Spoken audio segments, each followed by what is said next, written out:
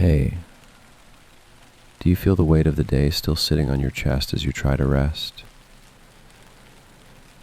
God speaks through Samuel with clarity that settles the spirit. These chapters carry stories of courage, surrender, and divine guidance that reach the weary heart. Let these words steady your thoughts. Let the presence of God meet you as the night grows quiet. Before we begin, I invite you to share in the comments what time it is where you are and where you're watching from, and leave a prayer request so we can lift each other up as a family of faith. And if this video brings you peace, I want to ask something important. Please take a moment to subscribe. We're building a community here where thousands can find comfort in Scripture every night. And your one click helps us reach more people who desperately need God's peace. Every new subscriber is a light shining in the darkness, and together we're growing toward the goal of making this channel a 24/7 home of rest in God's Word. Now, let's settle our hearts. Lord, let your word be comfort to the restless and light to the weary. Stay with us, even as we sleep. In Jesus' name, amen. The first book of Samuel. 1 Samuel, chapter 1. There was a certain man from Ramathaim, a Zuphite from the hill country of Ephraim, whose name was Elkanah, son of Jeroham, the son of Elihu, the son of Tohu, the son of Zuph, an Ephraimite. He had 2 wives. One was called Hannah, and the other Peninnah. Peninnah had children, but Hannah had none. Year after year, this man went up from his town to worship and sacrifice to the Lord Almighty at Shiloh, where Hophni and Phinehas, the 2 sons of Eli, were priests of the Lord. Whenever the day came for Elkanah to sacrifice, he would give portions of the meat to his wife Peninnah and to all her sons and daughters. But to Hannah he gave a double portion, because he loved her, and the Lord had closed her womb. Because the Lord had closed Hannah's womb, her rival kept provoking her in order to irritate her. This went on year after year. Whenever Hannah went up to the house of the Lord, her rival provoked her till she wept and would not eat. Her husband, Elkanah, would say to her, "Hannah, why are you weeping? Why don't you eat? Why are you downhearted? Don't I mean more to you than 10 sons?" Once, when they had finished eating and drinking in Shiloh, Hannah stood up. Now Eli, the priest, was sitting on his chair by the doorpost of the Lord's house. In her deep anguish, Hannah prayed to the Lord, weeping bitterly. And she made a vow, saying, "Lord Almighty, if you will only look on your servant's misery and remember me, and not forget your servant, but give her a son, then I will give him to the Lord for all the days of his life, and no razor will ever be used on his head." As she kept on praying to the Lord, Eli observed her mouth. Hannah was praying in her heart, and her lips were moving, but her voice was not heard. Eli thought she was drunk and said to her, "How long are you going to stay drunk? Put away your wine." "Not so, my lord," Hannah replied. "I am a woman who is deeply troubled. I have not been drinking wine or beer. I was pouring out my soul to the Lord. Do not take your servant for a wicked woman. I have been praying here out of my great anguish and grief." Eli answered, "Go in peace, and may the God of Israel grant you what you have asked of him." She said, "May your servant find favor in your eyes." Then she went away and ate something, and her face was no longer downcast. Early the next morning, they arose and worshipped before the Lord, and then went back to their home at Ramah. Elkanah made love to his wife Hannah, and the Lord remembered her. So in the course of time, Hannah became pregnant and gave birth to a son. She named him Samuel, saying, "Because I asked the Lord for him." When her husband Elkanah went up with all his family to offer the annual sacrifice to the Lord and to fulfill his vow, Hannah did not go. She said to her husband, "After the boy is weaned, I will take him and present him before the Lord, and he will live there always." "Do what seems best to you," her husband Elkanah told her. "Stay here until you have weaned him. Only may the Lord make good his word." So the woman stayed at home and nursed her son until she had weaned him. After he was weaned, she took the boy with her, young as he was, along with a 3-year-old bull, an ephah of flour, and a skin of wine, and brought him to the house of the Lord at Shiloh.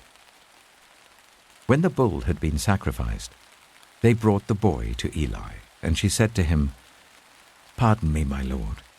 As surely as you live, I am the woman who stood here beside you praying to the Lord. I prayed for this child, and the Lord has granted me what I asked of him. So now I give him to the Lord. For his whole life he shall be given over to the Lord." And he worshipped the Lord there.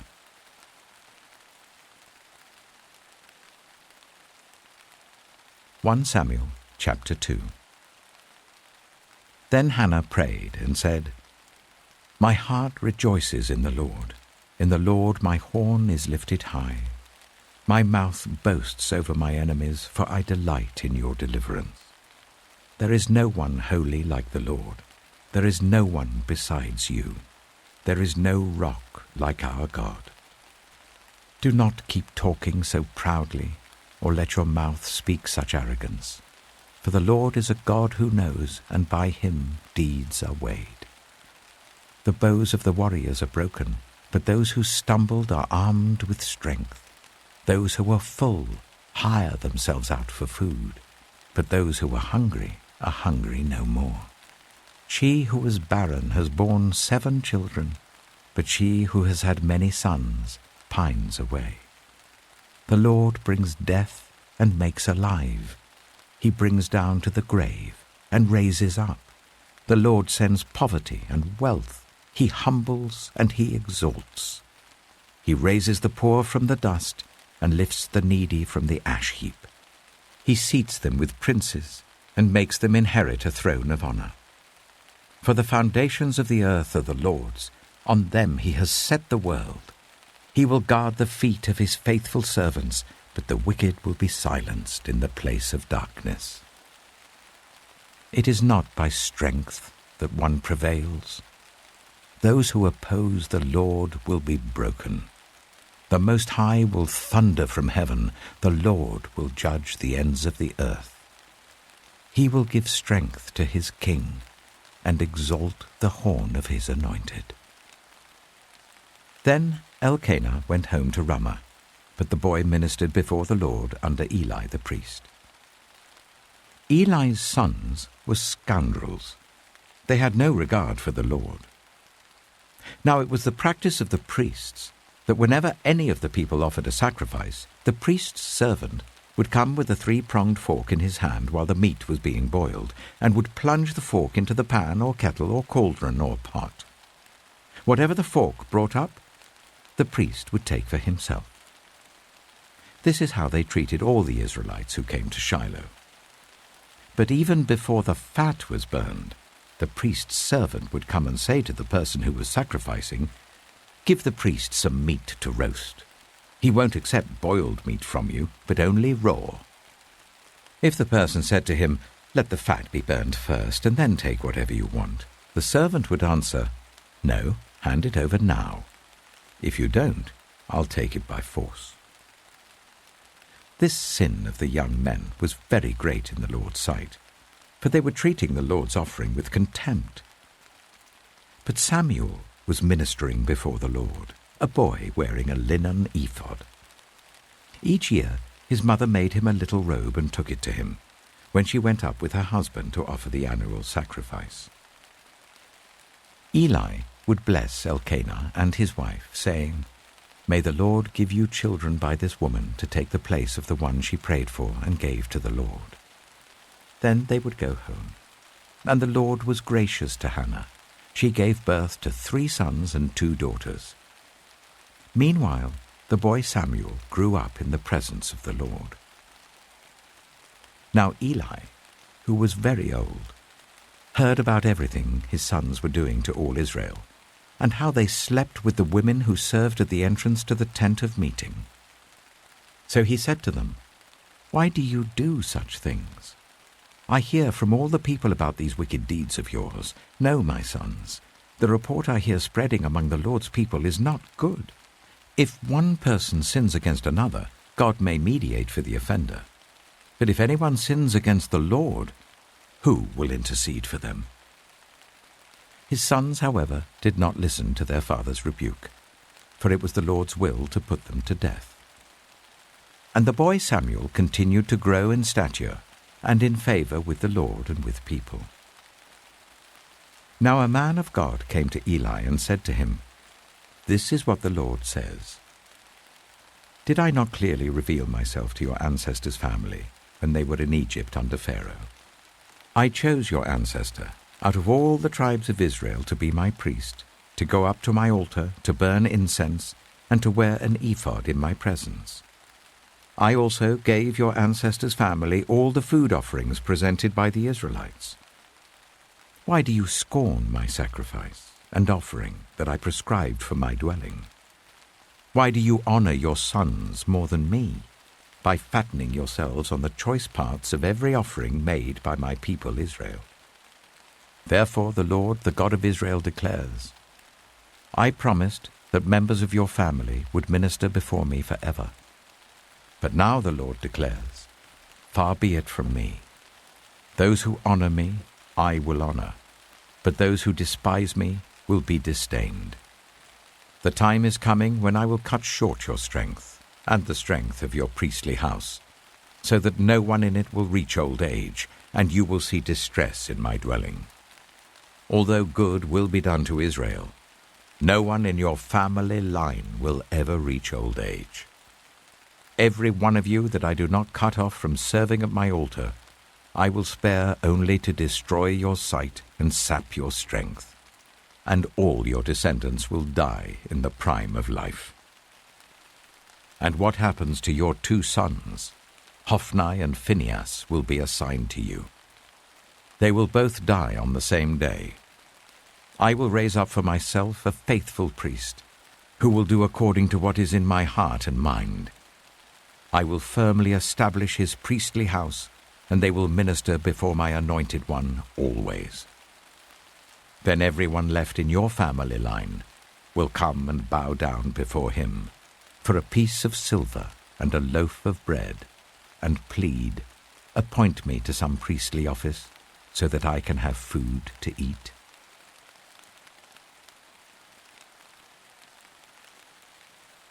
Samuel chapter 3. The boy Samuel ministered before the Lord under Eli. In those days the word of the Lord was rare. There were not many visions.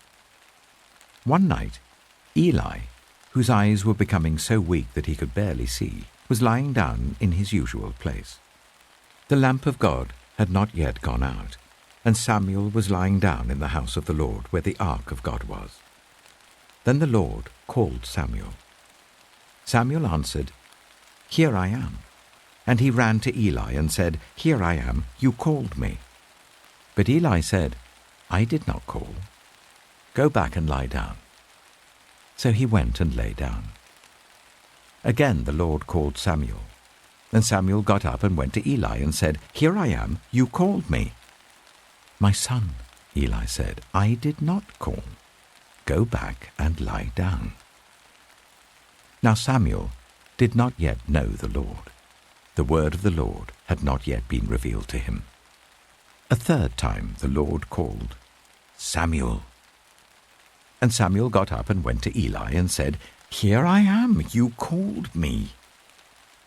Then Eli realized that the Lord was calling the boy. So Eli told Samuel, Go and lie down.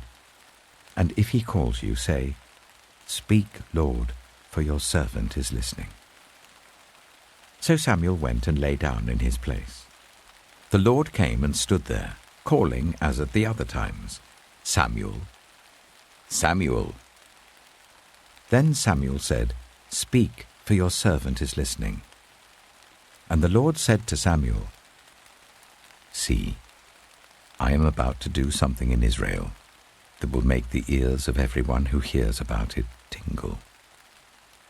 At that time, I will carry out against Eli everything I spoke against his family, from beginning to end.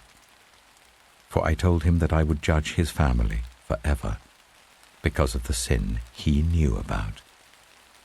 His sons uttered blasphemies against God, and he failed to restrain them. Therefore I swore to the house of Eli, the guilt of Eli's house will never be atoned for by sacrifice or offering." Samuel lay down until morning, and then opened the doors of the house of the Lord.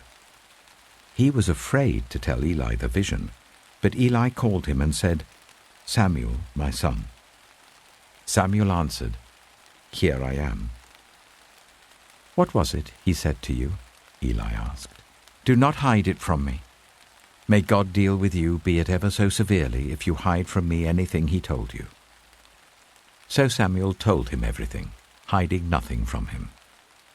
Then Eli said, "He is the Lord. Let him do what is good in his eyes." The Lord was with Samuel as he grew up, and he let none of Samuel's words fall to the ground. And all Israel from Dan to Beersheba recognized that Samuel was attested as a prophet of the Lord. The Lord continued to appear at Shiloh, and there he revealed himself to Samuel through his word.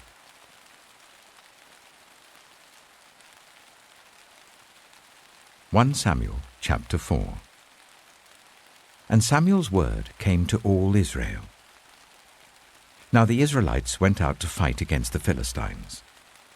The Israelites camped at Ebenezer, and the Philistines at Aphek. The Philistines deployed their forces to meet Israel, and as the battle spread, Israel was defeated by the Philistines, who killed about 4,000 of them on the battlefield. When the soldiers returned to camp, the elders of Israel asked, "Why did the Lord bring defeat on us today before the Philistines? Let us bring the ark of the Lord's covenant from Shiloh, so that he may go with us and save us from the hand of our enemies." So the people sent men to Shiloh, and they brought back the ark of the covenant of the Lord Almighty, who is enthroned between the cherubim. And Eli's 2 sons, Hophni and Phinehas, were there with the ark of the covenant of God. When the ark of the Lord's covenant came into the camp, all Israel raised such a great shout that the ground shook. Hearing the uproar, the Philistines asked, "What's all this shouting in the Hebrew camp?" When they learned that the ark of the Lord had come into the camp, the Philistines were afraid. "A god has come into the camp," they said. "Oh no, nothing like this has happened before. We're doomed. Who will deliver us from the hand of these mighty gods? They are the gods who struck the Egyptians with all kinds of plagues in the wilderness. Be strong, Philistines. Be men, or you will be subject to the Hebrews, as they have been to you. Be men and fight." So the Philistines fought, and the Israelites were defeated, and every man fled to his tent. The slaughter was very great. Israel lost 30,000 foot soldiers. The ark of God was captured, and Eli's 2 sons, Hophni and Phinehas, died. That same day, a Benjaminite ran from the battle line and went to Shiloh with his clothes torn and dust on his head. When he arrived, there was Eli sitting on his chair by the side of the road, watching, because his heart feared for the ark of God. When the man entered the town and told what had happened, the whole town sent up a cry. Eli heard the outcry and asked, "What is the meaning of this uproar?" The man hurried over to Eli, who was 98 years old, and whose eyes had failed so that he could not see. He told Eli, "I have just come from the battle line. I fled from it this very day." Eli asked, "What happened, my son?" The man who brought the news replied, "Israel fled before the Philistines, and the army has suffered heavy losses. Also your 2 sons, Hophni and Phinehas, are dead, and the ark of God has been captured." When he mentioned the ark of God, Eli fell backwards off his chair by the side of the gate. His neck was broken, and he died, for he was an old man, and he was heavy. He had led Israel for 40 years. His daughter-in-law, the wife of Phinehas, was pregnant and near the time of delivery. When she heard the news that the ark of God had been captured and that her father-in-law and her husband were dead, she went into labor and gave birth, but was overcome by her labor pains. As she was dying, the women attending her said, "Don't despair, you've given birth to a son." But she did not respond or pay any attention.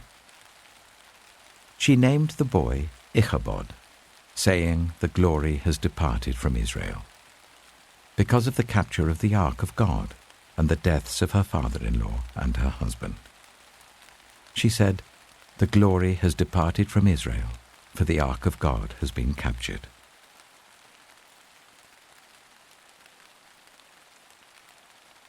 One Samuel chapter 5. After the Philistines had captured the ark of God, they took it from Ebenezer to Ashdod. Then they carried the ark into Dagon's temple and set it beside Dagon. When the people of Ashdod rose early the next day, there was Dagon, fallen on his face on the ground before the ark of the Lord. They took Dagon and put him back in his place. But the following morning when they rose, there was Dagon, fallen on his face on the ground before the ark of the Lord. His head and hands had been broken off and were lying on the threshold. Only his body remained. That is why to this day neither the priests of Dagon nor any others who enter Dagon's temple at Ashdod step on the threshold. The Lord's hand was heavy on the people of Ashdod and its vicinity. He brought devastation on them and afflicted them with tumors. When the people of Ashdod saw what was happening, they said, "The ark of the God of Israel must not stay here with us, because his hand is heavy on us and on Dagon our God." So they called together all the rulers of the Philistines and asked them, "What shall we do with the ark of the God of Israel?" They answered, "Let the ark of the God of Israel be moved to Gath." So they moved the ark of the God of Israel. But after they had moved it, the Lord's hand was against that city, throwing it into a great panic. He afflicted the people of the city, both young and old, with an outbreak of tumors. So they sent the ark of God to Ekron. As the ark of God was entering Ekron, the people of Ekron cried out, "They have brought the ark of the God of Israel round to us to kill us and our people." So they called together all the rulers of the Philistines and said, "Send the ark of the God of Israel away. Let it go back to its own place, or it will kill us and our people." For death had filled the city with panic. God's hand was very heavy on it. Those who did not die were afflicted with tumors, and the outcry of the city went up to heaven.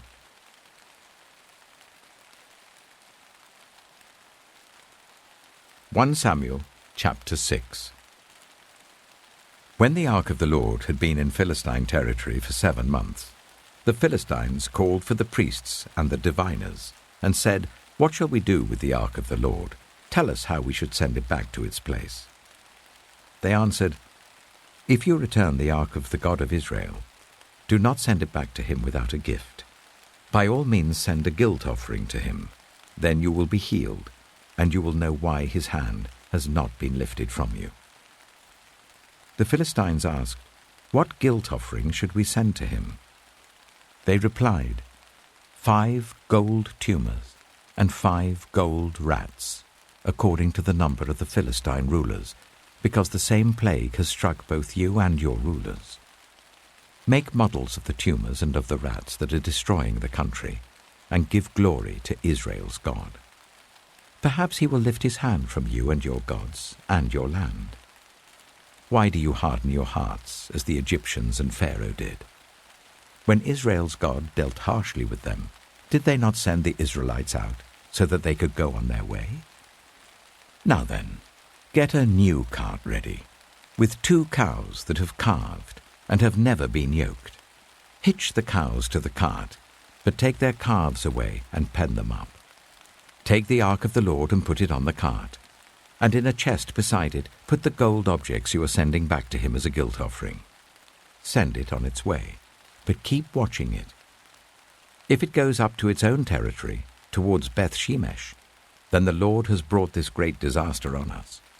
But if it does not, then we shall know that it was not his hand that struck us, but that it happened to us by chance. So they did this.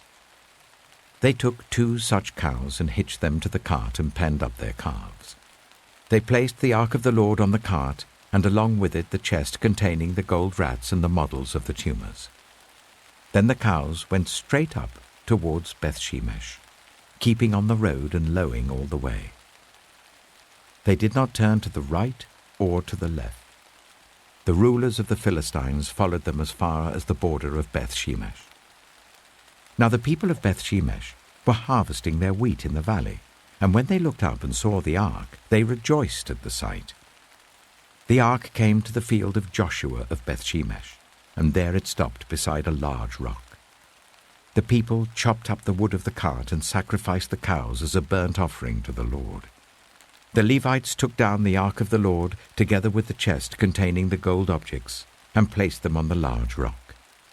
On that day, the people of Beth-Shemesh offered burnt offerings and made sacrifices to the Lord.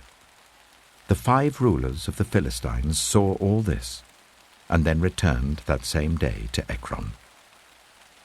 These are the gold tumors the Philistines sent as a guilt offering to the Lord. 1 each for Ashdod, Gaza, Ashkelon, Gath, and Ekron. And the number of the gold rats was according to the number of Philistine towns belonging to the 5 rulers, the fortified towns with their country villages. The large rock on which the Levites set the ark of the Lord is a witness to this day in the field of Joshua of Beth-Shemesh. But God struck down some of the inhabitants of Beth-Shemesh, putting 70 of them to death because they looked into the ark of the Lord. The people mourned because of the heavy blow the Lord had dealt them. And the people of Beth-Shemesh asked, "Who can stand in the presence of the Lord, this holy God? To whom will the ark go up from here?" Then they sent messengers to the people of Kiriath-Jearim, saying, "The Philistines have returned the ark of the Lord. Come down and take it up to your town."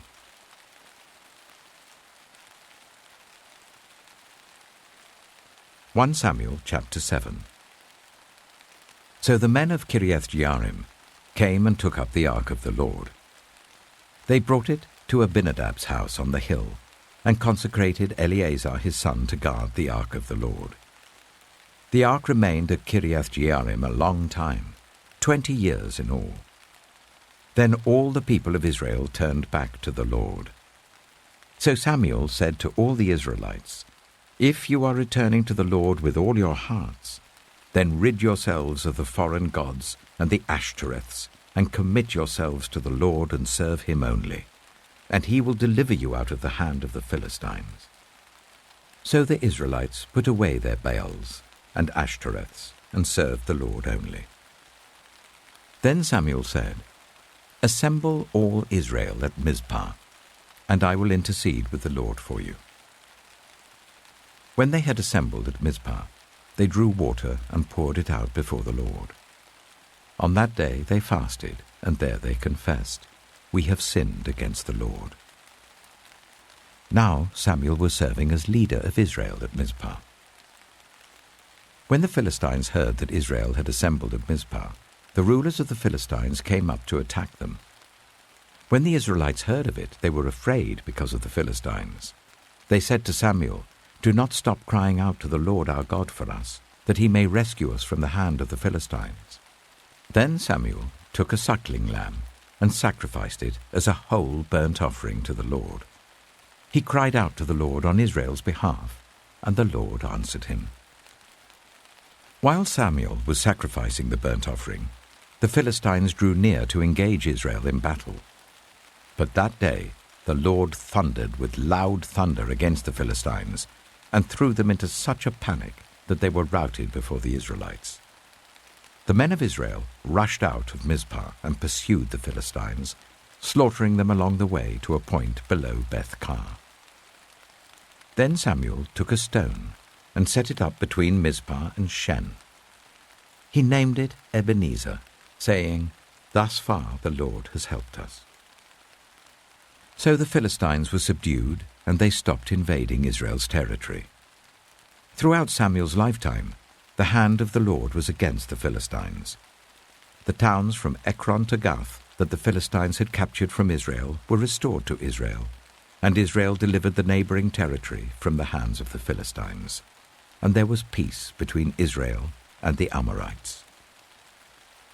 Samuel continued as Israel's leader all the days of his life. From year to year, he went on a circuit from Bethel to Gilgal to Mizpah, judging Israel in all those places. But he always went back to Ramah, where his home was, and there he also held court for Israel. And he built an altar there to the Lord.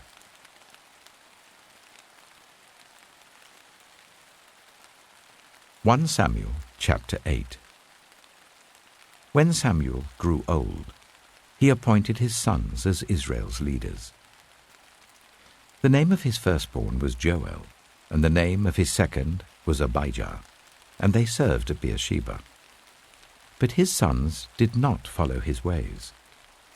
They turned aside after dishonest gain, and accepted bribes, and perverted justice. So all the elders of Israel gathered together and came to Samuel at Ramah. They said to him, "You are old, and your sons do not follow your ways. Now appoint a king to lead us, such as all the other nations have." But when they said, "Give us a king to lead us," this displeased Samuel. So he prayed to the Lord. And the Lord told him, "Listen to all that the people are saying to you. It is not you they have rejected, but they have rejected me as their king, as they have done from the day I brought them up out of Egypt until this day, forsaking me and serving other gods. So they are doing to you. Now listen to them, but warn them solemnly, and let them know what the king who will reign over them will claim as his rights."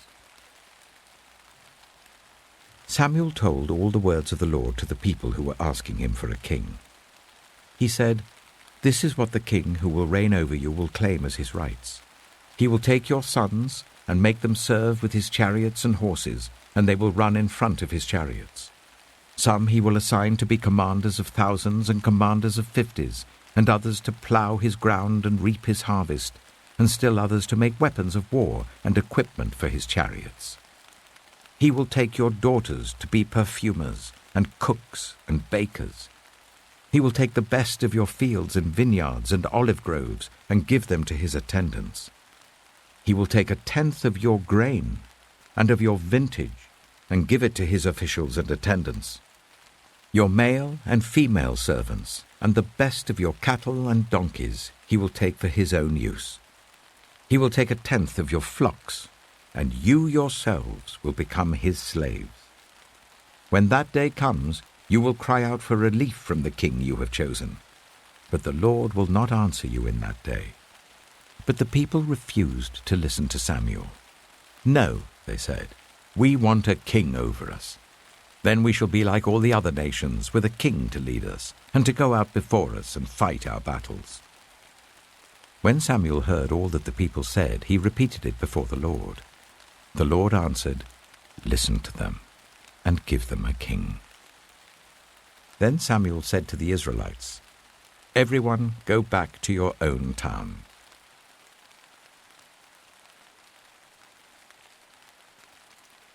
One Samuel chapter 9.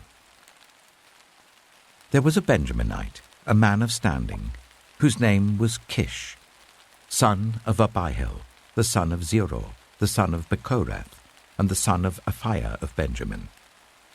Kish had a son named Saul, as handsome a young man as could be found anywhere in Israel, and he was a head taller than anyone else. Now the donkeys belonging to Saul's father, Kish, were lost, and Kish said to his son Saul, "Take one of the servants with you and go and look for the donkeys."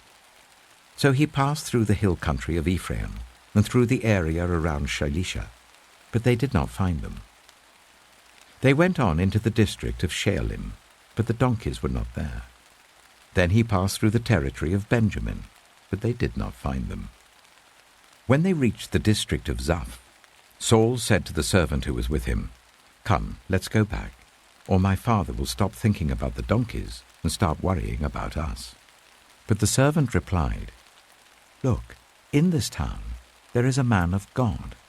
He is highly respected, and everything he says comes true. Let's go there now. Perhaps he will tell us what way to take." Saul said to his servant, "If we go, what can we give the man? The food in our sacks is gone. We have no gift to take to the man of God. What do we have?" The servant answered him again. "Look," he said, "I have a quarter of a shekel of silver. I will give it to the man of God, so that he will tell us what way to take." Formerly in Israel, if someone went to inquire of God, they would say, "Come, let us go to the seer," because the prophet of today used to be called a seer. "Good," Saul said to his servant. "Come, let's go." So they set out for the town where the man of God was.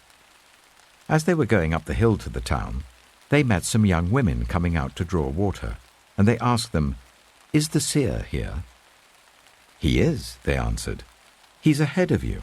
Hurry now, he has just come to our town today, for the people have a sacrifice at the high place. As soon as you enter the town, you will find him before he goes up to the high place to eat. The people will not begin eating until he comes, because he must bless the sacrifice. Afterwards, those who are invited will eat. Go up now. You should find him about this time." They went up to the town, and as they were entering it, there was Samuel coming towards them on his way up to the high place. Now the day before Saul came, the Lord had revealed this to Samuel. "About this time tomorrow, I will send you a man from the land of Benjamin. Anoint him ruler over my people Israel. He will deliver them from the hand of the Philistines. I have looked on my people, for their cry has reached me." When Samuel caught sight of Saul, the Lord said to him, "This is the man I spoke to you about. He will govern my people." Saul approached Samuel in the gateway and asked, "Would you please tell me where the seer's house is?" "I am the seer," Samuel replied. "Go up ahead of me to the high place, for today you are to eat with me, and in the morning I will send you on your way and will tell you all that is in your heart. As for the donkeys you lost 3 days ago, do not worry about them. They have been found. And to whom is all the desire of Israel turned, if not to you and your whole family line?" Saul answered, "But am I not a Benjaminite, from the smallest tribe of Israel? And is not my clan the least of all the clans of the tribe of Benjamin? Why do you say such a thing to me?" Then Samuel brought Saul and his servant into the hall, and seated them at the head of those who were invited, about 30 in number. Samuel said to the cook, "Bring the piece of meat I gave you, the one I told you to lay aside." So the cook took up the thigh with what was on it, and set it in front of Saul. Samuel said, "Here is what has been kept for you. Eat, because it was set aside for you for this occasion from the time I said, 'I have invited guests.'" And Saul dined with Samuel that day. After they came down from the high place to the town, Samuel talked with Saul on the roof of his house. They rose about daybreak, and Samuel called to Saul on the roof, "Get ready, and I will send you on your way." When Saul got ready, he and Samuel went outside together. As they were going down to the edge of the town, Samuel said to Saul, "Tell the servant to go on ahead of us." And the servant did so. But you stay here for a while, so that I may give you a message from God."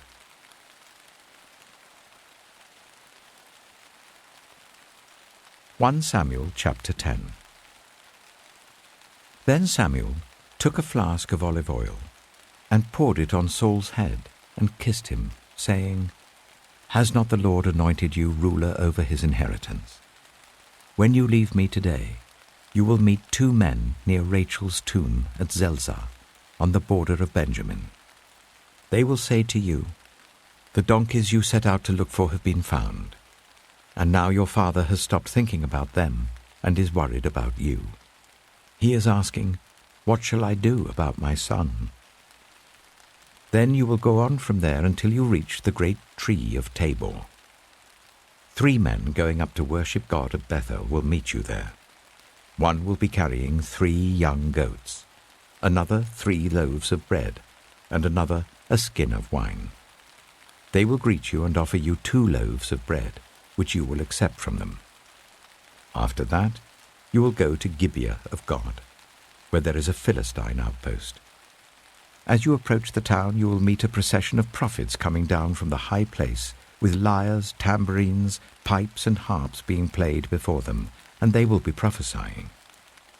The Spirit of the Lord will come powerfully upon you, and you will prophesy with them, and you will be changed into a different person. Once these signs are fulfilled, do whatever your hand finds to do, for God is with you. Go down ahead of me to Gilgal. I will surely come down to you to sacrifice burnt offerings and fellowship offerings, but you must wait 7 days until I come to you and tell you what you are to do." As Saul turned to leave Samuel, God changed Saul's heart, and all these signs were fulfilled that day. When he and his servant arrived at Gibeah, a procession of prophets met him. The Spirit of God came powerfully upon him, and he joined in their prophesying. When all those who had formerly known him saw him prophesying with the prophets, they asked each other, "What is this that has happened to the son of Kish? Is Saul also among the prophets?" A man who lived there answered, "And who is their father?" So it became a saying, "Is Saul also among the prophets?" After Saul stopped prophesying, he went to the high place. Now Saul's uncle asked him and his servant, "Where have you been?" "Looking for the donkeys," he said. "But when we saw they were not to be found, we went to Samuel." Saul's uncle said, "Tell me what Samuel said to you." Saul replied, "He assured us that the donkeys had been found." But he did not tell his uncle what Samuel had said about the kingship. Samuel summoned the people of Israel to the Lord at Mizpah and said to them, "This is what the Lord, the God of Israel, says. I brought Israel up out of Egypt, and I delivered you from the power of Egypt and all the kingdoms that oppressed you. But you have now rejected your God, who saves you out of all your disasters and calamities. And you have said, 'No, appoint a king over us.' So now present yourselves before the Lord by your tribes and clans." When Samuel had made all Israel come forward by tribes, the tribe of Benjamin was taken by lot. Then he brought forward the tribe of Benjamin clan by clan, and Matri's clan was taken. Finally, Saul, son of Kish, was taken. But when they looked for him, he was not to be found. So they inquired further of the Lord, "Has the man come here yet?" And the Lord said, "Yes, he has hidden himself among the supplies." They ran and brought him out, and as he stood among the people, he was a head taller than any of the others. Samuel said to all the people, "Do you see the man the Lord has chosen? There is no one like him among all the people." Then the people shouted, "Long live the king!" Samuel explained to the people the rights and duties of kingship. He wrote them down on a scroll and deposited it before the Lord. Then Samuel dismissed the people to go to their own homes. Saul also went to his home in Gibeah, accompanied by valiant men whose hearts God had touched. But some scoundrels said, "How can this fellow save us?" They despised him and brought him no gifts, but Saul kept silent.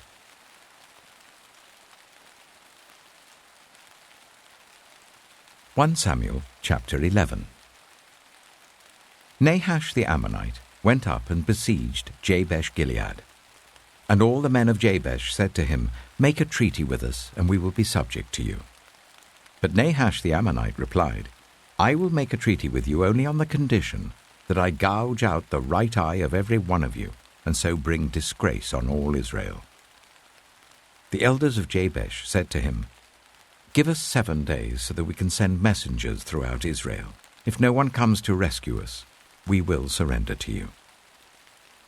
When the messengers came to Gibeah of Saul and reported these terms to the people, they all wept aloud. Just then Saul was returning from the fields behind his oxen, and he asked, "What is wrong with everyone? Why are they weeping?" Then they repeated to him what the men of Jabesh had said. When Saul heard their words, the Spirit of God came powerfully upon him, and he burned with anger. He took a pair of oxen, cut them into pieces, and sent the pieces by messengers throughout Israel, proclaiming, "This is what will be done to the oxen of anyone who does not follow Saul and Samuel." Then the terror of the Lord fell on the people, and they came out together as one. When Saul mustered them at Bezek, the men of Israel numbered 300,000, and those of Judah 30,000. They told the messengers who had come, "Say to the men of Jabesh-Gilead, by the time the sun is hot tomorrow, you will be rescued." When the messengers went and reported this to the men of Jabesh, they were elated. They said to the Ammonites, "Tomorrow we will surrender to you, and you can do to us whatever you like." The next day, Saul separated his men into 3 divisions. During the last watch of the night, they broke into the camp of the Ammonites and slaughtered them until the heat of the day. Those who survived were scattered, so that no 2 of them were left together. The people then said to Samuel, "Who was it that asked, 'Shall Saul reign over us?' Turn these men over to us, so that we may put them to death." But Saul said, "No one will be put to death today, for this day the Lord has rescued Israel." Then Samuel said to the people, "Come, let us go to Gilgal, and there renew the kingship." So all the people went to Gilgal, and made Saul king in the presence of the Lord. There they sacrificed fellowship offerings before the Lord, and Saul and all the Israelites held a great celebration.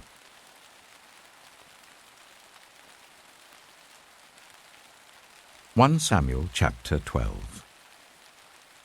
Samuel said to all Israel, "I have listened to everything you said to me, and have set a king over you. Now you have a king as your leader. As for me, I am old and grey, and my sons are here with you. I have been your leader from my youth until this day. Here I stand. Testify against me in the presence of the Lord and his anointed. Whose ox have I taken? Whose donkey have I taken? Whom have I cheated? Whom have I oppressed? From whose hand have I accepted a bribe to make me shut my eyes? If I have done any of these things, I will make it right." "You have not cheated or oppressed us," they replied. "You have not taken anything from anyone's hand." Samuel said to them, "The Lord is witness against you, and also his anointed is witness this day, that you have not found anything in my hand." "He is witness," they said. Then Samuel said to the people, "It is the Lord who appointed Moses and Aaron, and brought your ancestors up out of Egypt. Now then, stand here, because I am going to confront you with evidence before the Lord as to all the righteous acts performed by the Lord for you and your ancestors. After Jacob entered Egypt, they cried to the Lord for help, and the Lord sent Moses and Aaron, who brought your ancestors out of Egypt and settled them in this place. But they forgot the Lord their God. So he sold them into the hands of Sisera, the commander of the army of Hazor, and into the hands of the Philistines and the king of Moab, who fought against them. They cried out to the Lord and said, "We have sinned. We have forsaken the Lord and served the Baals and the Ashtoreths. But now deliver us from the hands of our enemies, and we will serve you." Then the Lord sent Jerubbaal, Barak, Jephthah, and Samuel, and he delivered you from the hands of your enemies all around you, so that you lived in safety. But when you saw that Nahash, king of the Ammonites, was moving against you, you said to me, "No, we want a king to rule over us, even though the Lord your God was your king. Now, here is the king you have chosen, the one you asked for. See, the Lord has set a king over you. If you fear the Lord and serve and obey him and do not rebel against his commands, and if both you and the king who reigns over you follow the Lord your God, good. But if you do not obey the Lord, and if you rebel against his commands, his hand will be against you as it was against your ancestors. Now then, stand still and see this great thing the Lord is about to do before your eyes. Is not wheat harvest now? I will call on the Lord to send thunder and rain, and you will realize what an evil thing you did in the eyes of the Lord when you asked for a king." Then Samuel called on the Lord, and that same day the Lord sent thunder and rain. So all the people stood in awe of the Lord and of Samuel.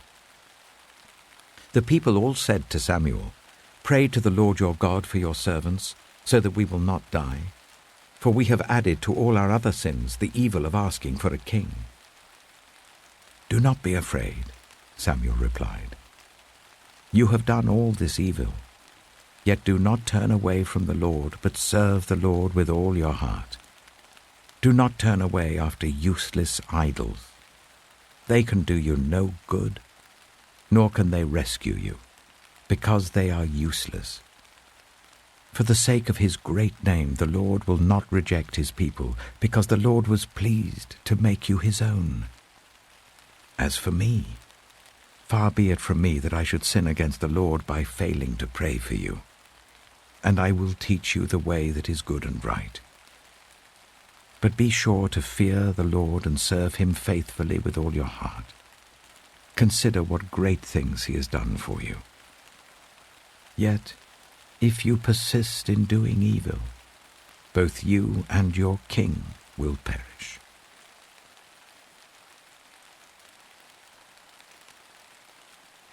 Samuel chapter 13. Saul was 30 years old when he became king, and he reigned over Israel for 42 years. Saul chose 3,000 men from Israel. 2,000 were with him at Michmash in the hill country of Bethel, and 1,000 were with Jonathan at Gibeah in Benjamin. The rest of the men he sent back to their homes. Jonathan attacked the Philistine outpost at Geba, and the Philistines heard about it. Then Saul had the trumpet blown throughout the land and said, "Let the Hebrews hear." So all Israel heard the news. Saul has attacked the Philistine outpost, and now Israel has become obnoxious to the Philistines. And the people were summoned to join Saul at Gilgal. The Philistines assembled to fight Israel, with 3,000 chariots, 6,000 charioteers, and soldiers as numerous as the sand on the seashore. They went up and camped at Michmash, east of Bethaven. When the Israelites saw that their situation was critical and that their army was hard-pressed, they hid in caves and thickets among the rocks and in pits and cisterns. Some Hebrews even crossed the Jordan to the land of Gad and Gilead. Saul remained at Gilgal, and all the troops with him were quaking with fear. He waited for 7 days, the time set by Samuel. But Samuel did not come to Gilgal, and Saul's men began to scatter. So he said, "Bring me the burnt offering and the fellowship offerings." And Saul offered up the burnt offering. Just as he finished making the offering, Samuel arrived, and Saul went out to greet him. "What have you done?" asked Samuel. Saul replied, "When I saw that the men were scattering, and that you did not come at the set time, and that the Philistines were assembling at Michmash, I thought, now the Philistines will come down against me at Gilgal, and I have not sought the Lord's favor. So I felt compelled to offer the burnt offering." "Oh, you have done a foolish thing," Samuel said. "You have not kept the command the Lord your God gave you. If you had, he would have established your kingdom over Israel for all time. But now your kingdom will not endure. The Lord has sought out a man after his own heart, and appointed him ruler of his people, because you have not kept the Lord's command." Then Samuel left Gilgal and went up to Gibeah in Benjamin. And Saul counted the men who were with him. They numbered about 600. Saul and his son Jonathan and the men with them were staying at Gibeah of Benjamin, while the Philistines camped at Michmash. Raiding parties went out from the Philistine camp in 3 detachments. One turned towards Ophrah in the vicinity of Shual, another towards Beth-horon, and the third towards the borderland overlooking the valley of Zeboim, facing the wilderness. Not a blacksmith could be found in the whole land of Israel, because the Philistines had said, "Otherwise the Hebrews will make swords and spears." So all Israel went down to the Philistines to have their plowshares, mattocks, axes, and sickles sharpened. The price was 2/3 of a shekel for sharpening plowshares and mattocks, and 1/3 of a shekel for sharpening forks and axes, and for repointing goads. So on the day of the battle, not a soldier with Saul and Jonathan had a sword or spear in his hand. Only Saul and his son Jonathan had them. Now a detachment of Philistines had gone out to the pass at Michmash.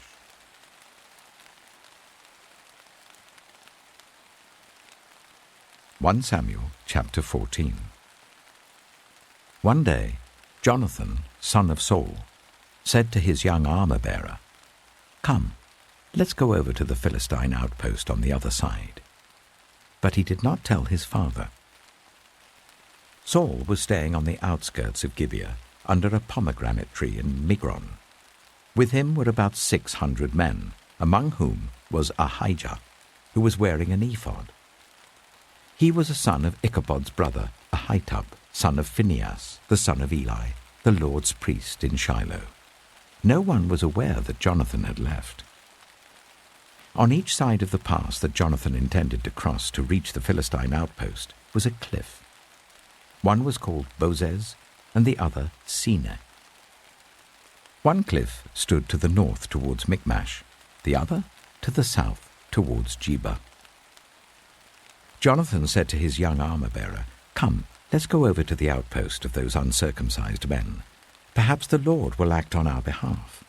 Nothing can hinder the Lord from saving, whether by many or by few." "Do all that you have in mind," his armor-bearer said. "Go ahead. I am with you, heart and soul." Jonathan said, "Come on then. We will cross over towards them and let them see us. If they say to us, 'Wait there until we come to you,' we will stay where we are and not go up to them. But if they say, 'Come up to us,' we will climb up, because that will be our sign that the Lord has given them into our hands." So both of them showed themselves to the Philistine outpost. "Look," said the Philistines, "the Hebrews are crawling out of the holes they were hiding in." The men of the outpost shouted to Jonathan and his armor-bearer, "Come up to us and we'll teach you a lesson." So Jonathan said to his armor-bearer, "Climb up after me.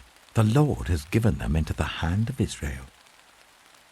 Jonathan climbed up using his hands and feet, with his armor-bearer right behind him.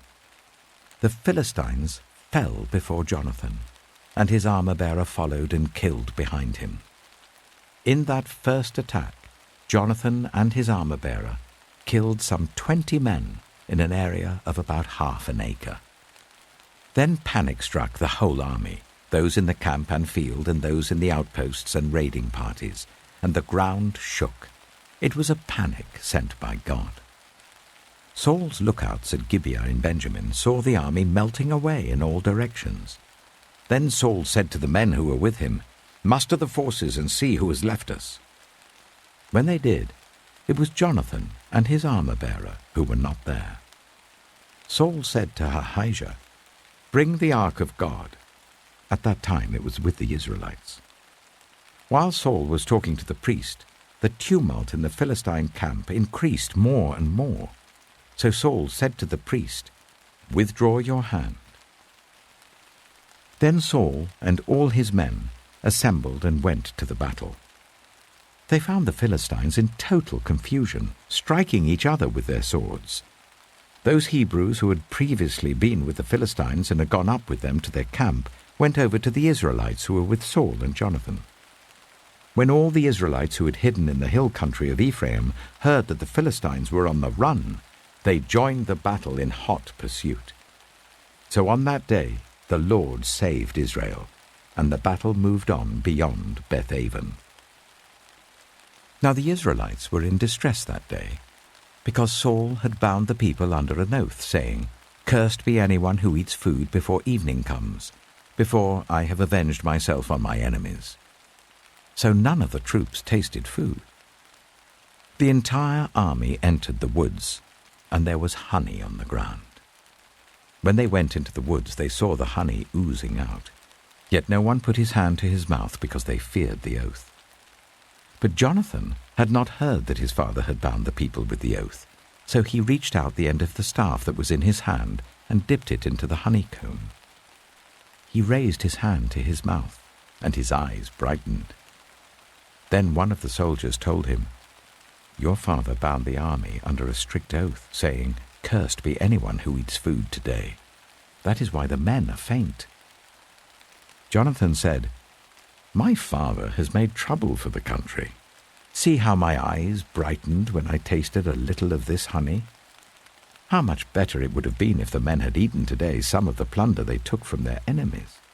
Would not the slaughter of the Philistines have been even greater?" That day, after the Israelites had struck down the Philistines from Michmash to Ajalon, they were exhausted. They pounced on the plunder, and, taking sheep, cattle, and calves, they butchered them on the ground and ate them, together with the blood. Then someone said to Saul, "Look, the men are sinning against the Lord by eating meat that has blood in it." "You have broken faith," he said. "Roll a large stone over here at once." Then he said, "Go out among the men and tell them, 'Each of you bring me your cattle and sheep, and slaughter them here and eat them. Do not sin against the Lord by eating meat with blood still in it.'" So everyone brought his ox that night and slaughtered it there. Then Saul built an altar to the Lord. It was the first time he had done this. Saul said, "Let us go down and pursue the Philistines by night and plunder them till dawn, and let us not leave one of them alive." "Do whatever seems best to you," they replied. But the priest said, "Let us inquire of God here." So Saul asked God, "Shall I go down and pursue the Philistines? Will you give them into Israel's hand?" But God did not answer him that day. Saul therefore said, "Come here, all you who are leaders of the army, and let us find out what sin has been committed today. As surely as the Lord who rescues Israel lives, even if the guilt lies with my son Jonathan, he must die." But not one of them said a word. Saul then said to all the Israelites, "You stand over there. I and Jonathan my son will stand over here." "Do what seems best to you," they replied. Then Saul prayed to the Lord, the God of Israel, "Why have you not answered your servant today? If the fault is in me or my son Jonathan, respond with Urim. But if the men of Israel are at fault, respond with Thummim." Jonathan and Saul were taken by lot, and the men were cleared. Saul said, "Cast the lot between me and Jonathan my son." And Jonathan was taken. Then Saul said to Jonathan, "Tell me what you have done." So Jonathan told him, "I tasted a little honey with the end of my staff, and now I must die?" Saul said, "May God deal with me, be it ever so severely, if you do not die, Jonathan." But the men said to Saul, "Should Jonathan die? He who has brought about this great deliverance in Israel? Never. As surely as the Lord lives, not a hair of his head shall fall to the ground, for he did this today with God's help." So the men rescued Jonathan, and he was not put to death. Then Saul stopped pursuing the Philistines, and they withdrew to their own land. After Saul had assumed rule over Israel, he fought against their enemies on every side: Moab, the Ammonites, Edom, the kings of Zobah, and the Philistines. Wherever he turned, he inflicted punishment on them. He fought valiantly and defeated the Amalekites, delivering Israel from the hands of those who had plundered them. Saul's sons were Jonathan, Ishvi, and Malchishua. The name of his elder daughter was Merab, and that of the younger was Michal. His wife's name was Ahinoam, daughter of Ahimaaz. The name of the commander of Saul's army was Abner, son of Ner, and Ner was Saul's uncle. Saul's father, Kish, and Abner's father, Ner, were sons of Abiel. All the days of Saul there was bitter war with the Philistines, and whenever Saul saw a mighty or brave man, he took him into his service.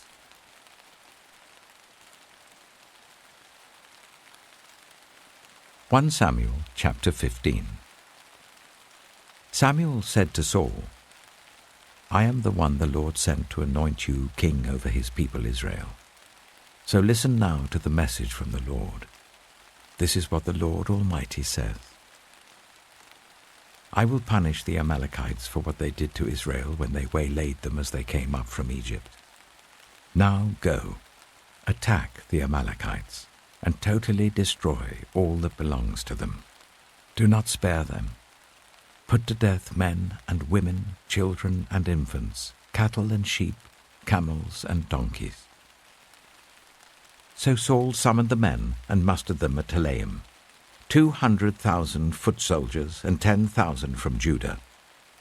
Saul went to the city of Amalek and set an ambush in the ravine. Then he said to the Kenites, "Go away, leave the Amalekites, so that I do not destroy you along with them. For you showed kindness to all the Israelites when they came up out of Egypt." So the Kenites moved away from the Amalekites. Then Saul attacked the Amalekites all the way from Havilah to Shur, near the eastern border of Egypt.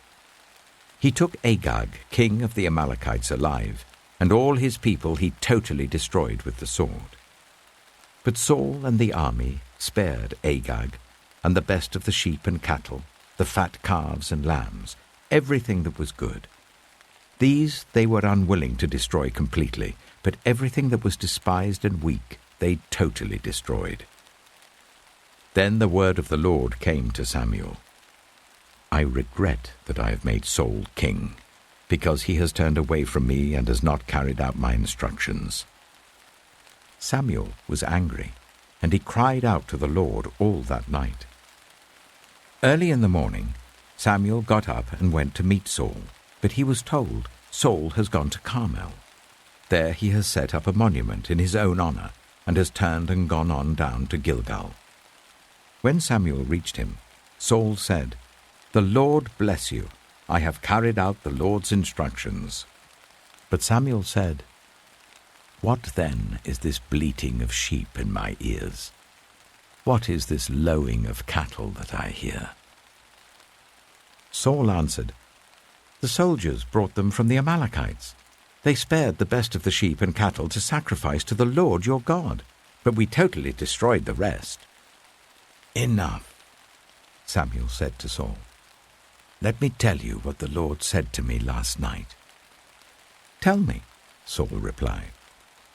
Samuel said, "Although you were once small in your own eyes, did you not become the head of the tribes of Israel? The Lord anointed you king over Israel, and he sent you on a mission, saying, 'Go and completely destroy those wicked people, the Amalekites. Wage war against them until you have wiped them out.' Why did you not obey the Lord? Why did you pounce on the plunder and do evil in the eyes of the Lord?" "But I did obey the Lord," Saul said. "I went on the mission the Lord assigned me. I completely destroyed the Amalekites and brought back Agag, their king. The soldiers took sheep and cattle from the plunder, the best of what was devoted to God, in order to sacrifice them to the Lord your God at Gilgal." But Samuel replied, "Does the Lord delight in burnt offerings and sacrifices as much as in obeying the Lord? To obey is better than sacrifice, and to heed is better than the fat of rams. For rebellion is like the sin of divination, and arrogance like the evil of idolatry. Because you have rejected the word of the Lord, he has rejected you as king." Then Saul said to Samuel, "I have sinned. I violated the Lord's command and your instructions. I was afraid of the men, and so I gave in to them. Now I beg you, forgive my sin and come back with me, so that I may worship the Lord." But Samuel said to him, "I will not go back with you. You have rejected the word of the Lord, and the Lord has rejected you as king over Israel." As Samuel turned to leave, Saul caught hold of the hem of his robe, and it tore. Samuel said to him, "The Lord has torn the kingdom of Israel from you today, and has given it to one of your neighbors, to one better than you. He who is the glory of Israel does not lie or change his mind, for he is not a human being that he should change his mind." Saul replied, "I have sinned, but please honor me before the elders of my people and before Israel. Come back with me so that I may worship the Lord your God." So Samuel went back with Saul, and Saul worshipped the Lord. Then Samuel said, "Bring me Agag, king of the Amalekites." Agag came to him in chains, and he thought, "Surely the bitterness of death is past." But Samuel said, "As your sword has made women childless, so will your mother be childless among women." And Samuel put Agag to death before the Lord at Gilgal. Then Samuel left for Ramah, but Saul went up to his home in Gibeah of Saul. Until the day Samuel died, he did not go to see Saul again, though Samuel mourned for him. And the Lord regretted that he had made Saul king over Israel.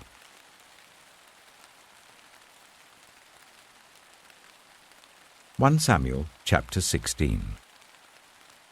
The Lord said to Samuel, "How long will you mourn for Saul, since I have rejected him as king over Israel? Fill your horn with oil and be on your way. I am sending you to Jesse of Bethlehem. I have chosen one of his sons to be king." But Samuel said, "How can I go? If Saul hears about it, he will kill me." The Lord said, "Take a heifer with you and say, 'I have come to sacrifice to the Lord.' Invite Jesse to the sacrifice, and I will show you what to do. You are to anoint for me the one I indicate." Samuel did what the Lord said. When he arrived at Bethlehem, the elders of the town trembled when they met him. They asked, "Do you come in peace?" Samuel replied, "Yes, in peace. I have come to sacrifice to the Lord. Consecrate yourselves and come to the sacrifice with me." Then he consecrated Jesse and his sons and invited them to the sacrifice. When they arrived, Samuel saw Eliab and thought, "Surely the Lord's anointed stands here before the Lord." But the Lord said to Samuel, Do not consider his appearance or his height, for I have rejected him. The Lord does not look at the things people look at. People look at the outward appearance, but the Lord looks at the heart." Then Jesse called Abinadab and made him pass in front of Samuel. But Samuel said, "The Lord has not chosen this one either." Jesse then made Shammah pass by, but Samuel said, "Nor has the Lord chosen this one." Jesse made 7 of his sons pass before Samuel, but Samuel said to him, "The Lord has not chosen these." So he asked Jesse, "Are these all the sons you have?" "There is still the youngest," Jesse answered. "He's tending the sheep." Samuel said, "Send for him. We will not sit down until he arrives." So he sent for him and had him brought in. He was glowing with health and had a fine appearance and handsome features. Then the Lord said, "Rise and anoint him. This is the one." So Samuel took the horn of oil and anointed him in the presence of his brothers. And from that day on, the Spirit of the Lord came powerfully upon David. Samuel then went to Ramah. Now the Spirit of the Lord had departed from Saul, and an evil spirit from the Lord tormented him. Saul's attendants said to him, "See, an evil spirit from God is tormenting you. Let our Lord command his servants here to search for someone who can play the lyre. He will play when the evil spirit from God comes on you, and you will feel better." So Saul said to his attendants, "Find someone who plays well and bring him to me." One of the servants answered, "I've seen a son of Jesse of Bethlehem who knows how to play the lyre. He is a brave man and a warrior. He speaks well and is a fine-looking man, and the Lord is with him." Then Saul sent messengers to Jesse and said, "Send me your son David, who is with the sheep." So Jesse took a donkey loaded with bread, a skin of wine, and a young goat, and sent them with his son David to Saul. David came to Saul and entered his service. Saul liked him very much, and David became one of his armor-bearers. Then Saul sent word to Jesse, saying, "Allow David to remain in my service, for I am pleased with him." Whenever the Spirit from God came on Saul, David would take up his lyre and play. Then relief would come to Saul. He would feel better, and the evil spirit would leave him.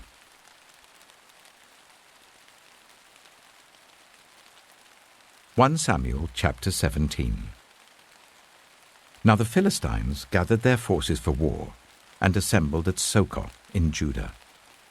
They pitched camp at Ephes-Dammim, between Suchet and Azekah. Saul and the Israelites assembled and camped in the valley of Elah, and drew up their battle line to meet the Philistines. The Philistines occupied one hill, and the Israelites another, with the valley between them. A champion named Goliath, who was from Gath, came out of the Philistine camp. His height was 6 cubits and a span. He had a bronze helmet on his head, and wore a coat of scale armor of bronze weighing 5,000 shekels. On his legs he wore bronze greaves, and a bronze javelin was slung on his back. His spear shaft was like a weaver's rod, and its iron point weighed 600 shekels. His shield-bearer went ahead of him. Goliath stood and shouted to the ranks of Israel, "Why do you come out and line up for battle? Am I not a Philistine, and are you not the servants of Saul? Choose a man and let him come down to me. If he is able to fight and kill me, we will become your subjects. But if I overcome him and kill him, you will become our subjects and serve us." Then the Philistine said, "This day I defy the armies of Israel. Give me a man and let us fight each other." On hearing the Philistines' words, Saul and all the Israelites were dismayed and terrified. Now David was the son of an Ephrathite named Jesse, who was from Bethlehem in Judah. Jesse had 8 sons, and in Saul's time he was very old. Jesse's 3 eldest sons had followed Saul to the war, The firstborn was Eliab, the second Abinadab, and the third Shammah. David was the youngest. The 3 eldest followed Saul, but David went back and forth from Saul to tend his father's sheep at Bethlehem. For 40 days the Philistine came forward every morning and evening and took his stand. Now Jesse said to his son David, "Take this ephah of roasted grain and these 10 loaves of bread for your brothers and hurry to their camp. Take along these 10 cheeses to the commander of their unit. See how your brothers are and bring back some assurance from them. They are with Saul and all the men of Israel in the valley of Elah, fighting against the Philistines." Early in the morning, David left the flock in the care of a shepherd, loaded up and set out as Jesse had directed. He reached the camp as the army was going out to its battle positions, shouting the war cry. Israel and the Philistines were drawing up their lines facing each other. David left his things with the keeper of supplies, ran to the battle lines, and asked his brothers how they were. As he was talking with them, Goliath, the Philistine champion from Gath, stepped out from his lines and shouted his usual defiance, and David heard it. Whenever the Israelites saw the man, they all fled from him in great fear. Now the Israelites had been saying, "Do you see how this man keeps coming out? He comes out to defy Israel. The king will give great wealth to the man who kills him. He will also give him his daughter in marriage, and will exempt his family from taxes in Israel." David asked the men standing near him, "What will be done for the man who kills this Philistine and removes this disgrace from Israel? Who is this uncircumcised Philistine that he should defy the armies of the living God?" They repeated to him what they had been saying, and told him, "This is what will be done for the man who kills him." When Eliab, David's eldest brother, heard him speaking with the men, he burned with anger at him and asked, "Why have you come down here? And with whom did you leave those few sheep in the wilderness? I know how conceited you are and how wicked your heart is. You came down only to watch the battle." "Now what have I done?" said David. "Can't I even speak?" He then turned away to someone else and brought up the same matter, and the men answered him as before. What David said was overheard and reported to Saul, and Saul sent for him. David said to Saul, "Let no one lose heart on account of this Philistine. Your servant will go and fight him." Saul replied, "You are not able to go out against this Philistine and fight him. You're only a young man, and he has been a warrior from his youth." But David said to Saul, "Your servant has been keeping his father's sheep. When a lion or a bear came and carried off a sheep from the flock, I went after it, struck it, and rescued the sheep from its mouth. When it turned on me, I seized it by its hair, struck it, and killed it.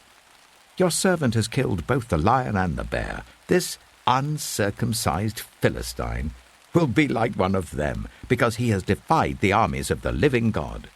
The Lord who rescued me from the paw of the lion and the paw of the bear will rescue me from the hand of this Philistine." Saul said to David, "Go, and the Lord be with you." Then Saul dressed David in his own tunic. He put a coat of armor on him and a bronze helmet on his head. David fastened on his sword over the tunic and tried walking around because he was not used to them. "I cannot go in these," he said to Saul, "because I'm not used to them." So he took them off. Then he took his staff in his hand, chose 5 smooth stones from the stream, put them in the pouch of his shepherd's bag, and, with his sling in his hand, approached the Philistine. Meanwhile, the Philistine, with his shield-bearer in front of him, kept coming closer to David. He looked David over and saw that he was little more than a boy, glowing with health and handsome, and he despised him. He said to David, "Am I a dog that you come at me with sticks?" And the Philistine cursed David by his gods. "Come here," he said. and I'll give your flesh to the birds and the wild animals." David said to the Philistine, "You come against me with sword and spear and javelin, but I come against you in the name of the Lord Almighty, the God of the armies of Israel, whom you have defied. This day the Lord will deliver you into my hands, and I'll strike you down and cut off your head.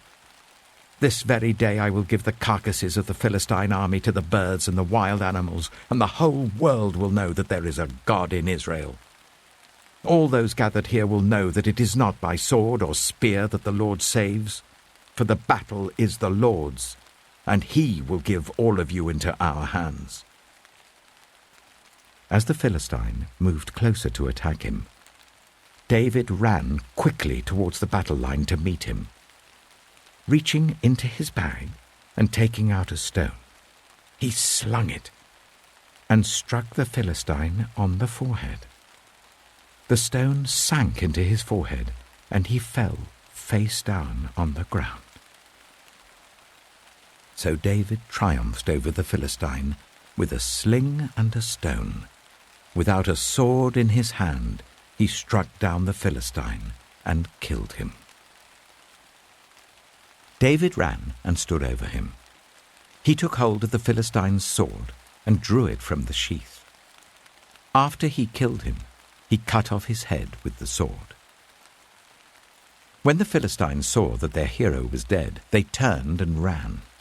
Then the men of Israel and Judah surged forward with a shout and pursued the Philistines to the entrance of Gath and to the gates of Ekron. Their dead were strewn along the Shearaim road to Gath and Ekron. When the Israelites returned from chasing the Philistines, they plundered their camp. David took the Philistine's head and brought it to Jerusalem. He put the Philistines' weapons in his own tent. As Saul watched David going out to meet the Philistine, he said to Abner, commander of the army, "Abner, whose son is that young man?" Abner replied, "As surely as you live, your majesty, I don't know." The king said, "Find out whose son this young man is." As soon as David returned from killing the Philistine, Abner took him and brought him before Saul, with David still holding the Philistine's head. "Whose son are you, young man?" Saul asked him. David said, "I am the son of your servant Jesse of Bethlehem."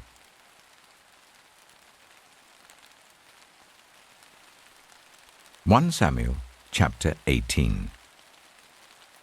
After David had finished talking with Saul, Jonathan became one in spirit with David, and he loved him as himself.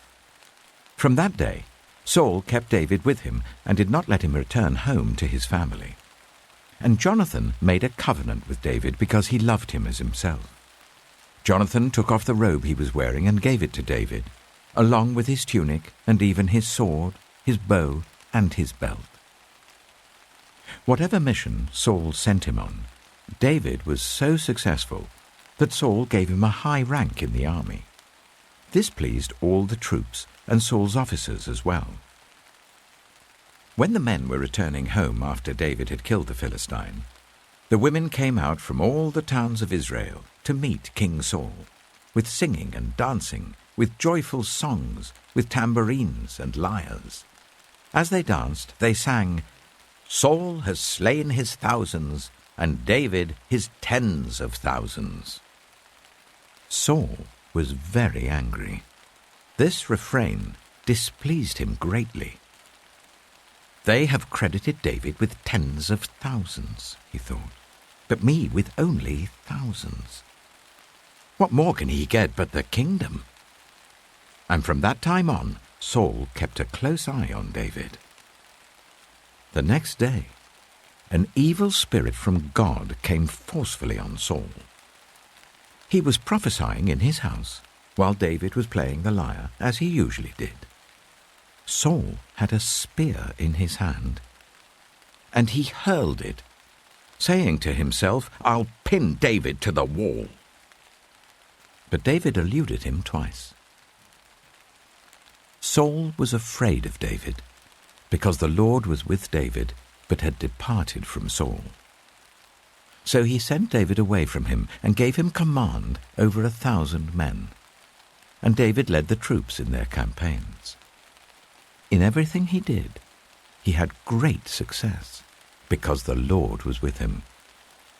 When Saul saw how successful he was afraid of him. But all Israel and Judah loved David because he led them in their campaigns. Saul said to David, "Here is my elder daughter, Merab. I will give her to you in marriage. Only serve me bravely and fight the battles of the Lord." For Saul said to himself, "I will not raise a hand against him. Let the Philistines do that."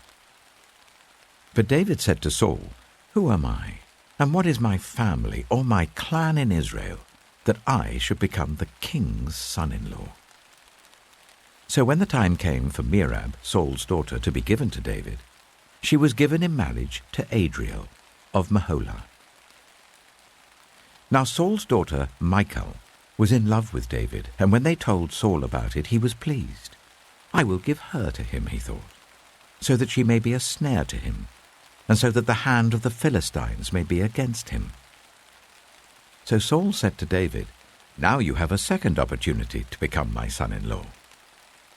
Then Saul ordered his attendants, "Speak to David privately and say, 'Look, the king likes you, and his attendants all love you. Now become his son-in-law.'" They repeated these words to David, but David said, "Do you think it is a small matter to become the king's son-in-law? I'm only a poor man and little known." When Saul's servants told him what David had said, Saul replied, "Say to David, 'The king wants no other price for the bride than 100 Philistine foreskins to take revenge on his enemies.'" Saul's plan was for David to fall by the hands of the Philistines. When the attendants told David these things, he was pleased to become the king's son-in-law. So before the allotted time elapsed, David took his men with him and went out and killed 200 Philistines and brought back their foreskins. They counted out the full number to the king so that David might become the king's son-in-law. Then Saul gave him his daughter Michal in marriage. When Saul realized that the Lord was with David, and that his daughter Michal loved David, Saul became still more afraid of him, and he remained his enemy for the rest of his days. The Philistine commanders continued to go out to battle, and as often as they did, David met with more success than the rest of Saul's officers, and his name became well known.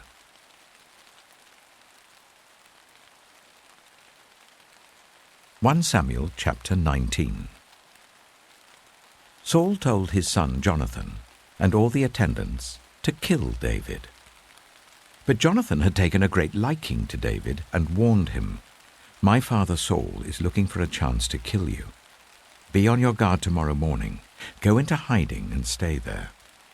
I will go out and stand with my father in the field where you are. I'll speak to him about you and will tell you what I find out." Jonathan spoke well of David to Saul his father and said to him, "Let not the king do wrong to his servant David. He has not wronged you, and what he has done has benefited you greatly. He took his life in his hands when he killed the Philistine. The Lord won a great victory for all Israel, and you saw it and were glad. Why then would you do wrong to an innocent man like David by killing him for no reason?" Saul listened to Jonathan and took this oath, "As surely as the Lord lives, David will not be put to death." So Jonathan called David and told him the whole conversation. He brought him to Saul, and David was with Saul as before. Once more, war broke out, and David went out and fought the Philistines. He struck them with such force that they fled before him. But an evil spirit from the Lord came on Saul as he was sitting in his house with his spear in his hand. While David was playing the lyre, Saul tried to pin him to the wall with his spear, but David eluded him as Saul drove the spear into the wall. That night, David made good his escape. Saul sent men to David's house to watch it and to kill him in the morning. But Michal, David's wife, warned him, If you don't run for your life tonight, tomorrow you'll be killed." So Michal let David down through a window, and he fled and escaped. Then Michal took an idol and laid it on the bed, covering it with a garment and putting some goat's hair at the head. When Saul sent the men to capture David, Michal said, "He is ill." Then Saul sent the men back to see David and told them, "Bring him up to me in his bed so that I may kill him." But when the men entered, there was the idol in the bed, and at the head was some goat's hair. Saul said to Michal, "Why did you deceive me like this and send my enemy away so that he escaped?" Michal told him, "He said to me, 'Let me get away. Why should I kill you?'" When David had fled and made his escape, he went to Samuel at Ramah and told him all that Saul had done to him. Then he and Samuel went to Naioth and stayed there. Word came to Saul, "David is in Naioth at Ramah." So he sent men to capture him. But when they saw a group of prophets prophesying, with Samuel standing there as their leader, the Spirit of God came on Saul's men, and they also prophesied. Saul was told about it, and he sent more men, and they prophesied too. Saul sent men a third time, and they also prophesied. Finally, he himself left for Ramah and went to the great cistern at Suchet.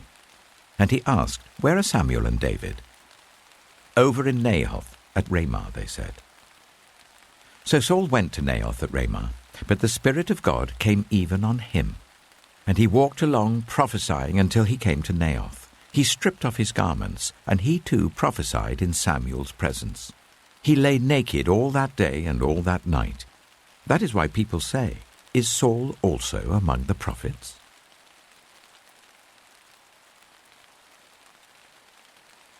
Samuel chapter 20. Then David fled from Naioth at Ramah and went to Jonathan and asked, "What have I done?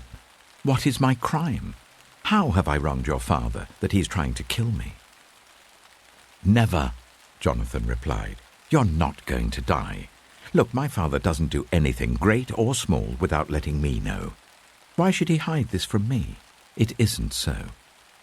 But David took an oath and said, "Your father knows very well that I have found favor in your eyes. And he has said to himself, 'Jonathan must not know this, or he will be grieved.' Yet as surely as the Lord lives and as you live, there is only a step between me and death." Jonathan said to David, "Whatever you want me to do, I'll do for you." So David said, "Look, tomorrow is the new moon feast, and I am supposed to dine with the king. But let me go and hide in the field until the evening of the day after tomorrow. If your father misses me at all, tell him, 'David earnestly asked my permission to hurry to Bethlehem, his hometown, because an annual sacrifice is being made there for his whole clan.' If he says, 'Very well,' then your servant is safe. But if he loses his temper, you can be sure that he is determined to harm me. As for you, show kindness to your servant, for you have brought him into a covenant with you before the Lord. If I am guilty, then kill me yourself. Why hand me over to your father?" "Never," Jonathan said. "If I had the least inkling that my father was determined to harm you, wouldn't I tell you?" David asked, "Who will tell me if your father answers you harshly?" "Come," Jonathan said, "let's go out into the field." So they went there together. Then Jonathan said to David, "I swear by the Lord, the God of Israel, that I will surely sound out my father by this time the day after tomorrow. If he is favorably disposed towards you, will I not send you word and let you know? But if my father intends to harm you, may the Lord deal with me, be it ever so severely, if I do not let you know and send you away in peace. May the Lord be with you, as he has been with my father. But show me unfailing kindness like the Lord's kindness as long as I live, so that I may not be killed. And do not ever cut off your kindness from my family, not even when the Lord has cut off every one of David's enemies from the face of the earth." So Jonathan made a covenant with the house of David, saying, "May the Lord call David's enemies to account, And Jonathan made David reaffirm his oath out of love for him, because he loved him as he loved himself. Then Jonathan said to David, "Tomorrow is the new moon feast. You will be missed, because your seat will be empty. The day after tomorrow, towards evening, go to the place where you hid when this trouble began, and wait by the stone easel. I will shoot 3 arrows to the side of it, as though I were shooting at a target. Then I will send a boy and say, 'Go find the arrows.' If I say to him, 'Look, the arrows are on this side of you, bring them here,' then come, because as surely as the Lord lives, you are safe, there is no danger. But if I say to the boy, 'Look, the arrows are beyond you,' then you must go, because the Lord has sent you away. And about the matter you and I discussed, remember, the Lord is witness between you and me forever." So David hid in the field. And when the new moon feast came, the king sat down to eat. He sat in his customary place by the wall, opposite Jonathan, and Abner sat next to Saul, but David's place was empty. Saul said nothing that day, for he thought something must have happened to David to make him ceremonially unclean. Surely he is unclean. But the next day, the second day of the month, David's place was empty again. Then Saul said to his son Jonathan, "Why hasn't the son of Jesse come to the meal, either yesterday or today?" Jonathan answered, "David earnestly asked me for permission to go to Bethlehem. He said, 'Let me go because our family is observing a sacrifice in the town, and my brother has ordered me to be there. If I have found favor in your eyes, let me go to see my brothers.' That is why he has not come to the king's table." Saul's anger flared up at Jonathan, and he said to him, "You son of a perverse and rebellious woman! Don't I know that you have sided with the son of Jesse to your own shame, and to the shame of the mother who bore you? As long as the son of Jesse lives on this earth, neither you nor your kingdom will be established. Now send someone to bring him to me, for he must die." "Why should he be put to death? What has he done?" Jonathan asked his father. But Saul hurled his spear at him to kill him. Then Jonathan knew that his father intended to kill David. Jonathan got up from the table in fierce anger. On that second day of the feast he did not eat, because he was grieved at his father's shameful treatment of David. In the morning, Jonathan went out to the field for his meeting with David. He had a small boy with him, and he said to the boy, "Run and find the arrows I shoot." As the boy ran, he shot an arrow beyond him. When the boy came to the place where Jonathan's arrow had fallen, Jonathan called out after him, "Isn't the arrow beyond you?" Then he shouted, "Hurry, go quickly, don't stop." The boy picked up the arrow and returned to his master. The boy knew nothing about all this, only Jonathan and David knew. Then Jonathan gave his weapons to the boy and said, "Go, carry them back to town." After the boy had gone, David got up from the south side of the stone and bowed down before Jonathan 3 times with his face to the ground. Then they kissed each other and wept together. But David wept the most. Jonathan said to David, "Go in peace, for we have sworn friendship with each other in the name of the Lord, saying, 'The Lord is witness between you and me, and between your descendants and my descendants forever.'" Then David left, and Jonathan went back to the town.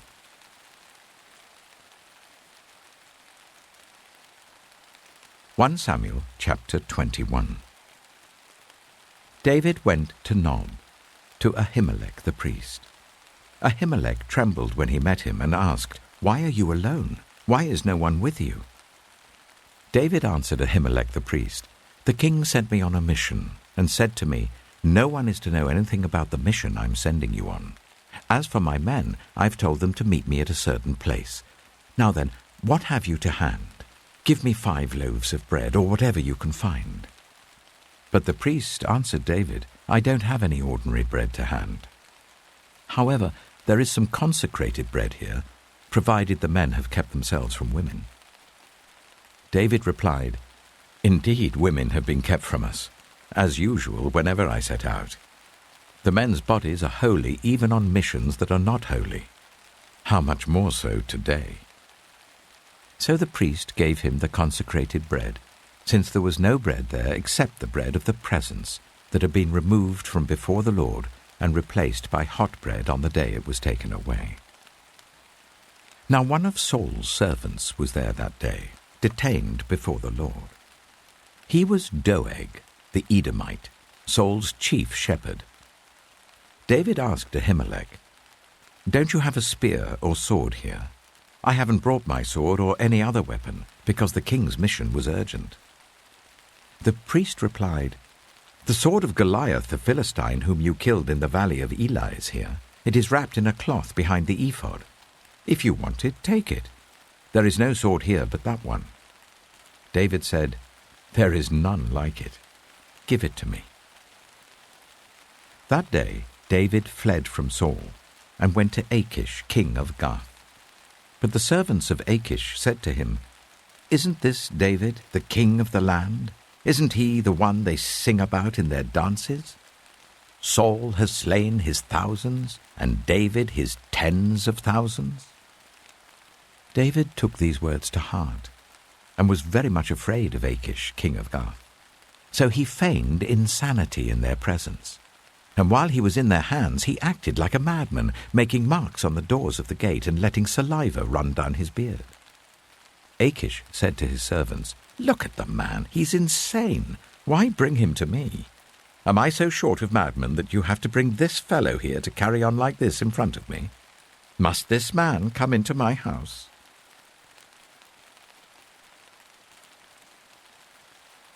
1 Samuel chapter 22. David left Gath and escaped to the cave of Adullam. When his brothers and his father's household heard about it, they went down to him there. All those who were in distress or in debt or discontented gathered round him, and he became their commander. About 400 men were with him. From there David went to Mizpah in Moab, and said to the king of Moab, Would you let my father and mother come and stay with you until I learn what God will do for me? So he left them with the king of Moab, and they stayed with him as long as David was in the stronghold. But the prophet Gad said to David, Do not stay in the stronghold. Go into the land of Judah. So David left and went to the forest of Hereth. Now Saul heard that David and his men had been discovered, and Saul was seated, spear in hand, under the tamarisk tree on the hill at Gibeah, with all his officials standing at his side. He said to them, Listen, men of Benjamin. Will the son of Jesse give all of you fields and vineyards? Will he make all of you commanders of thousands and commanders of hundreds? Is that why you've all conspired against me? No one tells me when my son makes a covenant with the son of Jesse. None of you is concerned about me, or tells me that my son has incited my servant to lie in wait for me, as he does today. But Doeg the Edomite, who was standing with Saul's officials, said, I saw the son of Jesse come to Ahimelech, son of Ahitub at Nob. Ahimelech inquired of the Lord for him. He also gave him provisions and the sword of Goliath the Philistine. Then the king sent for the priest Ahimelech, son of Ahitub, and all the men of his family, who were the priests at Nob, and they all came to the king. Saul said, Listen now, son of Ahitub. Yes, my lord, he answered. Saul said to him, Why have you conspired against me, you and the son of Jesse, giving him bread and a sword, and inquiring of God for him, so that he has rebelled against me and lies in wait for me, as he does today? Ahimelech answered the king, Who of all your servants is as loyal as David, the king's son-in-law, captain of your bodyguard, and highly respected in your household? Was that day the first time I inquired of God for him? Of course not. Let not the king accuse your servant or any of his father's family, for your servant knows nothing at all about this whole affair." But the king said, "You shall surely die, Ahimelech, you and your whole family." Then the king ordered the guards at his side, "Turn and kill the priests of the Lord, because they too have sided with David. They knew he was fleeing, yet they did not tell me." But the king's officials were unwilling to raise a hand to strike the priests of the Lord. The king then ordered Doeg, "You turn and strike down the priests." So Doeg the Edomite turned and struck them down. That day he killed 85 men who wore the linen ephod.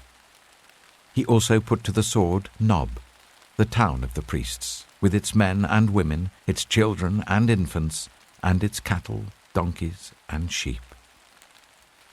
But one son of Ahimelech, son of Ahitub, named Abiathar, escaped and fled to join David.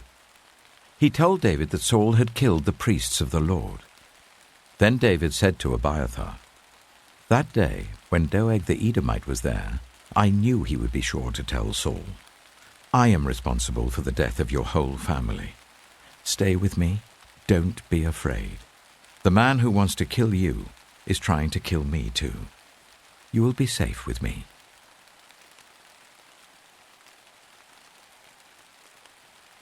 1 Samuel chapter 23. When David was told, "Look, the Philistines are fighting against Keilah and are looting the threshing floors," he inquired of the Lord, saying, "Shall I go and attack these Philistines?" The Lord answered him, "Go, attack the Philistines, and save Keilah." But David's men said to him, "Here in Judah we are afraid. How much more then if we go to Keilah against the Philistine forces?" Once again David inquired of the Lord, and the Lord answered him, "Go down to Keilah, for I am going to give the Philistines into your hand." So David and his men went to Keilah, fought the Philistines, and carried off their livestock. He inflicted heavy losses on the Philistines and saved the people of Keilah. Now Abiathar, son of Ahimelech, had brought the ephod down with him when he fled to David at Keilah.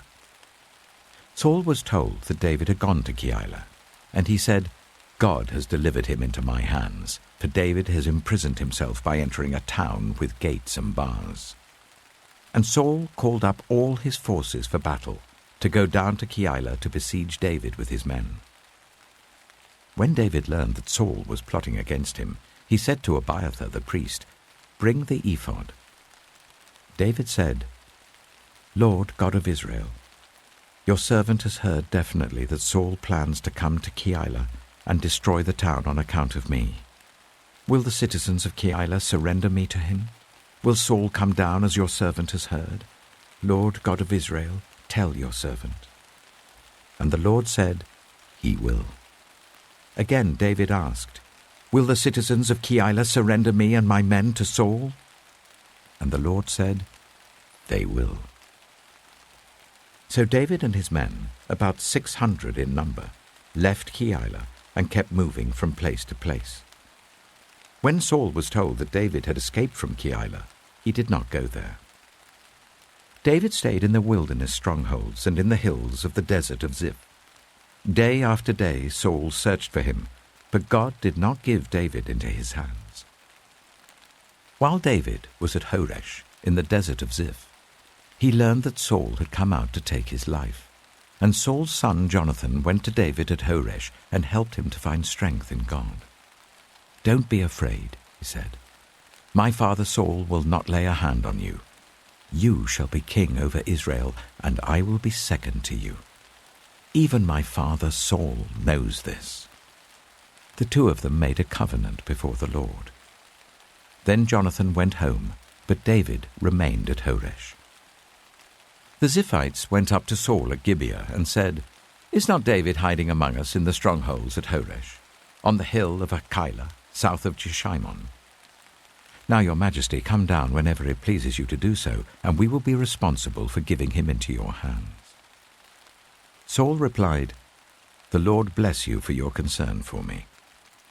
Go and get more information. Find out where David usually goes and who has seen him there. They tell me he's very crafty. Find out about all the hiding places he uses and come back to me with definite information. Then I will go with you. If he is in the area, I will track him down among all the clans of Judah." So they set out and went to Ziph, ahead of Saul. Now David and his men were in the desert of Maon, in the Arabah south of Jeshimon. Saul and his men began to search, and when David was told about it, he went down to the rock and stayed in the desert of Maon. When Saul heard this, he went into the desert of Maon in pursuit of David. Saul was going along one side of the mountain, and David and his men were on the other side, hurrying to get away from Saul. As Saul and his forces were closing in on David and his men to capture them, a messenger came to Saul, saying, "Come quickly, the Philistines are raiding the land." Then Saul broke off his pursuit of David and went to meet the Philistines. That is why they call this place Selah Hamalakoth. And David went up from there and lived in the strongholds of En-gedi.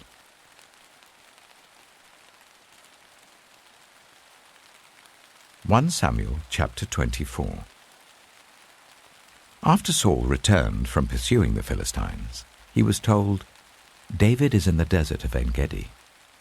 So Saul took 3,000 able young men from all Israel and set out to look for David and his men near the crags of the wild goats. He came to the sheepfolds along the way. A cave was there, and Saul went in to relieve himself. David and his men were far back in the cave. The men said, "This is the day the Lord spoke of when he said to you, 'I will give your enemy into your hands for you to deal with as you wish.'" Then David crept up unnoticed and cut off a corner of Saul's robe. Afterwards, David was conscience-stricken for having cut off a corner of his robe. He said to his men, "The Lord forbid that I should do such a thing to my master, the Lord's anointed, or lay my hand on him. For he is the anointed of the Lord." With these words, David sharply rebuked his men and did not allow them to attack Saul. And Saul left the cave and went his way. Then David went out of the cave and called out to Saul, "My lord the king." When Saul looked behind him, David bowed down and prostrated himself with his face to the ground. He said to Saul, "Why do you listen when men say, 'David is bent on harming you'? This day you have seen with your own eyes how the Lord gave you into my hands in the cave. Some urged me to kill you, but I spared you. I said, 'I will not lay my hand on my Lord because he is the Lord's anointed.' See, my father, look at this piece of your robe in my hand. I cut off the corner of your robe, but did not kill you. See that there is nothing in my hand to indicate that I am guilty of wrongdoing or rebellion. I have not wronged you, but you are hunting me down to take my life. May the Lord judge between you and me, and may the Lord avenge the wrongs you have done to me, but my hand will not touch you. As the old saying goes, 'From evildoers come evil deeds,' so my hand will not touch you. Against whom has the king of Israel come out? Who are you pursuing? A dead dog? A flea? May the Lord be our judge and decide between us. May he consider my cause and uphold it. May he vindicate me by delivering me from your hand." When David finished saying this, Saul asked, "Is that your voice, David my son?" And he wept aloud. "You are more righteous than I," he said. "You have treated me well, but I have treated you badly. You have just now told me about the good you did to me. The Lord gave me into your hands, but you did not kill me. When a man finds his enemy, does he let him get away unharmed? May the Lord reward you well for the way you've treated me today. I know that you will surely be king, and that the kingdom of Israel will be established in your hands. Now swear to me by the Lord that you will not kill off my descendants or wipe out my name from my father's family." So David gave his oath to Saul. Then Saul returned home, but David and his men went up to the stronghold.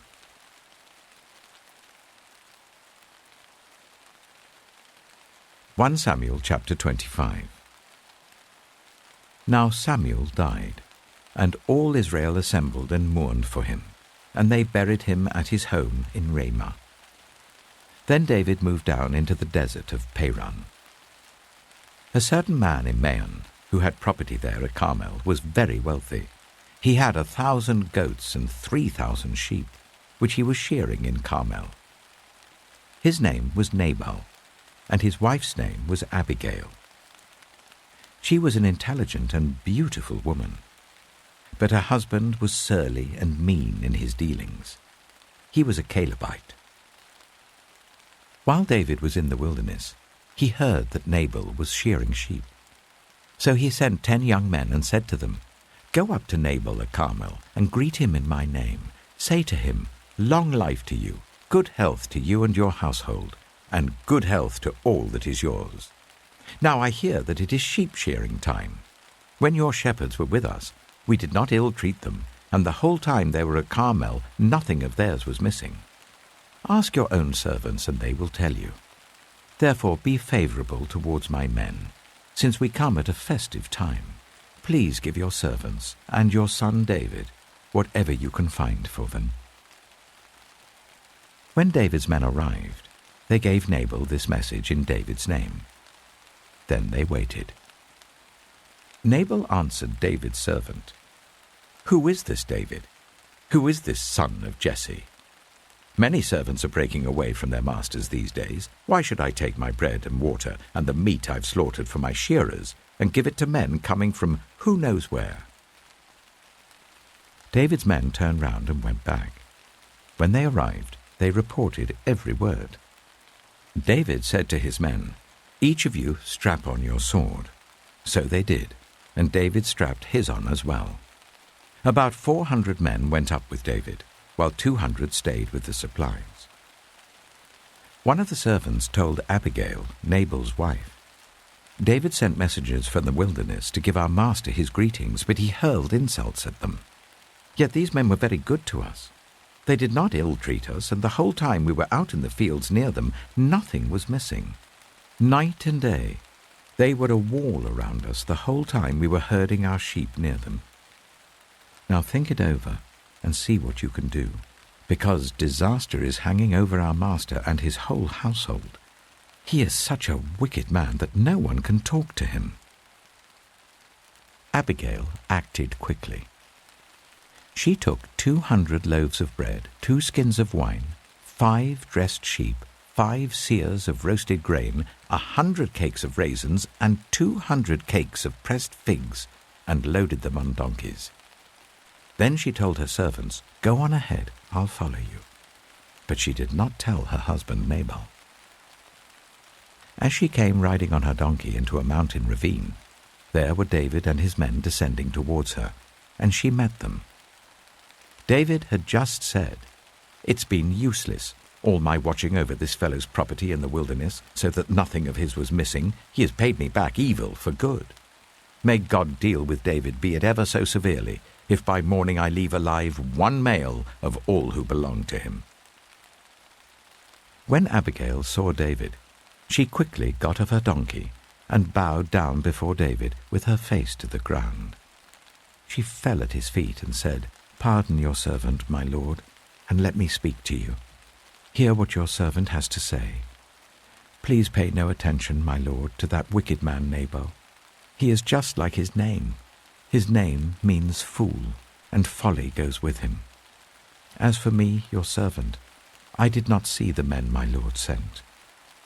And now, my lord, as surely as the Lord your God lives and as you live, since the Lord has kept you from bloodshed and from avenging yourself with your own hands, may your enemies and all who are intent on harming my lord be like Nabal. And let this gift which your servant has brought to my lord be given to the men who follow you. Please forgive your servant's presumption. The Lord your God will certainly make a lasting dynasty for my lord, because you fight the Lord's battles. and no wrongdoing will be found in you as long as you live. Even though someone is pursuing you to take your life, the life of my Lord will be bound securely in the bundle of the living by the Lord your God. But the lives of your enemies he will hurl away as from the pocket of a sling.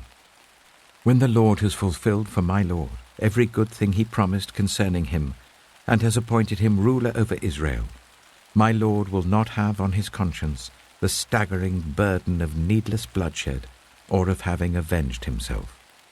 And when the Lord your God has brought my Lord success, remember your servant." David said to Abigail, "Praise be to the Lord, the God of Israel, who has sent you today to meet me. May you be blessed for your good judgment and for keeping me from bloodshed this day and from avenging myself with my own hands.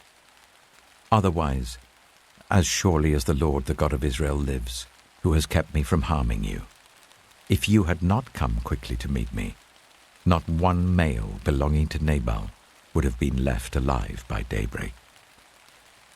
Then David accepted from her hand what she had brought to him and said, "Go home in peace. I have heard your words and granted your request." When Abigail went to Nabal, he was in the house holding a banquet like that of a king. He was in high spirits and very drunk. So she told him nothing at all until daybreak. Then, in the morning, when Nabal was sober, his wife told him all these things, and his heart failed him, and he became like a stone. About 10 days later, the Lord struck Nabal, and he died. When David heard that Nabal was dead, he said, "Praise be to the Lord, who has upheld my cause against Nabal for treating me with contempt. He has kept his servant from doing wrong, and has brought Nabal's wrongdoing down on his own head." Then David sent word to Abigail, asking her to become his wife. His servants went to Carmel and said to Abigail, "David has sent us to you to take you to become his wife." She bowed down with her face to the ground and said, "I am your servant, and am ready to serve you and wash the feet of my Lord's servants." Abigail quickly got on a donkey, and attended by her 5 female servants, went with David's messengers and became his wife. David had also married Ahinoam of Jezreel, and they were both his wives. But Saul had given his daughter Michal, David's wife, to Paltiel, son of Laish, who was from Galim.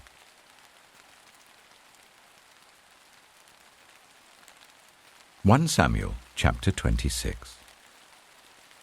The Ziphites went to Saul at Gibeah and said, "Is not David hiding on the hill of Hachilah, which faces Jeshimon?" So Saul went down to the desert of Ziph with his 3,000 select Israelite troops to search there for David. Saul made his camp beside the road on the hill of Hachilah facing Jeshimon, but David stayed in the wilderness. When he saw that Saul had followed him there, he sent out scouts and learned that Saul had definitely arrived. Then David set out and went to the place where Saul had camped. He saw where Saul and Abner, son of Ner, the commander of the army, had lain down. Saul was lying inside the camp, with the army camped around him. David then asked Ahimelech the Hittite and Abishai, son of Zeruiah, Joab's brother, "Who will go down into the camp with me to Saul?" "I'll go with you," said Abishai. So David and Abishai went to the army by night, and there was Saul, lying asleep inside the camp with his spear stuck in the ground near his head. Abner and the soldiers were lying round him. Abishai said to David, "Today God has given your enemy into your hands. Now let me pin him to the ground with one thrust of the spear. I won't strike him twice." But David said to Abishai, "Don't destroy him. Who can lay a hand on the Lord's anointed and be guiltless? As surely as the Lord lives," he said, "the Lord himself will strike him, or his time will come and he will die, or he will go into battle and perish. But the Lord forbid that I should lay a hand on the Lord's anointed. Now get the spear and water jug that are near his head, and let's go." So David took the spear and water jug near Saul's head, and they left. No one saw or knew about it, nor did anyone wake up. They were all sleeping, because the Lord had put them into a deep sleep. Then David crossed over to the other side and stood on top of the hill some distance away. There was a wide space between them. He called out to the army and to Abner, son of Ner, "Aren't you going to answer me, Abner?" Abner replied, "Who are you who calls to the king?" David said, "You're a man, aren't you? And who is like you in Israel? Why didn't you guard your lord the king? Someone came to destroy your lord the king. What you have done is not good. As surely as the Lord lives, you and your men must die, because you did not guard your master, the Lord's anointed. Look around you. Where are the king's spear and water jug that were near his head?" Saul recognized David's voice and said, "Is that your voice, David, my son?" David replied, "Yes, it is, my lord the king." And he added, "Why is my lord pursuing his servant? What have I done, and what wrong am I guilty of? Now let my lord the king listen to his servant's words. If the Lord has incited you against me, then may he accept an offering. If, however, people have done it, may they be cursed before the Lord. They have driven me today from my share in the Lord's inheritance, and have said, 'Go serve other gods.' Now do not let my blood fall to the ground far from the presence of the Lord. The king of Israel has come out to look for a flea, as one hunts a partridge in the mountains." Then Saul said, "I have sinned. Come back, David, my son. Because you considered my life precious today, I will not try to harm you again. Surely I have acted like a fool and have been terribly wrong." "Here is the king's spear," David answered. "Let one of your young men come over and get it. The Lord rewards everyone for their righteousness and faithfulness. The Lord gave you into my hands today, but I would not lay a hand on the Lord's anointed. As surely as I valued your life today, so may the Lord value my life and deliver me from all trouble." Then Saul said to David, "May you be blessed, David, my son. You will do great things and surely triumph." So David went on his way, and Saul returned home.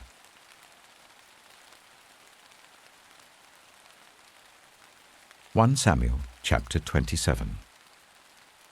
But David thought to himself, "One of these days I shall be destroyed by the hand of Saul. The best thing I can do is to escape to the land of the Philistines. Then Saul will give up searching for me anywhere in Israel, and I will slip out of his hand." So David and the 600 men with him left and went over to Achish, son of Maoch, king of Gath.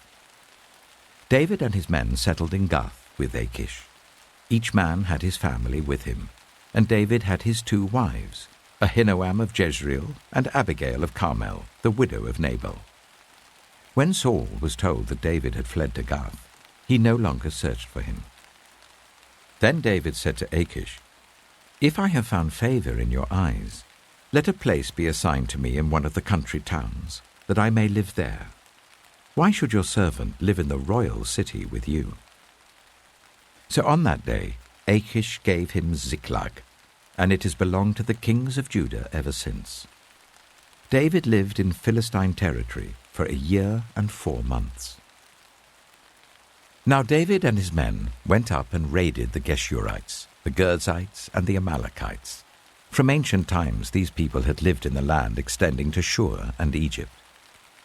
Whenever David attacked an area, he did not leave a man or woman alive, but took sheep and cattle, donkeys and camels, and clothes. Then he returned to Achish. When Achish asked, "Where did you go raiding today?" David would say, "Against the Negev of Judah," or "Against the Negev of Jerahmeel," or "Against the Negev of the Kenites." He did not leave a man or woman alive to be brought to Gath, for he thought, they might inform on us and say, "This is what David did." And such was his practice as long as he lived in Philistine territory.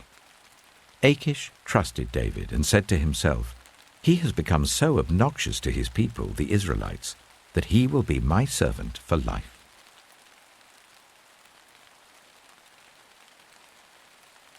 1 Samuel chapter 28. In those days, the Philistines gathered their forces to fight against Israel. Achish said to David, "You must understand that you and your men will accompany me in the army." David said, "Then you will see for yourself what your servant can do." Achish replied, "Very well. I will make you my bodyguard for life." Now Samuel was dead, and all Israel had mourned for him and buried him in his own town of Ramah. Saul had expelled the mediums and spiritists from the land. The Philistines assembled and came up and set up camp at Shunem, while Saul gathered all Israel and set up camp at Gilboa. When Saul saw the Philistine army, he was afraid. Terror filled his heart. He inquired of the Lord, but the Lord did not answer him by dreams or Urim or prophets. Saul then said to his attendants, "Find me a woman who is a medium, so that I may go and inquire of her." "There is one in Endor," they said. So Saul disguised himself, putting on other clothes, and at night he and 2 men went to the woman. "Consult a spirit for me," he said, "and bring up for me the one I name." But the woman said to him, "Surely you know what Saul has done. He has cut off the mediums and spiritists from the land. Why have you set a trap for my life to bring about my death?" Saul swore to her by the Lord, "As surely as the Lord lives, you will not be punished for this." Then the woman asked, "Whom shall I bring up for you?" "Bring up Samuel," he said. When the woman saw Samuel, she cried out at the top of her voice and said to Saul, "Why have you deceived me? You are Saul." The king said to her, "Don't be afraid. What do you see?" The woman said, "I see a ghostly figure coming up out of the earth." "What does he look like?" he asked. "An old man wearing a robe is coming up," she said. Then Saul knew it was Samuel, and he bowed down and prostrated himself with his face to the ground. Samuel said to Saul, "Why have you disturbed me by bringing me up?" "I am in great distress," Saul said. "The Philistines are fighting against me, and God has departed from me. He no longer answers me either by prophets or by dreams. So I have called on you to tell me what to do." Samuel said, "Why do you consult me, now that the Lord has departed from you and become your enemy? The Lord has done what he predicted through me. The Lord has torn the kingdom out of your hands and given it to one of your neighbors, to David. Because you did not obey the Lord or carry out his fierce wrath against the Amalekites, the Lord has done this to you today. The Lord will deliver both Israel and you into the hands of the Philistines, and tomorrow you and your sons will be with me. The Lord will also give the army of Israel into the hands of the Philistines." Immediately Saul fell full length on the ground, filled with fear because of Samuel's words.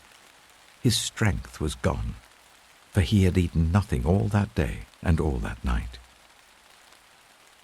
When the woman came to Saul and saw that he was greatly shaken, she said, "Look, your servant has obeyed you.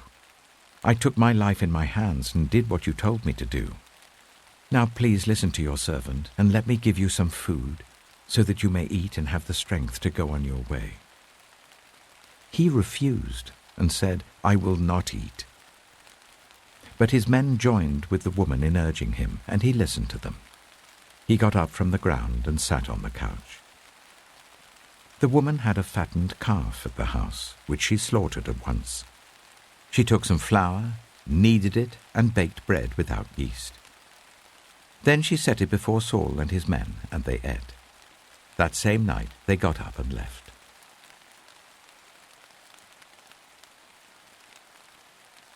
1 Samuel chapter 29. The Philistines gathered all their forces at Aphek, and Israel camped by the spring in Jezreel. As the Philistine rulers marched with their units of hundreds and thousands, David and his men were marching at the rear with Achish. The commanders of the Philistines asked, "What about these Hebrews?" Achish replied, "Is this not David, who was an officer of Saul, king of Israel? He has already been with me for over a year, and from the day he left Saul until now, I have found no fault in him." But the Philistine commanders were angry with Achish and said, "Send the man back, that he may return to the place you assigned him. He must not go with us into battle, or he will turn against us during the fighting. How better could he regain his master's favor than by taking the heads of our own men? Isn't this the David they sang about in their dances? Saul has slain his thousands, and David his tens of thousands." So Achish called David and said to him, "As surely as the Lord lives, you have been reliable, and I would be pleased for you to serve with me in the army. From the day you came to me until today, I have found no fault in you, but the rulers don't approve of you. Now turn back and go in peace. Do nothing to displease the Philistine rulers." "But what have I done?" asked David. "What have you found against your servant from the day I came to you until now? Why can't I go and fight against the enemies of my lord the king?" Achish answered, "I know that you have been as pleasing in my eyes as an angel of God. Nevertheless, the Philistine commanders have said, 'He must not go up with us into battle.'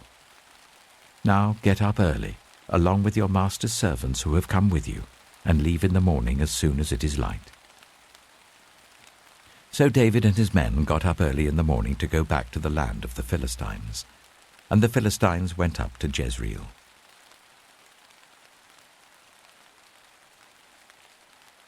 1 Samuel chapter 30. David and his men reached Ziklag on the third day. Now the Amalekites had raided the Negev and Ziklag. They had attacked Ziklag and burned it, and had taken captive the women and everyone else in it, both young and old. They killed none of them, but carried them off as they went on their way. When David and his men reached Ziklag, they found it destroyed by fire, and their wives and sons and daughters taken captive. So David and his men wept aloud until they had no strength left to weep. David's 2 wives had been captured, Ahinoam of Jezreel and Abigail, the widow of Nabal of Carmel. David was greatly distressed because the men were talking of stoning him. Each one was bitter in spirit because of his sons and daughters. But David found strength in the Lord his God. Then David said to Abiathar the priest, the son of Ahimelech, "Bring me the ephod." Abiathar brought it to him, and David inquired of the Lord, "Shall I pursue this raiding party? Will I overtake them?" "Pursue them," he answered. "You will certainly overtake them and succeed in the rescue." David and 600 men with him came to the Bezor valley, where some stayed behind. 200 of them were too exhausted to cross the valley, but David and the other 400 continued the pursuit. They found an Egyptian in a field and brought him to David. They gave him water to drink and food to eat, part of a cake of pressed figs and 2 cakes of raisins. He ate and was revived, for he had not eaten any food or drunk any water for 3 days and 3 nights. David asked him, "Who do you belong to? Where do you come from?" He said, "I am an Egyptian, the slave of an Amalekite.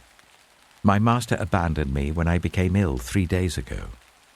We raided the Negev of the Kirathites, some territory belonging to Judah, and the Negev of Caleb, and we burned Ziklag." David asked him, "Can you lead me down to this raiding party?" He said, "Swear to me before God that you will not kill me or hand me over to my master, and I will take you down to them." He led David down, and there they were, scattered over the countryside, eating, drinking, and reveling because of the great amount of plunder they had taken from the land of the Philistines and from Judah. David fought them from dusk until the evening of the next day, and none of them got away except 400 young men who rode off on camels and fled. David recovered everything the Amalekites had taken, including his 2 wives. Nothing was missing. young or old, boy or girl, plunder or anything else they had taken, David brought everything back. He took all the flocks and herds, and his men drove them ahead of the other livestock, saying, "This is David's plunder." Then David came to the 200 men who had been too exhausted to follow him, and who were left behind at the Besor valley. They came out to meet David and the men with him. As David and his men approached, he asked them how they were. But all the evil men and troublemakers among David's followers said, "Because they did not go out with us, we will not share with them the plunder we recovered. However, each man may take his wife and children and go." David replied, "No, my brothers, you must not do that with what the Lord has given us. He has protected us and delivered into our hands the raiding party that came against us. Who will listen to what you say? The share of the man who stayed with the supplies is to be the same as that of him who went down to the battle. All shall share alike." David made this a statute and ordinance for Israel from that day to this. When David reached Ziklag, he sent some of the plunder to the elders of Judah, who were his friends, saying, "Here is a gift for you from the plunder of the Lord's enemies." David sent it to those who were in Bethel, Ramoth Negev, and Yattah, to those in Aroah, Siphmoth, and Eshtemoa, and Rachel, to those in the towns of the Jerahmeelites and the Kenites, to those in Hormah, Bor-Ashan, Athak, and Hebron, and to those in all the other places where he and his men had roamed.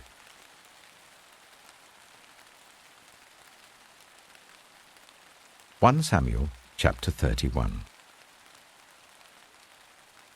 Now the Philistines fought against Israel.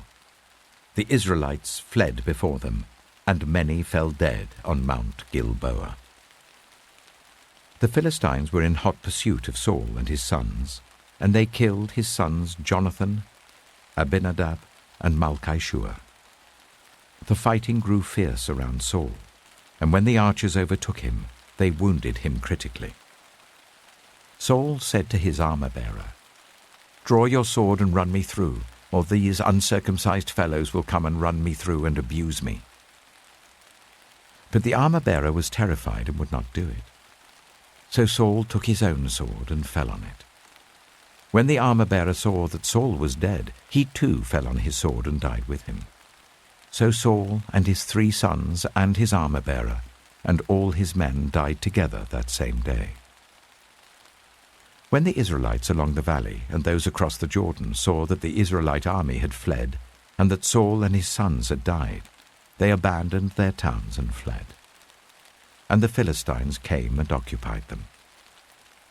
The next day, when the Philistines came to strip the dead, they found Saul and his 3 sons fallen on Mount Gilboa. They cut off his head and stripped off his armor, and they sent messengers throughout the land of the Philistines to proclaim the news in the temple of their idols and among their people. They put his armor in the temple of the Ashtoreths and fastened his body to the wall of Beth-shan. When the people of Jabesh-Gilead heard what the Philistines had done to Saul, all their valiant men marched through the night to Beth-shan. They took down the bodies of Saul and his sons from the wall of Beth-shan and went to Jabesh, where they burned them. Then they took their bones and buried them under a tamarisk tree at Jabesh, and they fasted 7 days.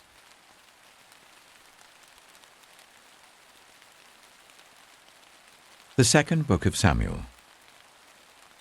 2 Samuel chapter 1. After the death of Saul, David returned from striking down the Amalekites and stayed in Ziklag 2 days. On the 3rd day, a man arrived from Saul's camp with his clothes torn and dust on his head. When he came to David, he fell to the ground to pay him honor. "Where have you come from?" David asked him. He answered, "I have escaped from the Israelite camp." "What happened?" David asked. "Tell me." "The men fled from the battle," he replied. "Many of them fell and died. And Saul and his son Jonathan are dead." Then David said to the young man who brought him the report, "How do you know that Saul and his son Jonathan are dead?" "I happened to be on Mount Gilboa," the young man said, "and there was Saul leaning on his spear with the chariots and their drivers in hot pursuit. When he turned round and saw me, he called out to me, and I said, 'What can I do?' He asked me, 'Who are you?' 'An Amalekite,' I answered.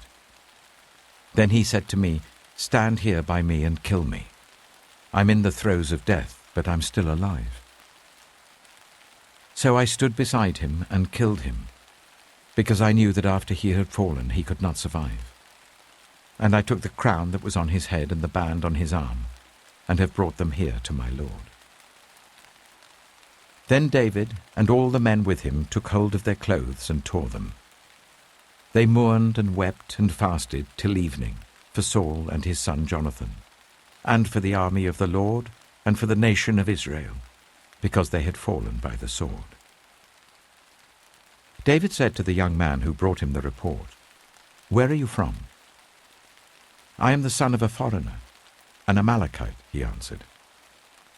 David asked him, "Why weren't you afraid to lift your hand to destroy the Lord's anointed?" Then David called one of his men and said, "Go, strike him down." So he struck him down, and he died. For David had said to him, "Your blood be on your own head.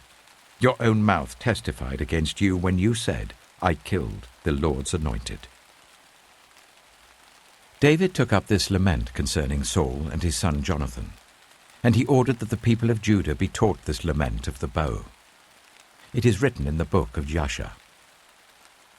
"A gazelle lies slain on your heights, Israel. How the mighty have fallen. Tell it not in Gath.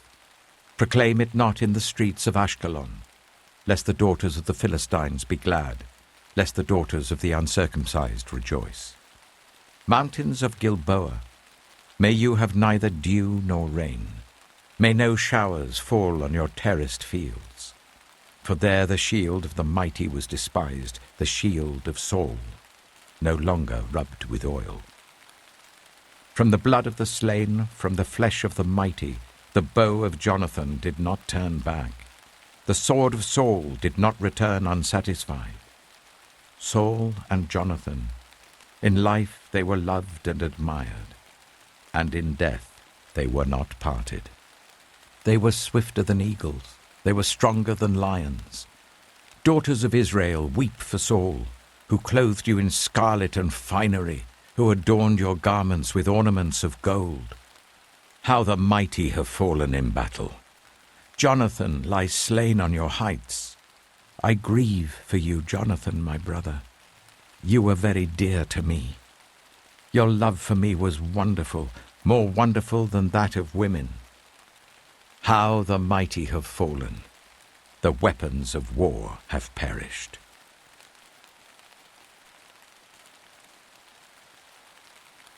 2 Samuel chapter 2.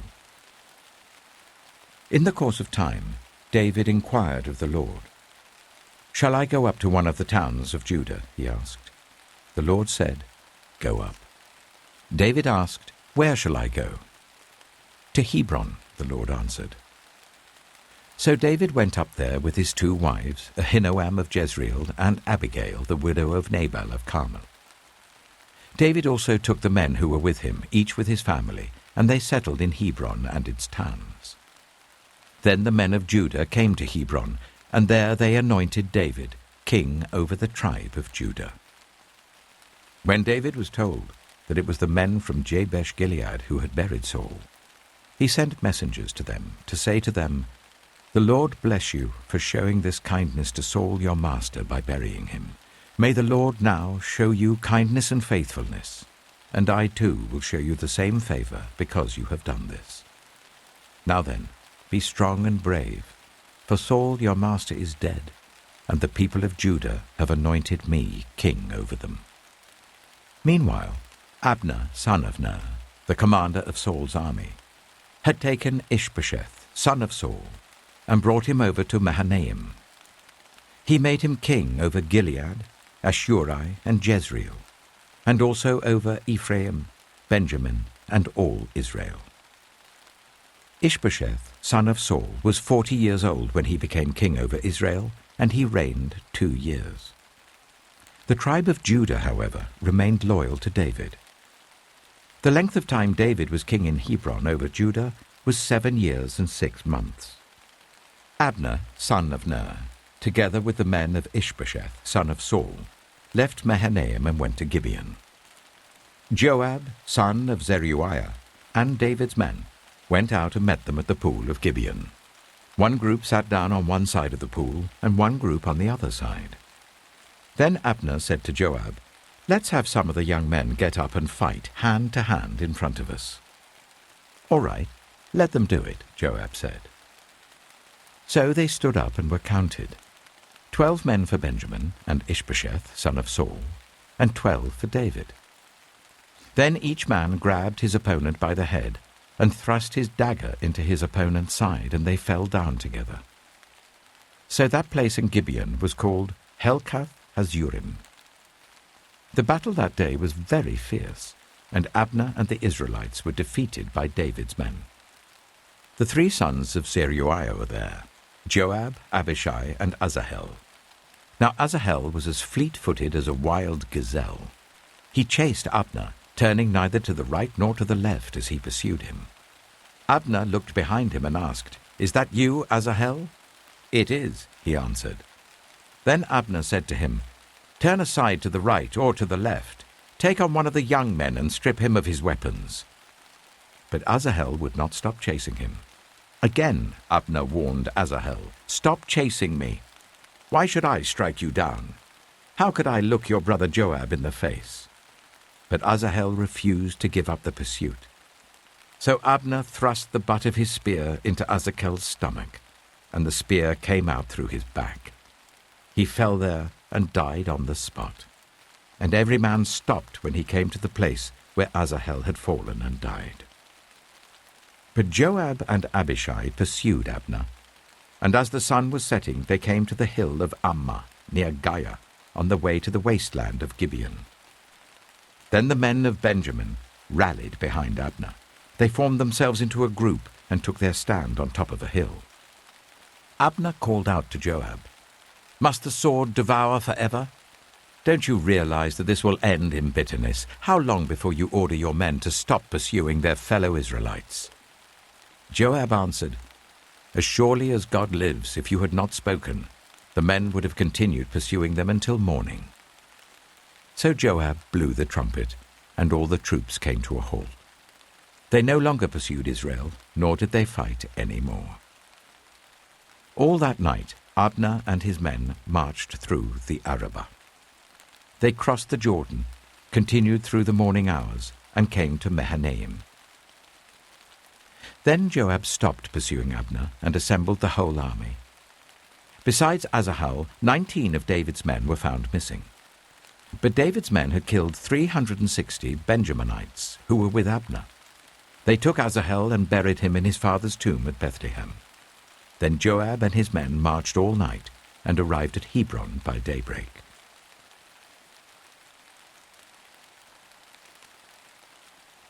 Samuel chapter 3. The war between the house of Saul and the house of David lasted a long time. David grew stronger and stronger, while the house of Saul grew weaker and weaker. Sons were born to David in Hebron. His firstborn was Amnon, the son of Ahinoam of Jezreel. His second, Chileab, the son of Abigail, the widow of Nabal of Carmel. The third, Absalom, the son of Maacah, daughter of Talmai, king of Geshur. The fourth, Adonijah, the son of Haggith. The fifth, Shephatiah, the son of Abital. And the sixth, Ithream, the son of David's wife Eglah. These were born to David in Hebron. During the war between the house of Saul and the house of David, Abner had been strengthening his own position in the house of Saul. Now Saul had had a concubine named Rizpah, daughter of Aiah, and Ishbosheth said to Abner, "Why did you sleep with my father's concubine?" Abner was very angry because of what Ishbosheth had said. So he answered, Am I a dog's head on Judah's side? This very day I am loyal to the house of your father Saul and to his family and friends. I haven't handed you over to David. Yet now you accuse me of an offense involving this woman.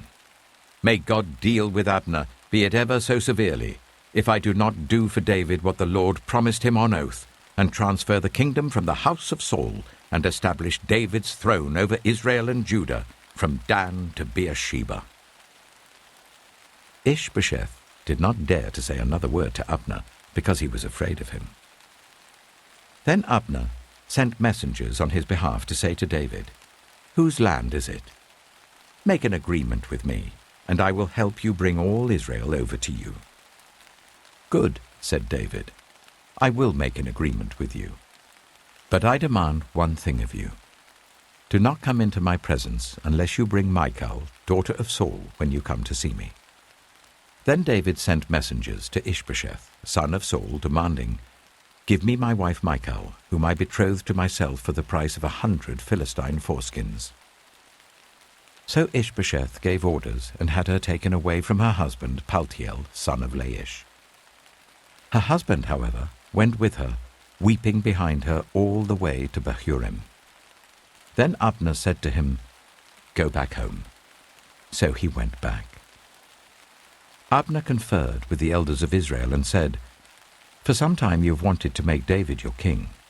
Now do it.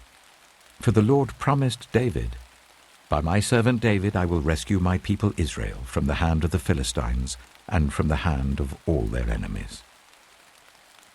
Abner also spoke to the Benjaminites in person. Then he went to Hebron to tell David everything that Israel and the whole tribe of Benjamin wanted to do. When Abner, who had 20 men with him, came to David at Hebron, David prepared a feast for him and his men.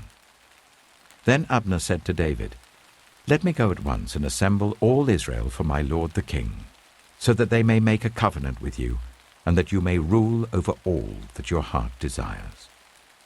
So David sent Abner away, and he went in peace. Just then, David's men and Joab returned from a raid and brought with them a great deal of plunder. But Abner was no longer with David in Hebron, because David had sent him away, and he had gone in peace. When Joab and all the soldiers with him arrived, he was told that Abner, son of Ner, had come to the king, and that the king had sent him away, and that he had gone in peace. So Joab went to the king and said, "What have you done?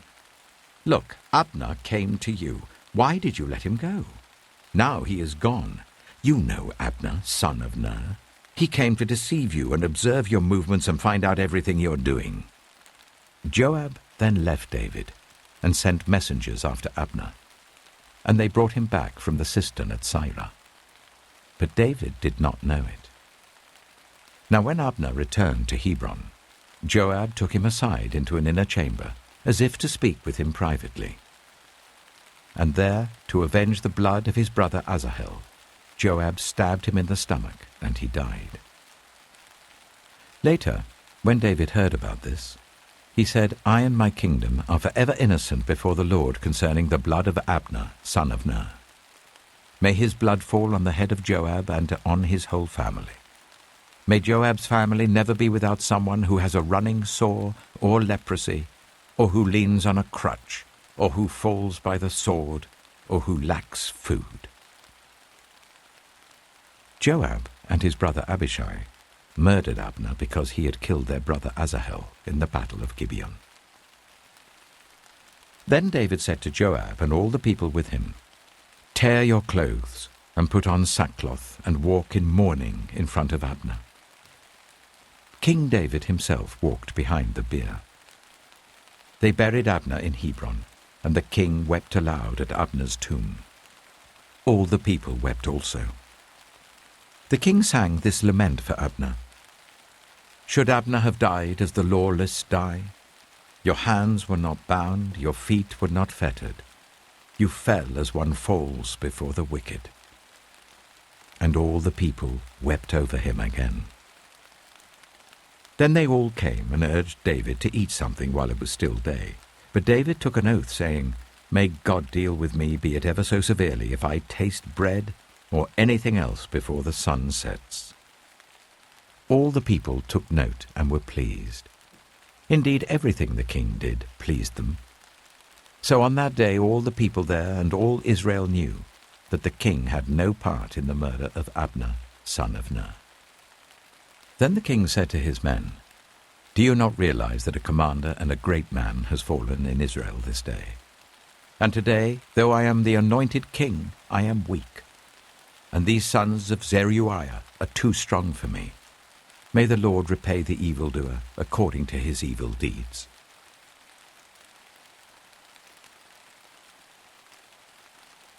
2 Samuel chapter 4.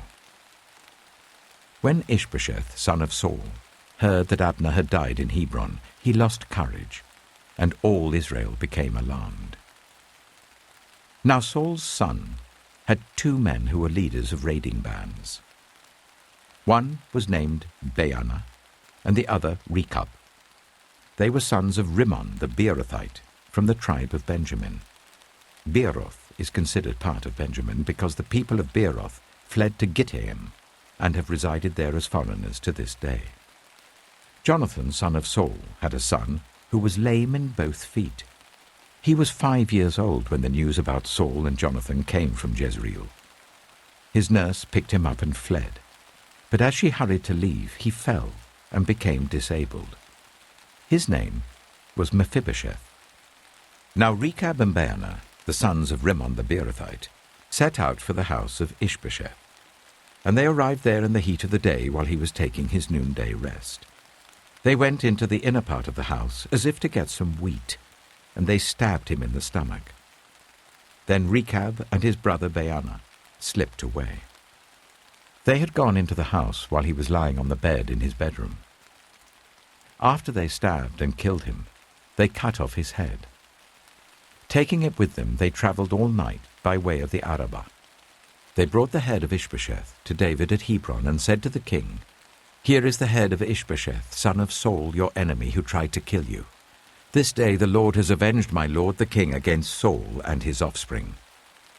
David answered Rechab and his brother Baanah, the sons of Rimmon the Beerothite, "As surely as the Lord lives, who has delivered me out of every trouble, when someone told me Saul is dead, and thought he was bringing good news, I seized him and put him to death in Ziklag.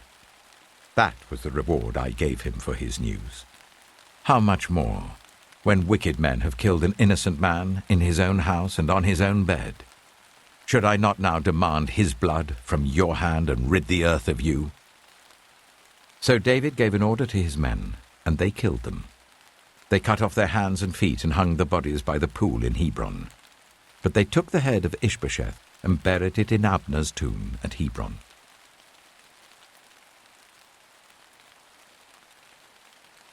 2 Samuel chapter 5.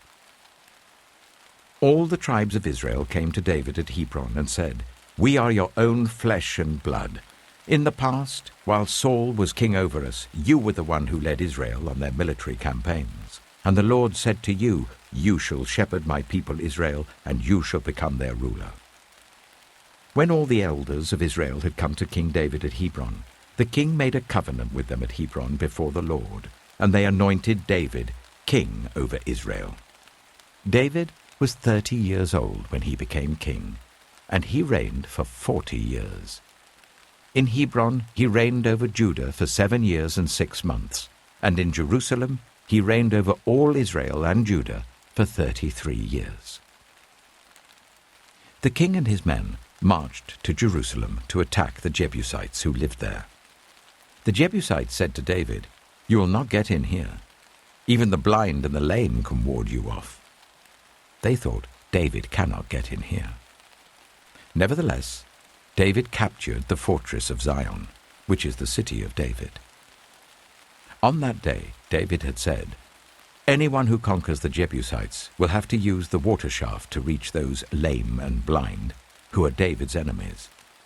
That is why they say, 'The blind and lame will not enter the palace.'" David then took up residence in the fortress and called it the City of David.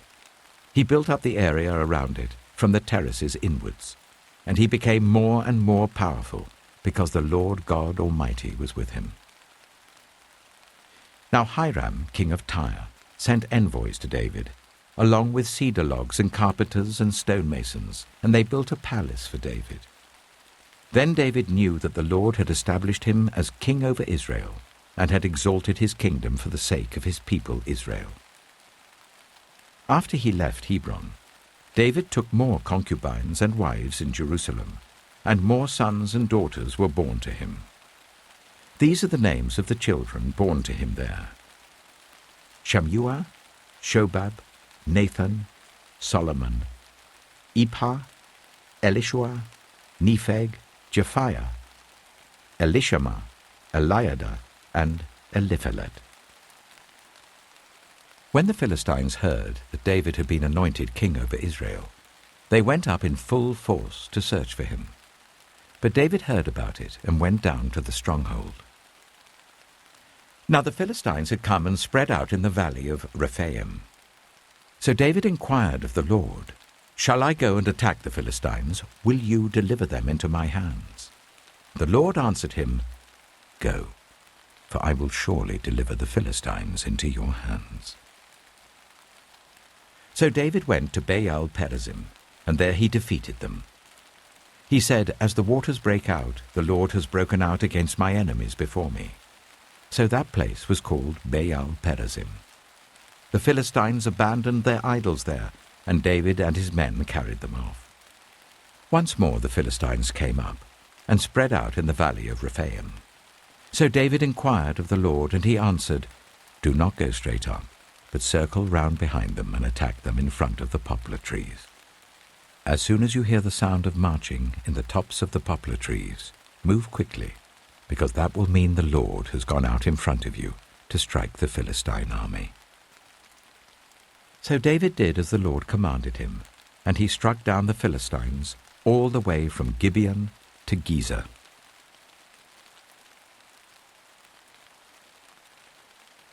2 Samuel chapter 6.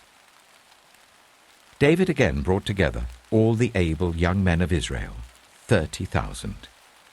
He and all his men went to Baalah in Judah to bring up from there the ark of God, which is called by the name of the Lord Almighty, who is enthroned between the cherubim on the ark.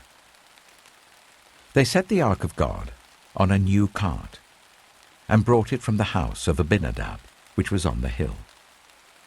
Uzzah and Ahio, sons of Abinadab, were guiding the new cart with the ark of God on it, and Ahio was walking in front of it. David and all Israel were celebrating with all their might before the Lord, with castanets, harps, lyres, tambourines, rattles, and cymbals. When they came to the threshing floor of Nachon, Uzzah reached out and took hold of the ark of God because the oxen stumbled. The Lord's anger burned against Uzzah because of his irreverent act. Therefore God struck him down, and he died there beside the ark of God. Then David was angry because the Lord's wrath had broken out against Uzzah, and to this day that place is called Perez Uzzah. David was afraid of the Lord that day and said, "How can the ark of the Lord ever come to me?" He was not willing to take the ark of the Lord to be with him in the city of David. Instead, he took it to the house of Obed-Edom, the Gittite. The ark of the Lord remained in the house of Obed-Edom the Gittite for 3 months, and the Lord blessed him and his entire household. Now King David was told, "The Lord has blessed the household of Obed-Edom and everything he has because of the ark of God." So David went to bring up the ark of God from the house of Obed-Edom to the city of David with rejoicing. When those who were carrying the ark of the Lord had taken 6 steps, he sacrificed a bull and a fattened calf. Wearing a linen ephod, David was dancing before the Lord with all his might, while he and all Israel were bringing up the ark of the Lord with shouts and the sound of trumpets. As the ark of the Lord was entering the city of David, Michal, daughter of Saul, watched from a window, and when she saw King David leaping and dancing before the Lord, she despised him in her heart. They brought the ark of the Lord and set it in its place inside the tent that David had pitched for it, and David sacrificed burnt offerings and fellowship offerings before the Lord. After he had finished sacrificing the burnt offerings and fellowship offerings, he blessed the people in the name of the Lord Almighty. Then he gave a loaf of bread, a cake of dates, and a cake of raisins to each person in the whole crowd of Israelites, both men and women, and all the people went to their homes. When David returned home to bless his household, Michal, daughter of Saul, came out to meet him and said, "How the king of Israel has distinguished himself today, going around half naked in full view of the slave girls of his servants, as any vulgar fellow would." David said to Michal, "It was before the Lord, who chose me rather than your father or anyone from his house when he appointed me ruler over the Lord's people Israel. I will celebrate before the Lord. I will become even more undignified than this. I will be humiliated in my own eyes. But by these slave girls you spoke of, I will be held in honor." And Michal, daughter of Saul, had no children to the day of her death.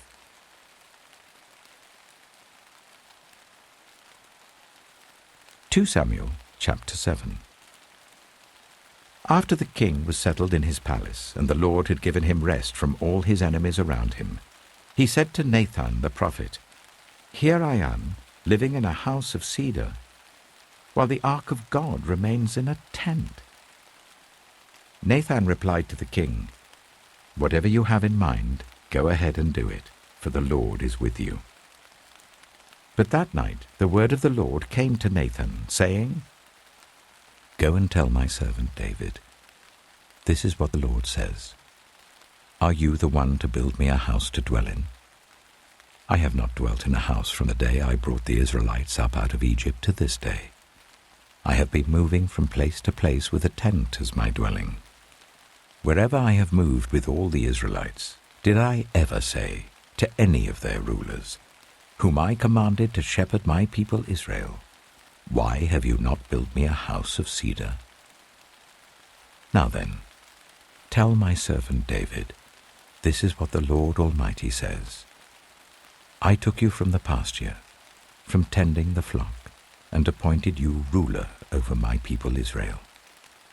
I have been with you wherever you have gone, and I have cut off all your enemies from before you. Now I will make your name great, like the names of the greatest men on earth. And I will provide a place for my people Israel, and will plant them so that they can have a home of their own, and no longer be disturbed.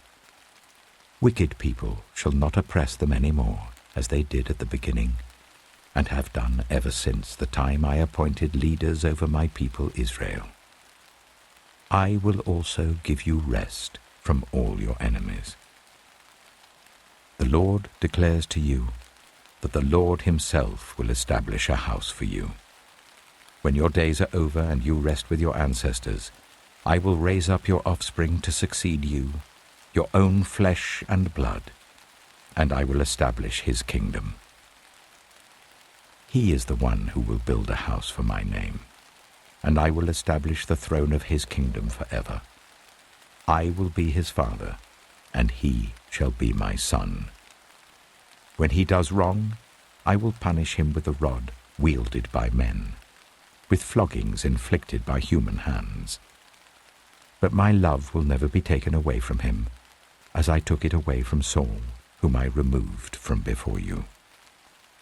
Your house and your kingdom shall endure forever before me.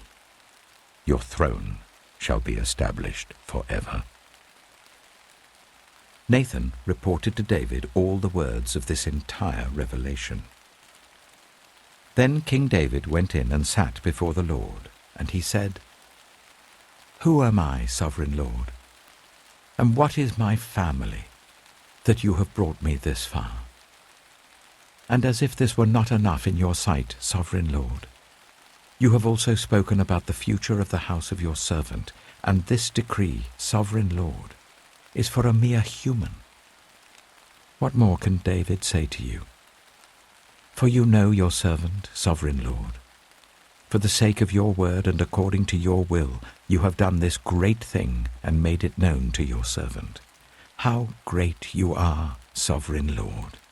There is no one like you, and there is no God but you, as we have heard with our own ears.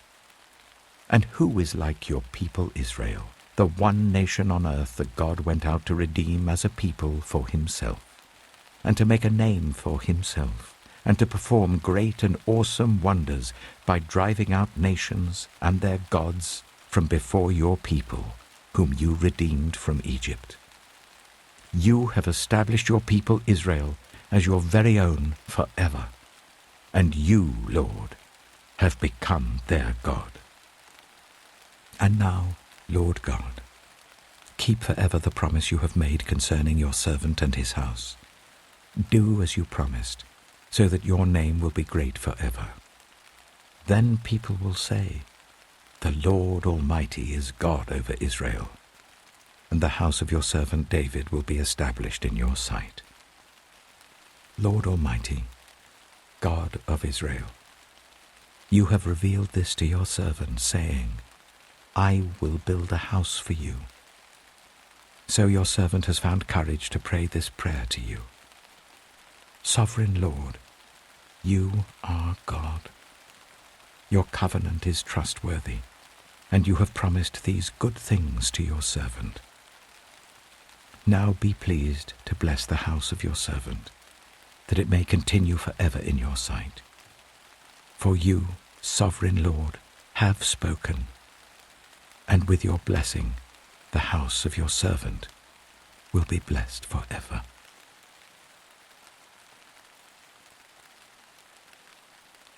2 Samuel chapter 8. In the course of time, David defeated the Philistines and subdued them. And he took Metheg-Ammah from the control of the Philistines. David also defeated the Moabites. He made them lie down on the ground and measured them off with a length of cord. Every 2 lengths of them were put to death, and the 3rd length was allowed to live. So the Moabites became subject to David and brought him tribute. Moreover, David defeated Hadadezer, son of Rehob, king of Zobah, when he went to restore his monument at the river Euphrates. David captured 1,000 of his chariots, 7,000 charioteers, and 20,000 foot soldiers. He hamstrung all but 100 of the chariot horses. When the Arameans of Damascus came to help Hadadezer, king of Zobah, David struck down 22,000 of them. He put garrisons in the Aramean kingdom of Damascus, and the Arameans became subject to him and brought tribute. The Lord gave David victory wherever he went. David took the gold shields that belonged to the officers of Hadadezer and brought them to Jerusalem. From Tebah and Berothai, towns that belonged to Hadadezer, King David took a great quantity of bronze. When Tou, king of Hamath, heard that David had defeated the entire army of Hadadezer, he sent his son Joram to King David to greet him and congratulate him on his victory in battle over Hadadezer, who had been at war with Tou. Joram brought with him articles of silver, of gold, and of bronze.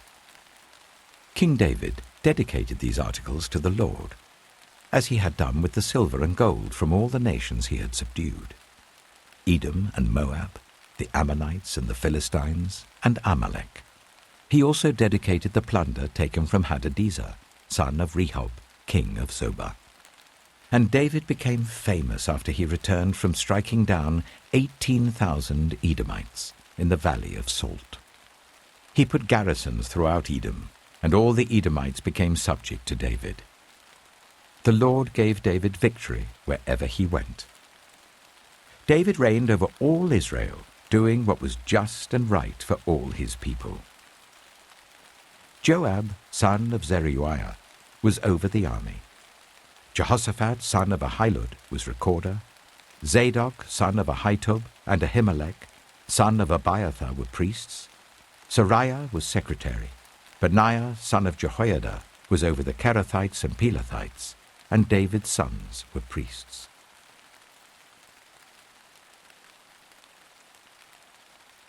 2 Samuel chapter 9.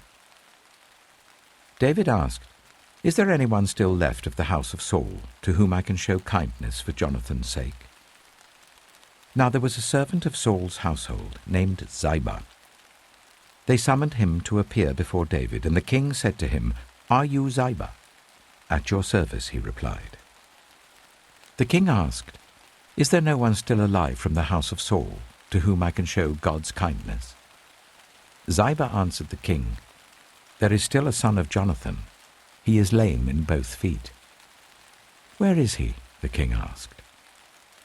Ziba answered, "He is at the house of Machir, son of Amiel, in Lo-debar." So King David had him brought from Lo-debar, from the house of Machir, son of Amiel. When Mephibosheth, son of Jonathan, the son of Saul, came to David, he bowed down to pay him honor. David said, "Mephibosheth." "At your service," he replied. "Don't be afraid," David said to him, "for I will surely show you kindness for the sake of your father Jonathan. I will restore to you all the land that belonged to your grandfather Saul, and you will always eat at my table." Mephibosheth bowed down and said, "What is your servant, that you should notice a dead dog like me?" Then the king summoned Ziba, Saul's steward, and said to him, "I have given your master's grandson everything that belonged to Saul and his family. You and your sons and your servants are to farm the land for him and bring in the crops, so that your master's grandson may be provided for. And Mephibosheth, grandson of your master, will always eat at my table." Now Ziba had 15 sons and 20 servants. Then Ziba said to the king, "Your servant will do whatever my lord the king commands his servant to do." So Mephibosheth ate at David's table like one of the king's sons. Mephibosheth had a young son named Micah, and all the members of Ziba's household were servants of Mephibosheth. And Mephibosheth lived in Jerusalem because he always ate at the king's table. He was lame in both feet.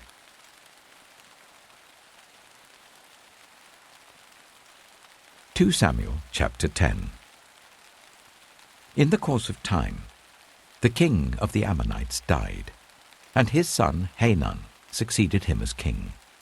David thought, "I will show kindness to Hanun, son of Nahash, just as his father showed kindness to me." So David sent a delegation to express his sympathy to Hanun concerning his father. When David's men came to the land of the Ammonites, the Ammonite commanders said to Hanun their lord, "Do you think David is honoring your father by sending envoys to you to express sympathy? Hasn't David sent them to you only to explore the city and spy it out and overthrow it?" So Hanun seized David's envoys, shaved off half of each man's beard, cut off their garments at the buttocks, and sent them away. When David was told about this, he sent messengers to meet the men, for they were greatly humiliated. The king said, "Stay at Jericho till your beards have grown, and then come back." When the Ammonites realized that they had become obnoxious to David, they hired 20,000 Aramean foot soldiers from Beth-rehob and Zobah, as well as the king of Maacah with 1,000 men, and also 12,000 men from Tob. On hearing this, David sent Joab out with the entire army of fighting men. The Ammonites came out and drew up in battle formation at the entrance of their city gate, while the Arameans of Zobah and Rehob and the men of Tob and Maacah were by themselves in the open country. Joab saw that there were battle lines in front of him and behind him. So he selected some of the best troops in Israel and deployed them against the Arameans. He put the rest of the men under the command of Abishai his brother and deployed them against the Ammonites. Joab said, "If the Arameans are too strong for me, then you are to come to my rescue. But if the Ammonites are too strong for you, then I will come to rescue you. Be strong, and let us fight bravely for our people and the cities of our God. The Lord will do what is good in his sight." Then Joab and the troops with him advanced to fight the Arameans, and they fled before him. When the Ammonites realized that the Arameans were fleeing, they fled before Abishai and went inside the city. So Joab returned from fighting the Ammonites and came to Jerusalem. After the Arameans saw that they had been routed by Israel, they regrouped. Hadadezer had Arameans brought from beyond the river Euphrates. They went to Helam, with Shobach, the commander of Hadadezer's army, leading them. When David was told of this, he gathered all Israel, crossed the Jordan, and went to Helam. The Arameans formed their battle lines to meet David and fought against him. But they fled before Israel, and David killed 700 of their charioteers and 40,000 of their foot soldiers. He also struck down Shobach, the commander of their army, and he died there. When all the kings who were vassals of Hadadezer saw that they had been routed by Israel, they made peace with the Israelites and became subject to them. So the Arameans were afraid to help the Ammonites any more.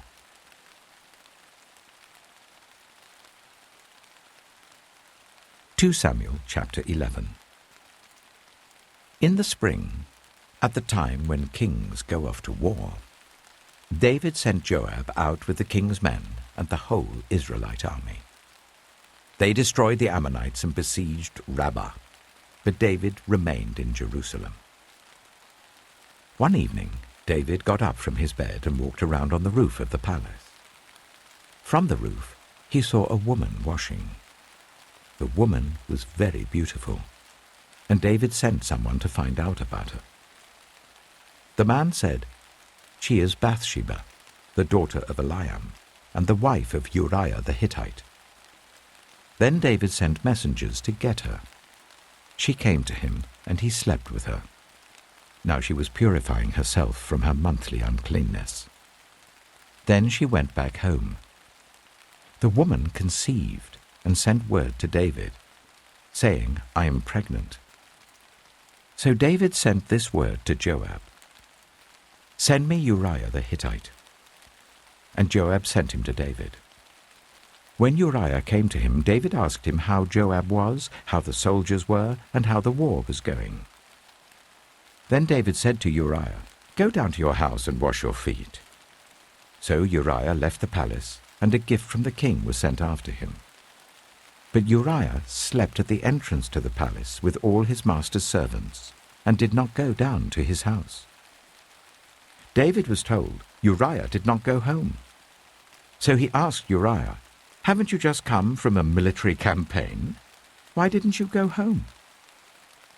Uriah said to David, "The ark and Israel and Judah are staying in tents, and my commander Joab and my lord's men are camped in the open country. How could I go to my house to eat and drink and make love to my wife? As surely as you live, I will not do such a thing." Then David said to him, "Stay here one more day, and tomorrow I will send you back." So Uriah remained in Jerusalem that day and the next. At David's invitation, he ate and drank with him, and David made him drunk.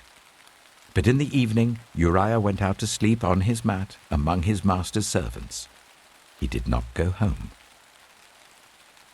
In the morning, David wrote a letter to Joab and sent it with Uriah. In it he wrote, "Put Uriah out in front, where the fighting is fiercest. Then withdraw from him, so that he will be struck down and die." So while Joab had the city under siege, he put Uriah at a place where he knew the strongest defenders were. When the men of the city came out and fought against Joab, some of the men in David's army fell. Moreover, Uriah the Hittite died.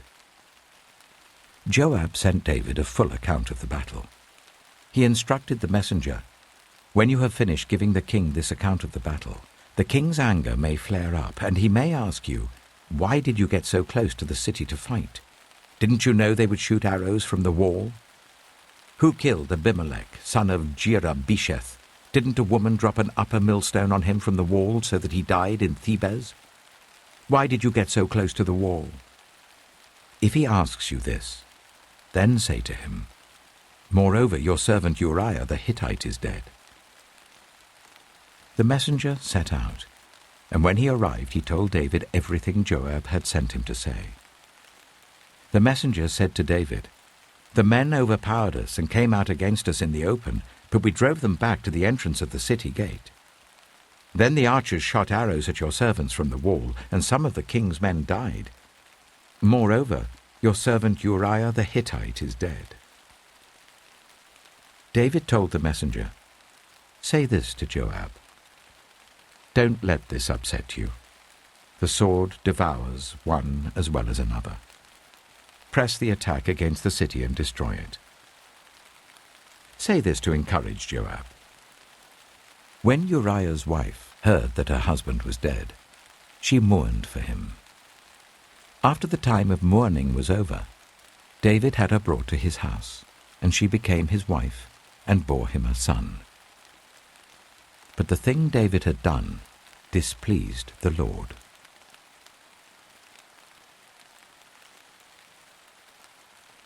2 Samuel chapter 12. The Lord sent Nathan to David. When he came to him, he said, "There were 2 men in a certain town, one rich and the other poor. The rich man had a very large number of sheep and cattle, but the poor man had nothing except one little ewe lamb that he had bought. He raised it, and it grew up with him and his children. It shared his food, drank from his cup, and even slept in his arms. It was like a daughter to him. Now a traveller came to the rich man, but the rich man refrained from taking one of his own sheep or cattle to prepare a meal for the traveller who had come to him. Instead, he took the ewe lamb that belonged to the poor man and prepared it for the one who had come to him. David burned with anger against the man and said to Nathan, "As surely as the Lord lives, the man who did this must die. He must pay for that lamb 4 times over because he did such a thing and had no pity." Then Nathan said to David, "You are the man. This is what the Lord, the God of Israel, says. I anointed you king over Israel, and I delivered you from the hand of Saul. I gave your master's house to you, and your master's wives into your arms. I gave you all Israel and Judah. And if all this had been too little, I would have given you even more. Why did you despise the word of the Lord by doing what is evil in his eyes? You struck down Uriah the Hittite with the sword and took his wife to be your own. You killed him with the sword of the Ammonites. Now, therefore, the sword shall never depart from your house, because you despised me and took the wife of Uriah the Hittite to be your own. This is what the Lord says. Out of your own household I'm going to bring calamity on you. Before your very eyes I will take your wives and give them to one who is close to you, and he will sleep with your wives in broad daylight. You did it in secret, but I will do this thing in broad daylight before all Israel." Then David said to Nathan, "I have sinned against the Lord." Nathan replied, "The Lord has taken away your sin. You're not going to die. But because by doing this you have shown utter contempt for the Lord, the son born to you will die." After Nathan had gone home, the Lord struck the child that Uriah's wife had borne to David, and he became ill. David pleaded with God for the child. He fasted and spent the nights lying in sackcloth on the ground. The elders of his household stood beside him to get him up from the ground, but he refused, and he would not eat any food with them. On the 7th day, the child died. David's attendants were afraid to tell him that the child was dead, for they thought, while the child was still living, he wouldn't listen to us when we spoke to him. How can we now tell him the child is dead? He may do something desperate. David noticed that his attendants were whispering among themselves, and he realized that the child was dead. "Is the child dead?" he asked. "Yes," they replied. "He is dead." Then David got up from the ground. After he had washed, put on lotions and changed his clothes, he went into the house of the Lord and worshipped. Then he went to his own house, and at his request they served him food, and he ate. His attendants asked him, Why are you acting in this way? While the child was alive, you fasted and wept, but now that the child is dead, you get up and eat." He answered, "While the child was alive, I fasted and wept. I thought, who knows? The Lord may be gracious to me and let the child live. But now that he is dead, why should I go on fasting? Can I bring him back again? I will go to him, but he will not return to me." Then David comforted his wife Bathsheba, and he went to her and made love to her. She gave birth to a son, and they named him Solomon. The Lord loved him, and because the Lord loved him, he sent word through Nathan the prophet to name him Jedidiah. Meanwhile, Joab fought against Rabbah of the Ammonites and captured the royal citadel. Joab then sent messengers to David, saying, "I have fought against Rabbah and taken its water supply. Now muster the rest of the troops and besiege the city and capture it. Otherwise I shall take the city, and it will be named after me." So David mustered the entire army and went to Rabbah, and attacked and captured it. David took the crown from their king's head, and it was placed on his own head. It weighed a talent of gold, and it was set with precious stones. David took a great quantity of plunder from the city, and brought out the people who were there, consigning them to labor with saws and with iron picks and axes, and he made them work at brickmaking. David did this to all the Ammonite towns. Then he and his entire army returned to Jerusalem.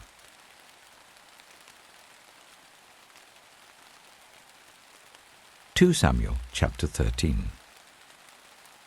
In the course of time, Amnon, son of David, fell in love with Tamar, the beautiful sister of Absalom, son of David. Amnon became so obsessed with his sister Tamar that he made himself ill. She was a virgin, and it seemed impossible for him to do anything to her. Now Amnon had an adviser named Jonadab, son of Shimeah, David's brother. Jonadab was a very shrewd man. He asked Amnon, "Why do you, the king's son, look so haggard morning after morning? Won't you tell me?" Amnon said to him, "I'm in love with Tamar, my brother Absalom's sister." "Go to bed and pretend to be ill," Jonadab said. "When your father comes to see you, say to him, 'I would like my sister Tamar to come and give me something to eat. Let her prepare the food in my sight, so that I may watch her and then eat it from her hand.'" So Amnon lay down and pretended to be ill. When the king came to see him, Amnon said to him, "I would like my sister Tamar to come and make some special bread in my sight, so that I may eat from her hand." David sent word to Tamar at the palace, "Go to the house of your brother Amnon and prepare some food for him." So Tamar went to the house of her brother Amnon, who was lying down. She took some dough, kneaded it, made the bread in his sight, and baked it. Then she took the pan and served him the bread, but he refused to eat. "Send everyone out of here," Amnon said. So everyone left him.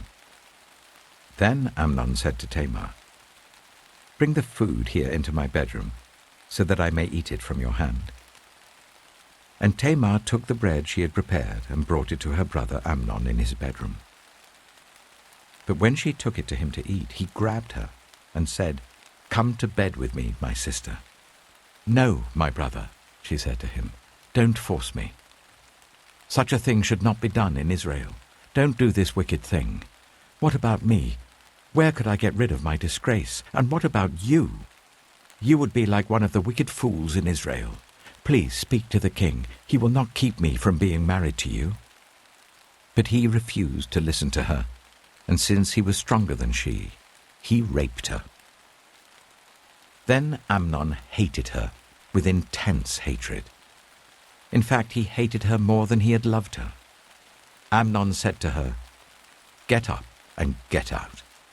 "No," she said to him. "Sending me away would be a greater wrong than what you have already done to me." But he refused to listen to her. He called his personal servant and said, "Get this woman out of my sight and bolt the door after her." So his servant put her out and bolted the door after her. She was wearing an ornate robe, for this was the kind of garment the virgin daughters of the king wore. Tamar put ashes on her head and tore the ornate robe she was wearing. She put her hands on her head and went away, weeping aloud as she went. Her brother Absalom said to her, "Has that Amnon, your brother, been with you?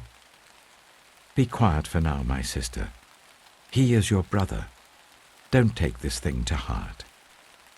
And Tamar lived in her brother Absalom's house, a desolate woman. When King David heard all this, he was furious. And Absalom never said a word to Amnon, either good or bad.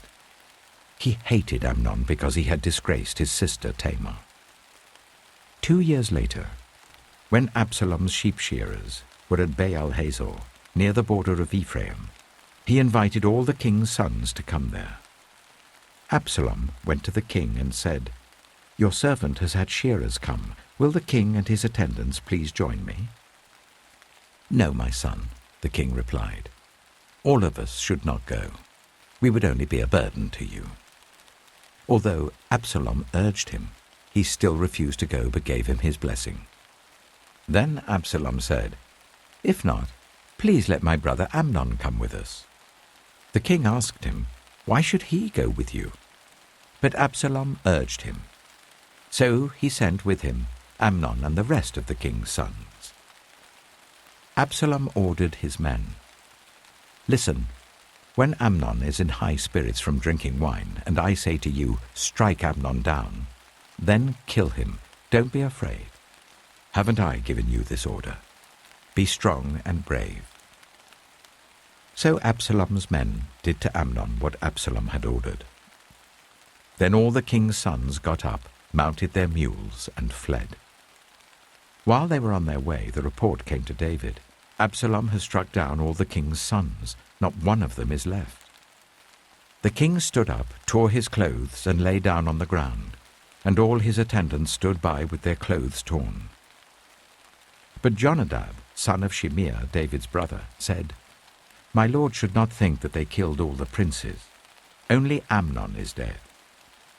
This has been Absalom's express intention ever since the day that Amnon raped his sister Tamar. My lord the king should not be concerned about the report that all the king's sons are dead. Only Amnon is dead. Meanwhile, Absalom had fled. Now the man standing watch looked up and saw many people on the road west of him coming down the side of the hill. The watchman went and told the king, "I see men in the direction of Horonaim on the side of the hill." Jonadab said to the king, "See, the king's sons have come. It has happened just as your servant said." As he finished speaking, the king's sons came in, wailing loudly. The king, too, and all his attendants wept very bitterly. Absalom fled and went to Talmai, son of Ammihud, the king of Geshur. But King David mourned many days for his son. After Absalom fled and went to Geshur, he stayed there for 3 years, and King David longed to go to Absalom, for he was consoled concerning Amnon's death.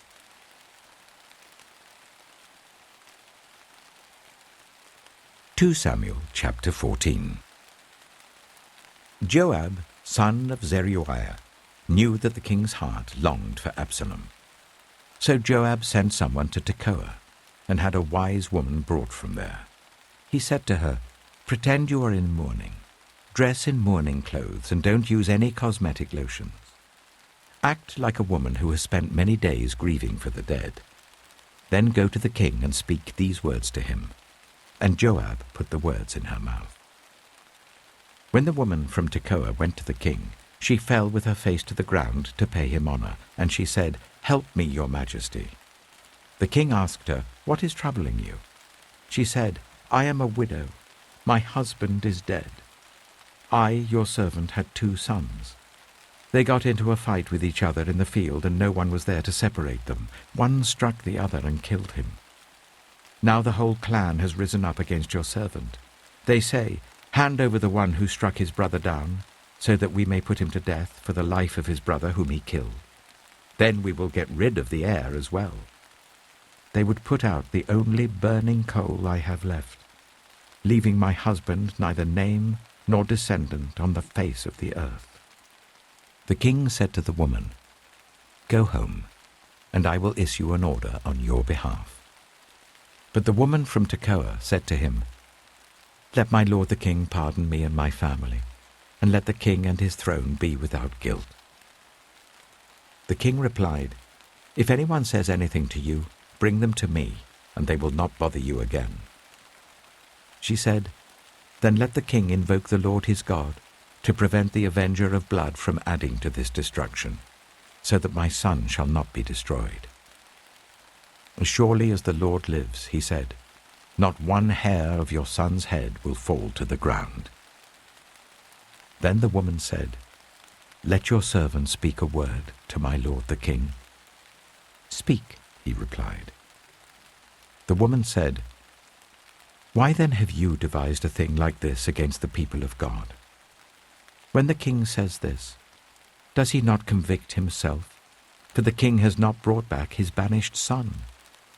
Like water spilled on the ground which cannot be recovered, so we must die. But that is not what God desires. Rather, he devises ways so that a banished person does not remain banished from him. And now I have come to say this to my lord the king, because the people have made me afraid.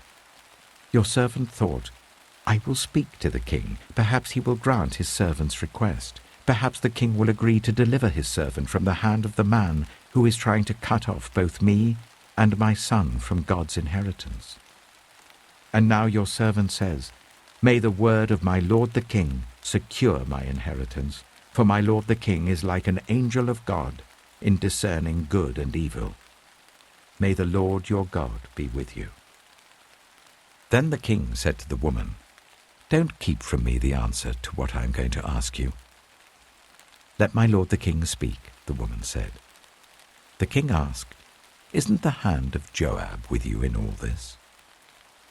The woman answered, "As surely as you live, my lord the king, no one can turn to the right or to the left from anything my lord the king says.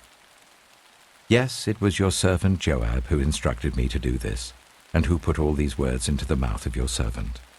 Your servant Joab did this to change the present situation. My lord has wisdom like that of an angel of God. He knows everything that happens in the land." The king said to Joab, "Very well, I will do it. Go, bring back the young man Absalom." Joab fell with his face to the ground to pay him honor, and he blessed the king. Joab said, "Today your servant knows that he has found favor in your eyes, my lord the king, because the king has granted his servant's request." Then Joab went to Geshur and brought Absalom back to Jerusalem.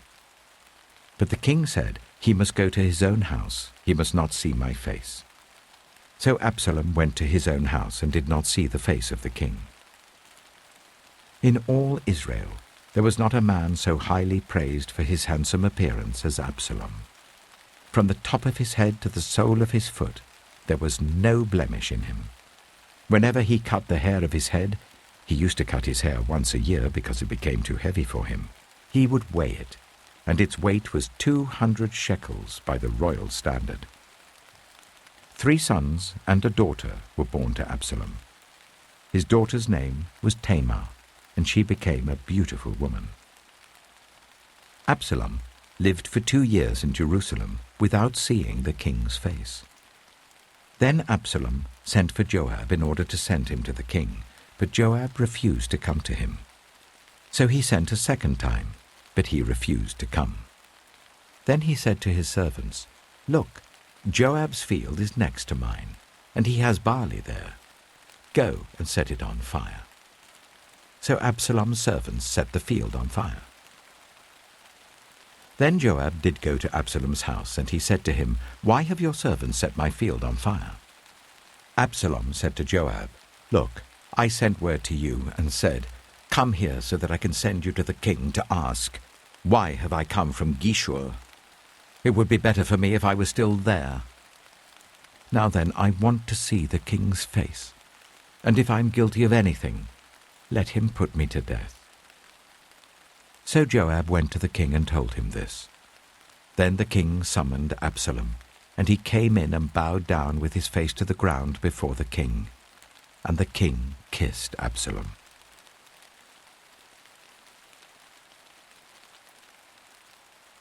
2 Samuel chapter 15. In the course of time, Absalom provided himself with a chariot and horses, and with 50 men to run ahead of him. He would get up early and stand by the side of the road leading to the city gate. Whenever anyone came with a complaint to be placed before the king for a decision, Absalom would call out to him, "What town are you from?" He would answer, "Your servant is from one of the tribes of Israel." Then Absalom would say to him, "Look, your claims are valid and proper, but there is no representative of the king to hear you." And Absalom would add, "If only I were appointed judge in the land, then everyone who has a complaint or case could come to me, and I would see that they receive justice."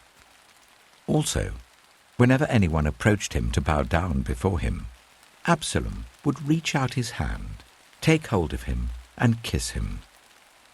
Absalom behaved in this way towards all the Israelites who came to the king asking for justice, and so he stole the hearts of the people of Israel. At the end of 4 years, Absalom said to the king, "Let me go to Hebron and fulfill a vow I made to the Lord. While your servant was living in Geshur in Aram, I made this vow. If the Lord takes me back to Jerusalem, I will worship the Lord in Hebron." The king said to him, "Go in peace." So he went to Hebron. Then Absalom sent secret messengers throughout the tribes of Israel to say, "As soon as you hear the sound of the trumpets, then say, 'Absalom is king in Hebron.'" 200 men from Jerusalem had accompanied Absalom. They had been invited as guests and went quite innocently, knowing nothing about the matter. While Absalom was offering sacrifices, he also sent for Ahithophel, the Gilonite, David's counselor, to come from Gilo, his hometown. And so the conspiracy gained strength, and Absalom's following kept on increasing. A messenger came and told David, "The hearts of the people of Israel are with Absalom." Then David said to all his officials who were with him in Jerusalem, "Come, we must flee, or none of us will escape from Absalom. We must leave immediately, or he will move quickly to overtake us and bring ruin on us, and put the city to the sword." The king's officials answered him, "Your servants are ready to do whatever our lord the king chooses." The king set out, with his entire household following him. But he left 10 concubines to take care of the palace. So the king set out, with all the people following him, and they halted at the edge of the city. All his men marched past him, along with all the Kerethites and the Pelethites, and all the 600 Gittites who had accompanied him from Gath marched before the king. The king said to Ittai the Gittite, "Why should you come along with us? Go back and stay with King Absalom. You are a foreigner, an exile from your homeland. You came only yesterday. And today shall I make you wander about with us, when I do not know where I'm going? Go back and take your people with you. May the Lord show you kindness and faithfulness." But Ittai replied to the king, "As surely as the Lord lives and as my lord the king lives, wherever my lord the king may be, whether it means life or death, there will your servant be." David said to Ittai, "Go ahead, march on." So Ittai the Gittite marched on with all his men and the families that were with him. The whole countryside wept aloud as all the people passed by. The king also crossed the Kidron Valley, and all the people moved on towards the wilderness. Zadok was there too, and all the Levites who were with him were carrying the Ark of the Covenant of God. They set down the Ark of God, and Abiathar offered sacrifices until all the people had finished leaving the city. Then the king said to Zadok, "Take the Ark of God back into the city. If I find favor in the Lord's eyes, he will bring me back and let me see it and his dwelling place again." But if he says, I am not pleased with you, then I am ready. Let him do to me whatever seems good to him." The king also said to Zadok the priest, "Do you understand? Go back to the city with my blessing. Take your son Ahimaaz with you, and also Abiathar's son Jonathan. You and Abiathar return with your 2 sons. I will wait at the fords in the wilderness until word comes from you to inform me." So Zadok and Abiathar took the ark of God back to Jerusalem and stayed there. But David continued up the Mount of Olives, weeping as he went. His head was covered, and he was barefoot. All the people with him covered their heads too, and were weeping as they went up. Now David had been told Ahithophel is among the conspirators with Absalom. So David prayed, "Lord, turn Ahithophel's counsel into foolishness." When David arrived at the summit, where people used to worship God, Hushai the Archite was there to meet him, his robe torn and dust on his head. David said to him, "If you go with me, you will be a burden to me. But if you return to the city and say to Absalom, 'Your Majesty, I will be your servant. I was your father's servant in the past, but now I will be your servant,' then you can help me by frustrating Ahithophel's advice. Won't the priests Zadok and Abiathar be there with you? Tell them anything you hear in the king's palace." Their 2 sons, Ahimaaz, son of Zadok, and Jonathan, son of Abiathar, are there with them. Send them to me with anything you hear." So Hushai, David's confidant, arrived at Jerusalem as Absalom was entering the city.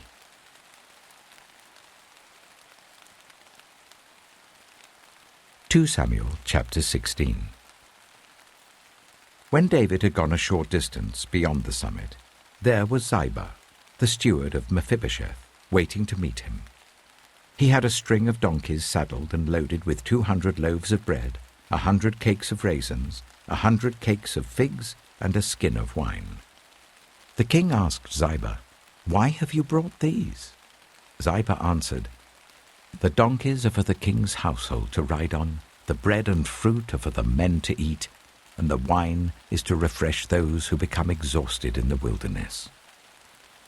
The king then asked, "Where is your master's grandson?"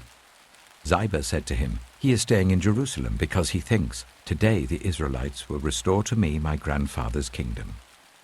Then the king said to Ziba, "All that belonged to Mephibosheth is now yours."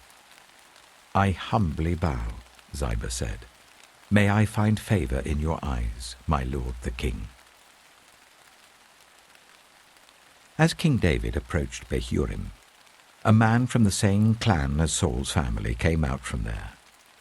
His name was Shimei, the son of Jirah, and he cursed as he came out. He pelted David and all the king's officials with stones, though all the troops in the special guard were on David's right and left.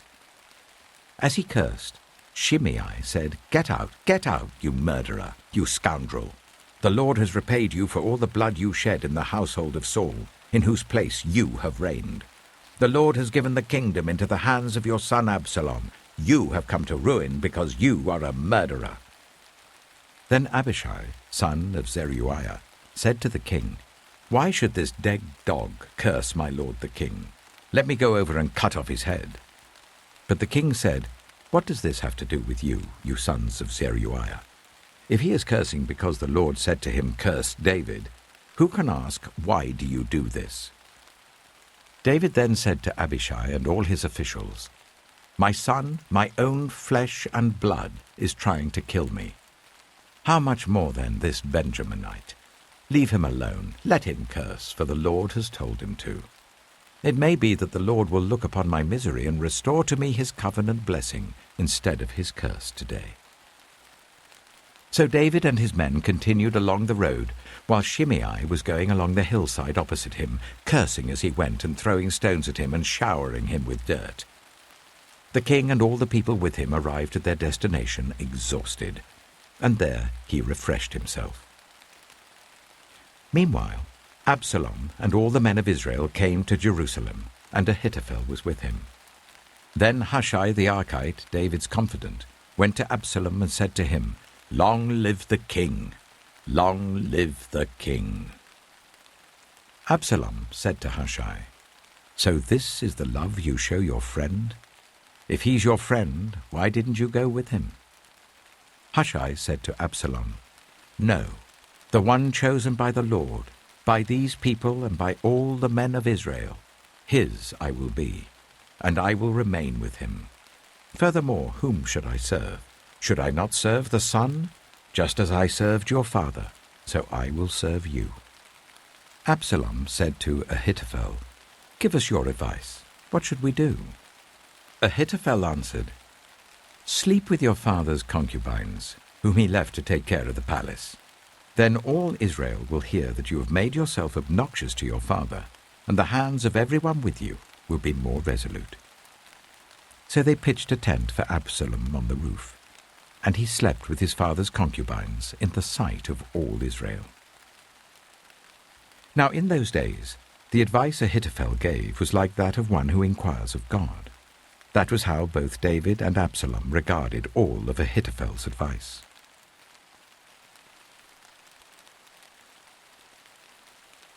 2 Samuel chapter 17. Ahithophel said to Absalom, "I would choose 12,000 men and set out tonight in pursuit of David. I would attack him while he is weary and weak. I would strike him with terror, and then all the people with him will flee. I would strike down only the king and bring all the people back to you. The death of the man you seek will mean the return of all. All the people will be unharmed."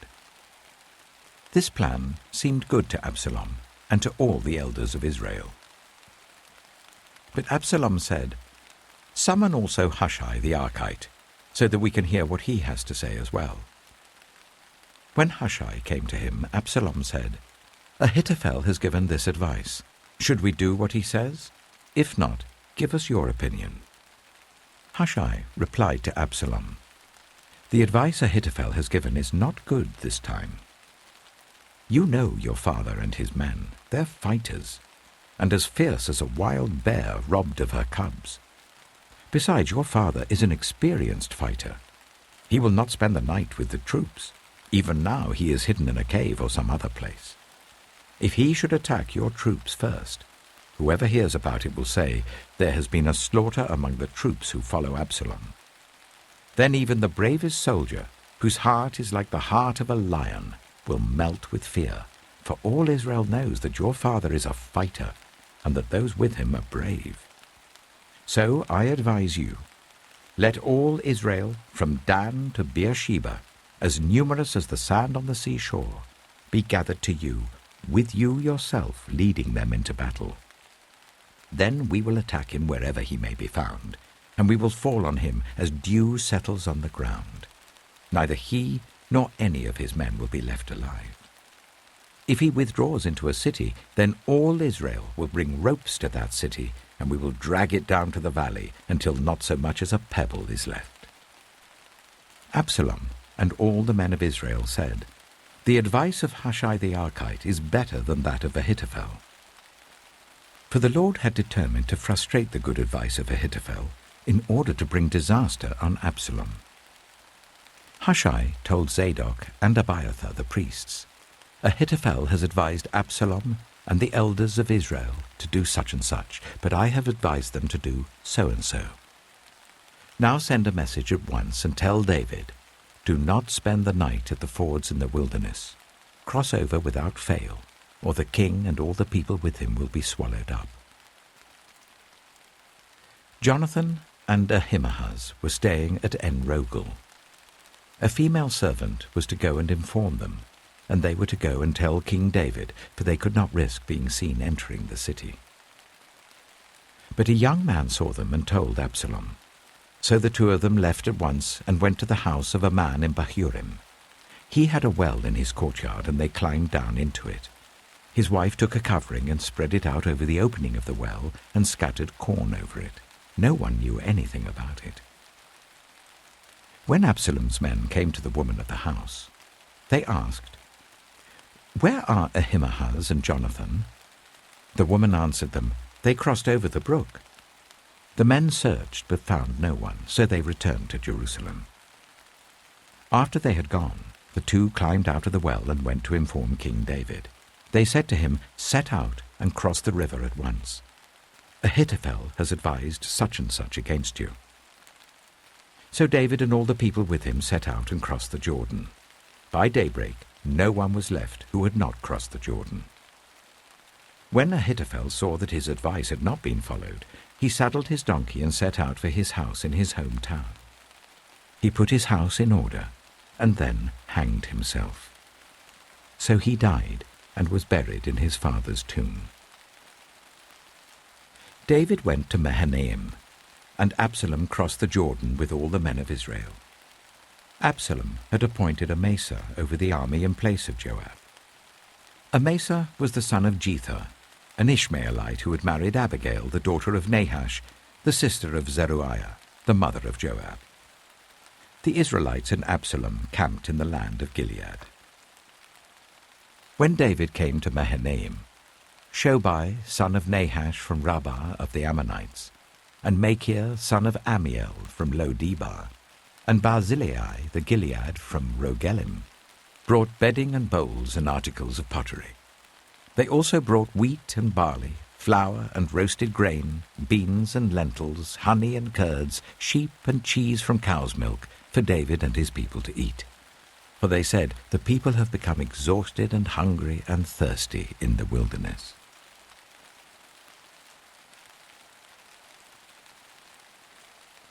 2 Samuel chapter 18. David mustered the men who were with him and appointed over them commanders of thousands and commanders of hundreds. David sent out his troops, a third under the command of Joab, a third under Joab's brother Abishai, son of Zeruiah, and a third under Ittai the Gittite. The king told the troops, "I myself will surely march out with you." But the men said, "You must not go out. If we are forced to flee, they won't care about us. Even if half of us die, they won't care. But you are worth 10,000 of us. It would be better now for you to give us support from the city." The king answered, "I will do whatever seems best to you." So the king stood beside the gate while all his men marched out in units of hundreds and of thousands.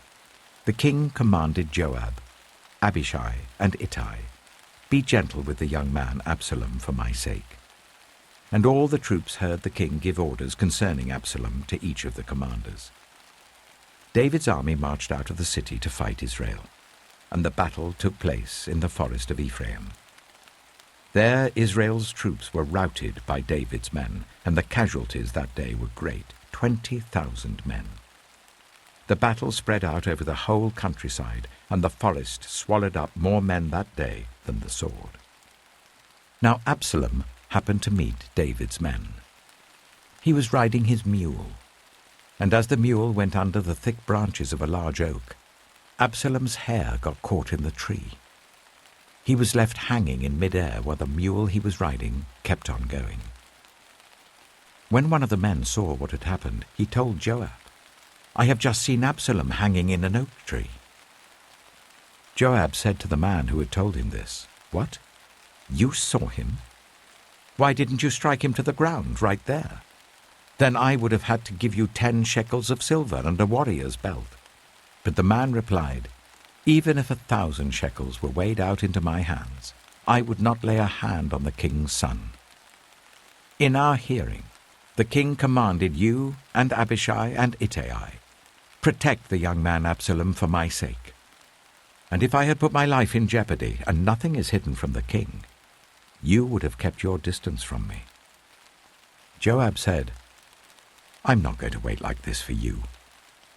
So he took 3 javelins in his hand and plunged them into Absalom's heart while Absalom was still alive in the oak tree.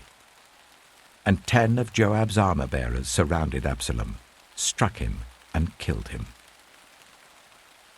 Then Joab sounded the trumpet, and the troops stopped pursuing Israel, for Joab halted them. They took Absalom, threw him into a big pit in the forest, and piled up a large heap of rocks over him. Meanwhile, all the Israelites fled to their homes. During his lifetime, Absalom had taken a pillar and erected it in the king's valley as a monument to himself, for he thought, I have no son to carry on the memory of my name. He named the pillar after himself, and it is called Absalom's monument to this day. Now Ahimaaz, son of Zadok, said, Let me run and take the news to the king that the Lord has vindicated him by delivering him from the hand of his enemies. You are not the one to take the news today, Joab told him.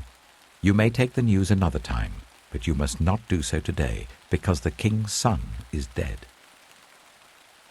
Then Joab said to the Cushite, Go tell the king what you have seen. The Cushite bowed down before Joab and ran off. Ahimaaz, son of Zadok, again said to Joab, Come what may, please let me run behind the Cushite. But Joab replied, My son, why do you want to go? You don't have any news that will bring you a reward. He said, Come what may, I want to run. So Joab said, Run. Then Ahimaaz ran by the way of the plain and outran the Cushite. While David was sitting between the inner and outer gates, the watchman went up to the roof of the gateway by the wall. As he looked out, he saw a man running alone. The watchman called out to the king and reported it. The king said, If he is alone, he must have good news. And the runner came closer and closer.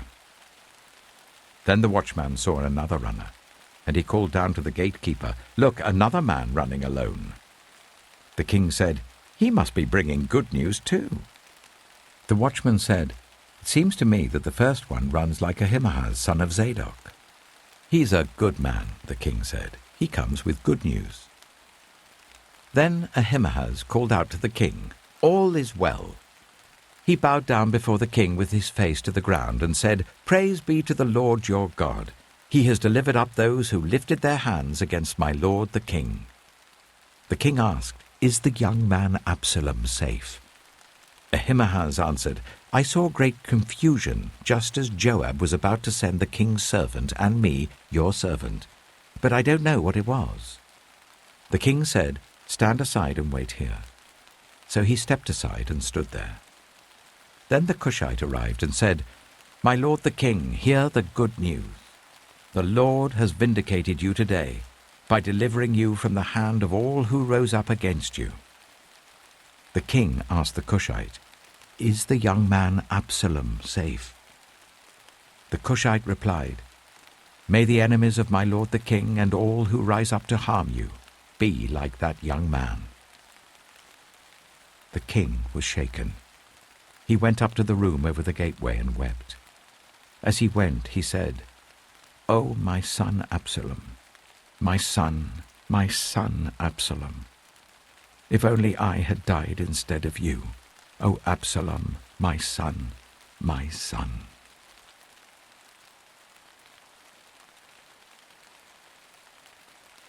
Samuel chapter 19. Joab was told, The king is weeping and mourning for Absalom. And for the whole army, the victory that day was turned into mourning, because on that day the troops heard it said, The king is grieving for his son. The men stole into the city that day, as men steal in who are ashamed when they flee from battle. The king covered his face and cried out, Oh, my son Absalom! Oh, Absalom, my son, my son! Then Joab went into the house to the king and said, Today you have humiliated all your men who have just saved your life and the lives of your sons and daughters and the lives of your wives and concubines. You love those who hate you and hate those who love you. You have made it clear today that the commanders and their men mean nothing to you. I see that you would be pleased if Absalom were alive today and all of us were dead. Now go out and encourage your men. I swear by the Lord that if you don't go out, not a man will be left with you by nightfall. This will be worse for you than all the calamities that have come on you from your youth till now. So the king got up and took his seat in the gateway. When the men were told the king is sitting in the gateway, they all came before him. Meanwhile, the Israelites had fled to their homes. Throughout the tribes of Israel, all the people were arguing among themselves, saying, "The king delivered us from the hand of our enemies. He is the one who rescued us from the hand of the Philistines. But now he has fled the country to escape from Absalom, and Absalom, whom we anointed to rule over us, has died in battle. So why do you say nothing about bringing the king back?" King David sent this message to Zadok and Abiathar, the priests. "Ask the elders of Judah, why should you be the last to bring the king back to his palace, since what is being said throughout Israel has reached the king at his quarters? You are my relatives, my own flesh and blood. So why should you be the last to bring back the king? And say to Amasa, are you not my own flesh and blood? May God deal with me, be it ever so severely, if you are not the commander of my army for life, in place of Joab." He won over the hearts of the men of Judah, so that they were all of one mind. They sent word to the king, "Return, you and all your men." Then the king returned and went as far as the Jordan. Now the men of Judah had come to Gilgal to go out and meet the king and bring him across the Jordan. Shimei, son of Gera, the Benjamite from Bahurim, hurried down with the men of Judah to meet King David. With him were 1,000 Benjaminites, along with Ziba, the steward of Saul's household, and his 15 sons and 20 servants. They rushed to the Jordan where the king was. They crossed at the ford to take the king's household over and to do whatever he wished. When Shimei, son of Gera, crossed the Jordan, he fell prostrate before the king and said to him, "May my lord not hold me guilty. Do not remember how your servant did wrong on the day my lord the king left Jerusalem. May the king put it out of his mind. For I, your servant, know that I have sinned. But today I have come here as the first from the tribes of Joseph to come down and meet my lord the king." Then Abishai, son of Zeruiah, said, "Shouldn't Shimei be put to death for this? He cursed the Lord's anointed." David replied, "What does this have to do with you, you sons of Zeruiah? What right do you have to interfere? Should anyone be put to death in Israel today? Don't I know that today I am king over Israel?" So the king said to Shimei, "You shall not die." And the king promised him on oath. Mephibosheth, Saul's grandson, also went down to meet the king. He had not taken care of his feet or trimmed his moustache or washed his clothes from the day the king left until the day he returned safely. When he came from Jerusalem to meet the king asked him, "Why didn't you go with me, Mephibosheth?" He said, "My lord the king, since I, your servant, am lame, I said, I will have my donkey saddled and will ride on it, so that I can go with the king. But Ziba, my servant, betrayed me, and he has slandered your servant to my lord the king. My lord the king is like an angel of God, so do whatever you wish. All my grandfather's descendants deserved nothing but death from my lord the king, but you gave your servant a place among those who eat at your table. So what right do I have to make any more appeals to the king?" The king said to him, "Why say more? I order you and Ziba to divide the land." Mephibosheth said to the king, "Let him take everything, now that my lord the king has returned home safely." Barzillai, the Gileadite, also came down from Rogelim to cross the Jordan with the king and to send him on his way from there. Now Barzillai was very old, 80 years of age. He had provided for the king during his stay in Mahanaim, for he was a very wealthy man. The king said to Barzillai, "Cross over with me and stay with me in Jerusalem, and I will provide for you." But Barzillai answered the king, "How many more years shall I live, that I should go up to Jerusalem with the king? I am now 80 years old. Can I tell the difference between what is enjoyable and what is not? Can your servant taste what he eats and drinks? Can I still hear the voices of male and female singers? Why should your servant be an added burden to my lord the king? Your servant will cross over the Jordan with the king for a short distance, But why should the king reward me in this way? Let your servant return, that I may die in my own town near the tomb of my father and mother. But here is your servant Kimham. Let him cross over with my lord the king. Do for him whatever you wish." The king said, "Kimham shall cross over with me, and I will do for him whatever you wish. And anything you desire from me I will do for you." So all the people crossed the Jordan, and then the king crossed over. The king kissed Barzillai and bade him farewell, and Barzillai returned to his home. When the king crossed over to Gilgal, Kimham crossed with him. All the troops of Judah and half the troops of Israel had taken the king over. Soon all the men of Israel were coming to the king and saying to him, "Why did our brothers, the men of Judah, steal the king away and bring him and his household across the Jordan, together with all his men?" All the men of Judah answered the men of Israel, "We did this because the king is closely related to us. Why are you angry about it? Have we eaten any of the king's provisions? Have we taken anything for ourselves?" Then the men of Israel answered the men of Judah, "We have 10 shares in the king, so we have a greater claim on David than you have. Why then do you treat us with contempt? Weren't we the first to speak of bringing back our king?" But the men of Judah pressed their claims even more forcefully than the men of Israel.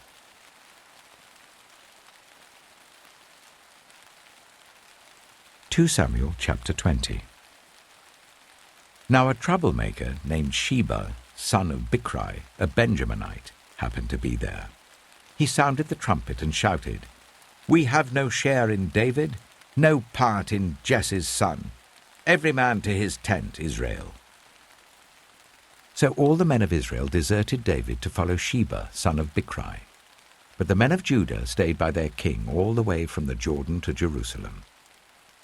When David returned to his palace in Jerusalem, he took the 10 concubines he had left to take care of the palace and put them in a house under guard. He provided for them but had no sexual relations with them. They were kept in confinement till the day of their death, living as widows. Then the king said to Amasa, "Summon the men of Judah to come to me within 3 days and be here yourself." But when Amasa went to summon Judah, he took longer than the time the king had set for him. David said to Abishai, "Now Sheba, son of Bichri, will do us more harm than Absalom did. Take your master's men and pursue him, or he will find fortified cities and escape from us." So Joab's men and the Kerethites and the Pelethites and all the mighty warriors went out under the command of Abishai. They marched out from Jerusalem to pursue Sheba, son of Bichri. While they were at the great rock in Gibeon, Amasa came to meet them. Joab was wearing his military tunic, and strapped over it at his waist was a belt with a dagger in its sheath. As he stepped forward, it dropped out of its sheath. Joab said to Amasa, "How are you, my brother?" Then Joab took Amasa by the beard with his right hand to kiss him. Amasa was not on his guard against the dagger in Joab's hand, and Joab plunged it into his belly, and his intestines spilled out onto the ground. Without being stabbed again, Amasa died. Then Joab and his brother Abishai pursued Sheba, son of Bichri. One of Joab's men stood beside Amasa and said, "Whoever favors Joab, and whoever is for David, let him follow Joab." Amasa lay wallowing in his blood in the middle of the road, and the man saw that all the troops came to a halt there. When he realized that everyone who came up to Amasa stopped, he dragged him from the road into a field and threw a garment over him. After Amasa had been removed from the road, everyone went on with Joab to pursue Sheba, son of Bichri. Sheba passed through all the tribes of Israel to Abel-Beth-Maachah, and through the entire region of the Bichrites, who gathered together and followed him. All the troops with Joab came and besieged Sheba in Abel-Beth-Maachah. They built a siege ramp up to the city, and it stood against the outer fortifications. While they were battering the wall to bring it down, a wise woman called from the city, "Listen, listen! "Tell Joab to come here so that I can speak to him." He went towards her, and she asked, "Are you Joab?" "I am," he answered. She said, "Listen to what your servant has to say." "I'm listening," he said. She continued, "Long ago they used to say, 'Get your answer at Abel,' and that settled it. We are the peaceful and faithful in Israel. You are trying to destroy a city that is a mother in Israel. Why do you want to swallow up the Lord's inheritance?" "Far be it from me," Joab replied. "Far be it from me to swallow up or destroy. That is not the case. A man named Sheba, son of Bichri, from the hill country of Ephraim, has lifted up his hand against the king, against David. Hand over this one man, and I'll withdraw from the city." The woman said to Joab, "His head will be thrown to you from the wall." Then the woman went to all the people with her wise advice, and they cut off the head of Sheba, son of Bichri, and threw it to Joab. So he sounded the trumpet, and his men dispersed from the city, each returning to his home. And Joab went back to the king in Jerusalem. Joab was over Israel's entire army. Benaiah, son of Jehoiada, was over the Kerethites and the Pelethites. Adoniram was in charge of forced labor. Jehoshaphat, son of Ahilud, was recorder. Sheva was secretary. Zadok and Abiathar were priests, and Ira the Jairite was David's priest.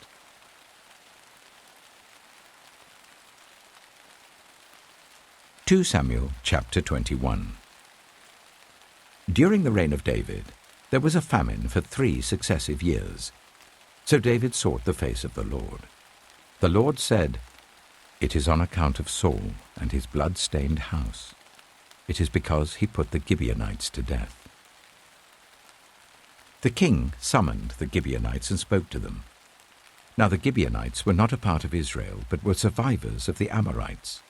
The Israelites had sworn to spare them, but Saul, in his zeal for Israel and Judah, had tried to annihilate them. David asked the Gibeonites, "What shall I do for you? How shall I make atonement so that you will bless the Lord's inheritance?" The Gibeonites answered him, "We have no right to demand silver or gold from Saul or his family, nor do we have the right to put anyone in Israel to death. What do you want me to do for you?" David asked. They answered the king, "As for the man who destroyed us and plotted against us, so that we have been decimated and have no place anywhere in Israel, let 7 of his male descendants be given to us to be killed, and their bodies exposed before the Lord at Gibeah of Saul, the Lord's chosen one."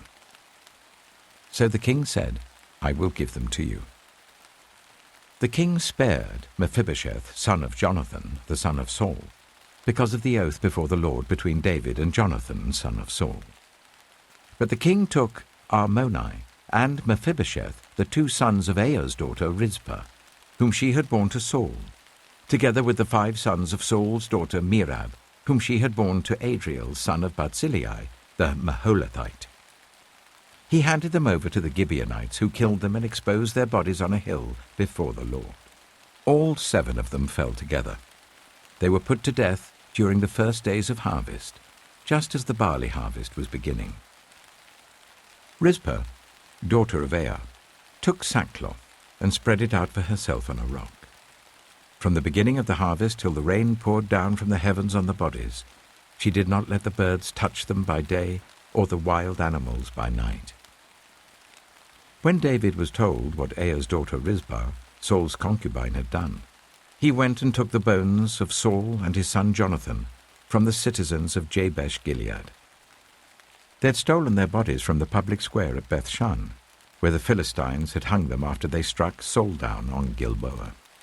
David brought the bones of Saul and his son Jonathan from there, and the bones of those who had been killed and exposed were gathered up. They buried the bones of Saul and his son Jonathan in the tomb of Saul's father Kish, at Zelah in Benjamin, and did everything the king commanded. After that, God answered prayer on behalf of the land. Once again, there was a battle between the Philistines and Israel. David went down with his men to fight against the Philistines, and he became exhausted. And Ishbi-Benob, one of the descendants of Rapha, whose bronze spearhead weighed 300 shekels, and who was armed with a new sword, said he would kill David. But Abishai, son of Zeruiah, came to David's rescue. He struck the Philistine down and killed him. Then David's men swore to him, saying, "Never again will you go out with us in battle, so that the lamp of Israel will not be extinguished." In the course of time, there was another battle with the Philistines at Gob. At that time, Sibbecai the Hushathite killed Saph, one of the descendants of Rapha. In another battle with the Philistines at Gob, Elhanan, son of Jair the Bethlehemite, killed the brother of Goliath the Gittite, who had a spear with a shaft like a weaver's rod. In still another battle which took place at Gath, there was a huge man with 6 fingers on each hand and 6 toes on each foot, 24 in all. He also was descended from Rapha. When he taunted Israel, Jonathan, son of Shimeah, David's brother, killed him. There were 4 descendants of Rapha in Gath, and they fell at the hands of David and his men.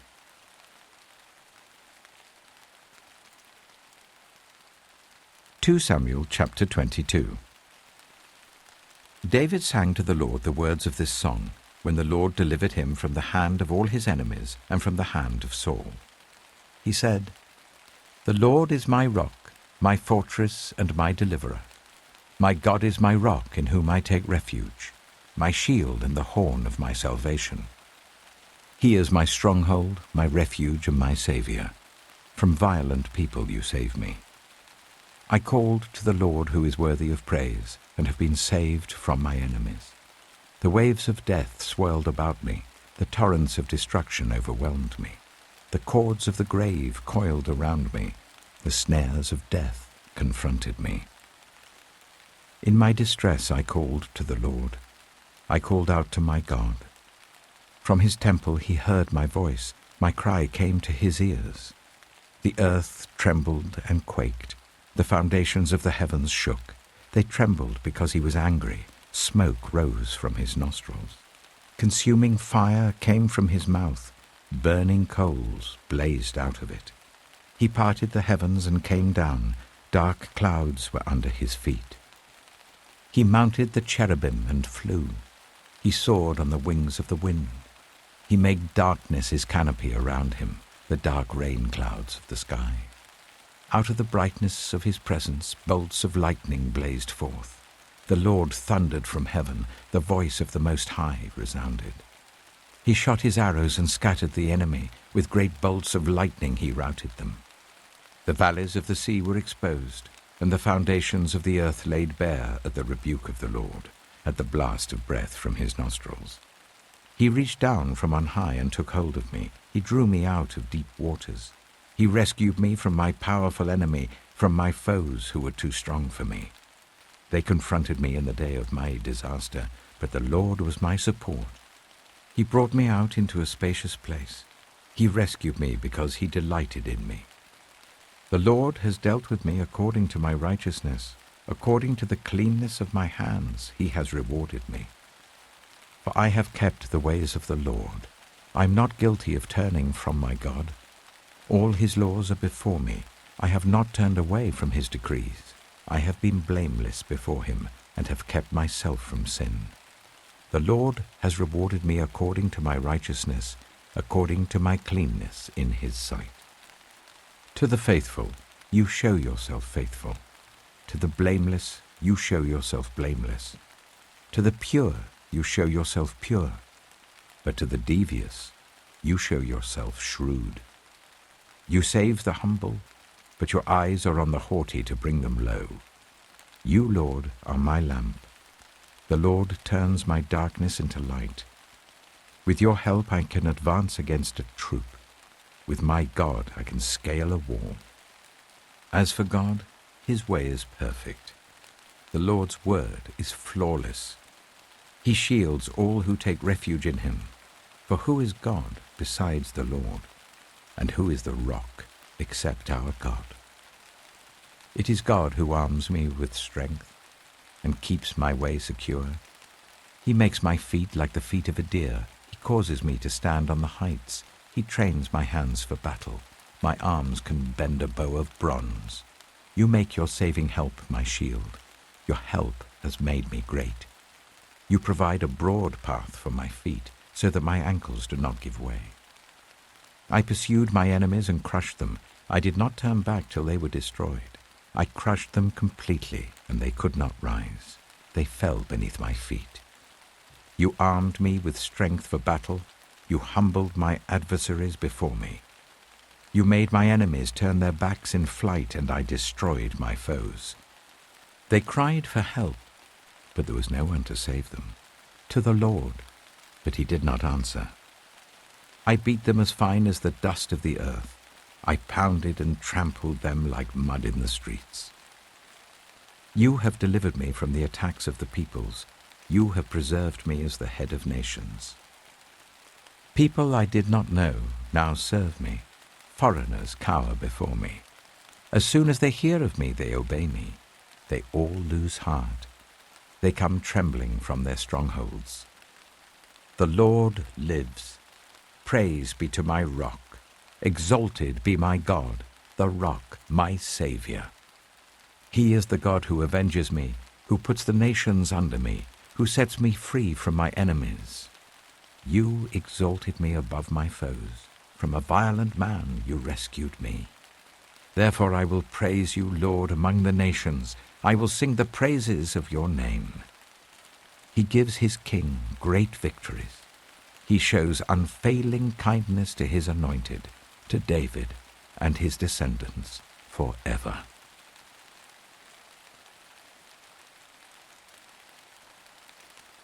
Samuel chapter 23. These are the last words of David. The inspired utterance of David, son of Jesse, the utterance of the man exalted by the Most High, the man anointed by the God of Jacob, the hero of Israel's songs. The Spirit of the Lord spoke through me. His word was on my tongue. The God of Israel spoke. The Rock of Israel said to me, when one rules over people in righteousness, when he rules in the fear of God, he is like the light of morning at sunrise on a cloudless morning, like the brightness after rain that brings grass from the earth. If my house were not right with God, surely he would not have made with me an everlasting covenant, arranged and secured in every part. Surely he would not bring to fruition my salvation and grant me my every desire. But evil men are all to be cast aside like thorns, which are not gathered with the hand. Whoever touches thorns uses a tool of iron or the shaft of a spear. They are burned up where they lie. These are the names of David's mighty warriors. Josheb-Bashebeth, a Tachimonite, was chief of the three. He raised his spear against 800 men whom he killed in one encounter. Next to him was Eleazar, son of Dodai the Ahohite. As one of the three mighty warriors, he was with David when they taunted the Philistines gathered at Pasdammim for battle. Then the Israelites retreated, but Eleazar stood his ground and struck down the Philistines till his hand grew tired and froze to the sore. The Lord brought about a great victory that day. The troops returned to Eleazar, but only to strip the dead. Next to him was Shammah, son of Agi, the Hararite. When the Philistines banded together at a place where there was a field full of lentils, Israel's troops fled from them. But Shammah took his stand in the middle of the field. He defended it and struck the Philistines down, and the Lord brought about a great victory. During harvest time, 3 of the 30 chief warriors came down to David at the cave of Adullam, while a band of Philistines were encamped in the valley of Rephaim. At that time, David was in the stronghold, and the Philistine garrison was at Bethlehem. David longed for water, and said, "Oh, that someone would get me a drink of water from the well near the gate of Bethlehem." So the 3 mighty warriors broke through the Philistine lines, drew water from the well near the gate of Bethlehem, and carried it back to David.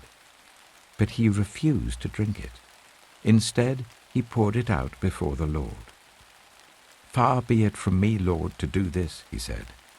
"Is it not the blood of men who went at the risk of their lives?" And David would not drink it. Such were the exploits of the 3 mighty warriors. Abishai, the brother of Joab, son of Zeruiah, was chief of the 3. He raised his spear against 300 men, whom he killed, and so he became as famous as the 3. Was he not held in greater honor than the 3? He became their commander, even though he was not included among them. Benaiah, son of Jehoiada, a valiant fighter from Kabzeel, performed great exploits. He struck down Moab's 2 mightiest warriors. He also went down into a pit on a snowy day and killed a lion. And he struck down a huge Egyptian. Although the Egyptian had a spear in his hand, Benaiah went against him with a club. He snatched the spear from the Egyptian's hand and killed him with his own spear. Such were the exploits of Benaiah, son of Jehoiada. He too was as famous as the 3 mighty warriors. He was held in greater honor than any of the 30, but he was not included among the 3. And David put him in charge of his bodyguard. Among the 30 were Asahel, the brother of Joab, Elhanan, son of Dodo from Bethlehem, Shammah the Harodite, Elika the Harodite, Helez the Paltite, Ira, son of Ikesh from Tekoa, Abiezer from Anathoth, Sibbecai the Hushathite, Zalmon the Ahohite, Maharai the Netophathite, Heled, son of Baanah the Netophathite, Ittai, son of Ribai from Gibeah in Benjamin, Benaiah the Pirathonite, Hiddai from the ravines of Gaash, Abi-Albon the Arbathite, Asmaveth the Barumite, Eliabah the Shealbonite, the sons of Jashen, Jonathan son of Shammah the Hararite, Ahiam son of Sherah the Hararite, Eliphalet son of Ahasbai the Maacathite,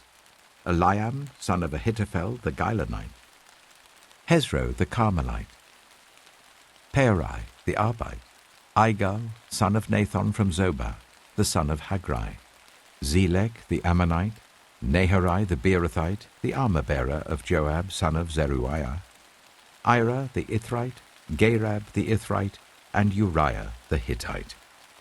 There were 37 in all.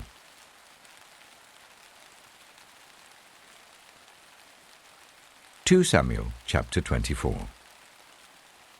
Again the anger of the Lord burned against Israel, and he incited David against them, saying, "Go and take a census of Israel and Judah." So the king said to Joab and the army commanders with him, "Go throughout the tribes of Israel from Dan to Beersheba, and enroll the fighting men, so that I may know how many there are." But Joab replied to the king, "May the Lord your God multiply the troops 100 times over, and may the eyes of my lord the king see it. But why does my lord the king want to do such a thing?" The king's word, however, overruled Joab and the army commanders. So they left the presence of the king to enroll the fighting men of Israel.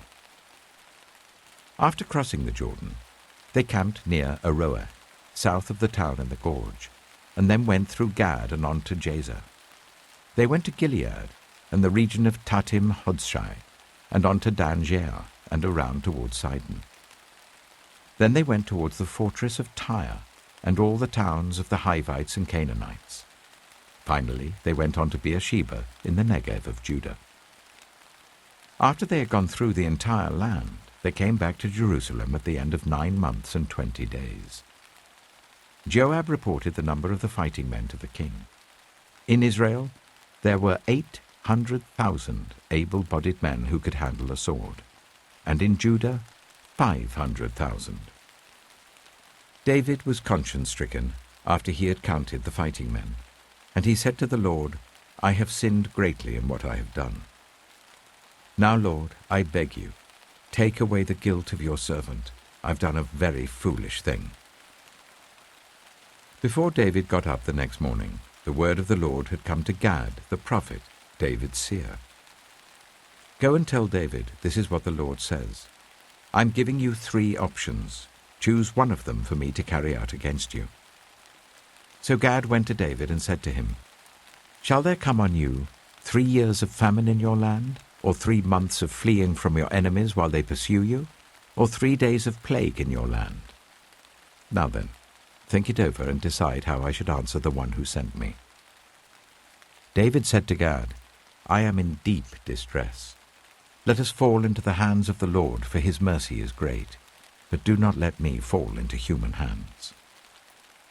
So the Lord sent a plague on Israel from that morning until the end of the time designated, and 70,000 of the people from Dan to Beersheba died.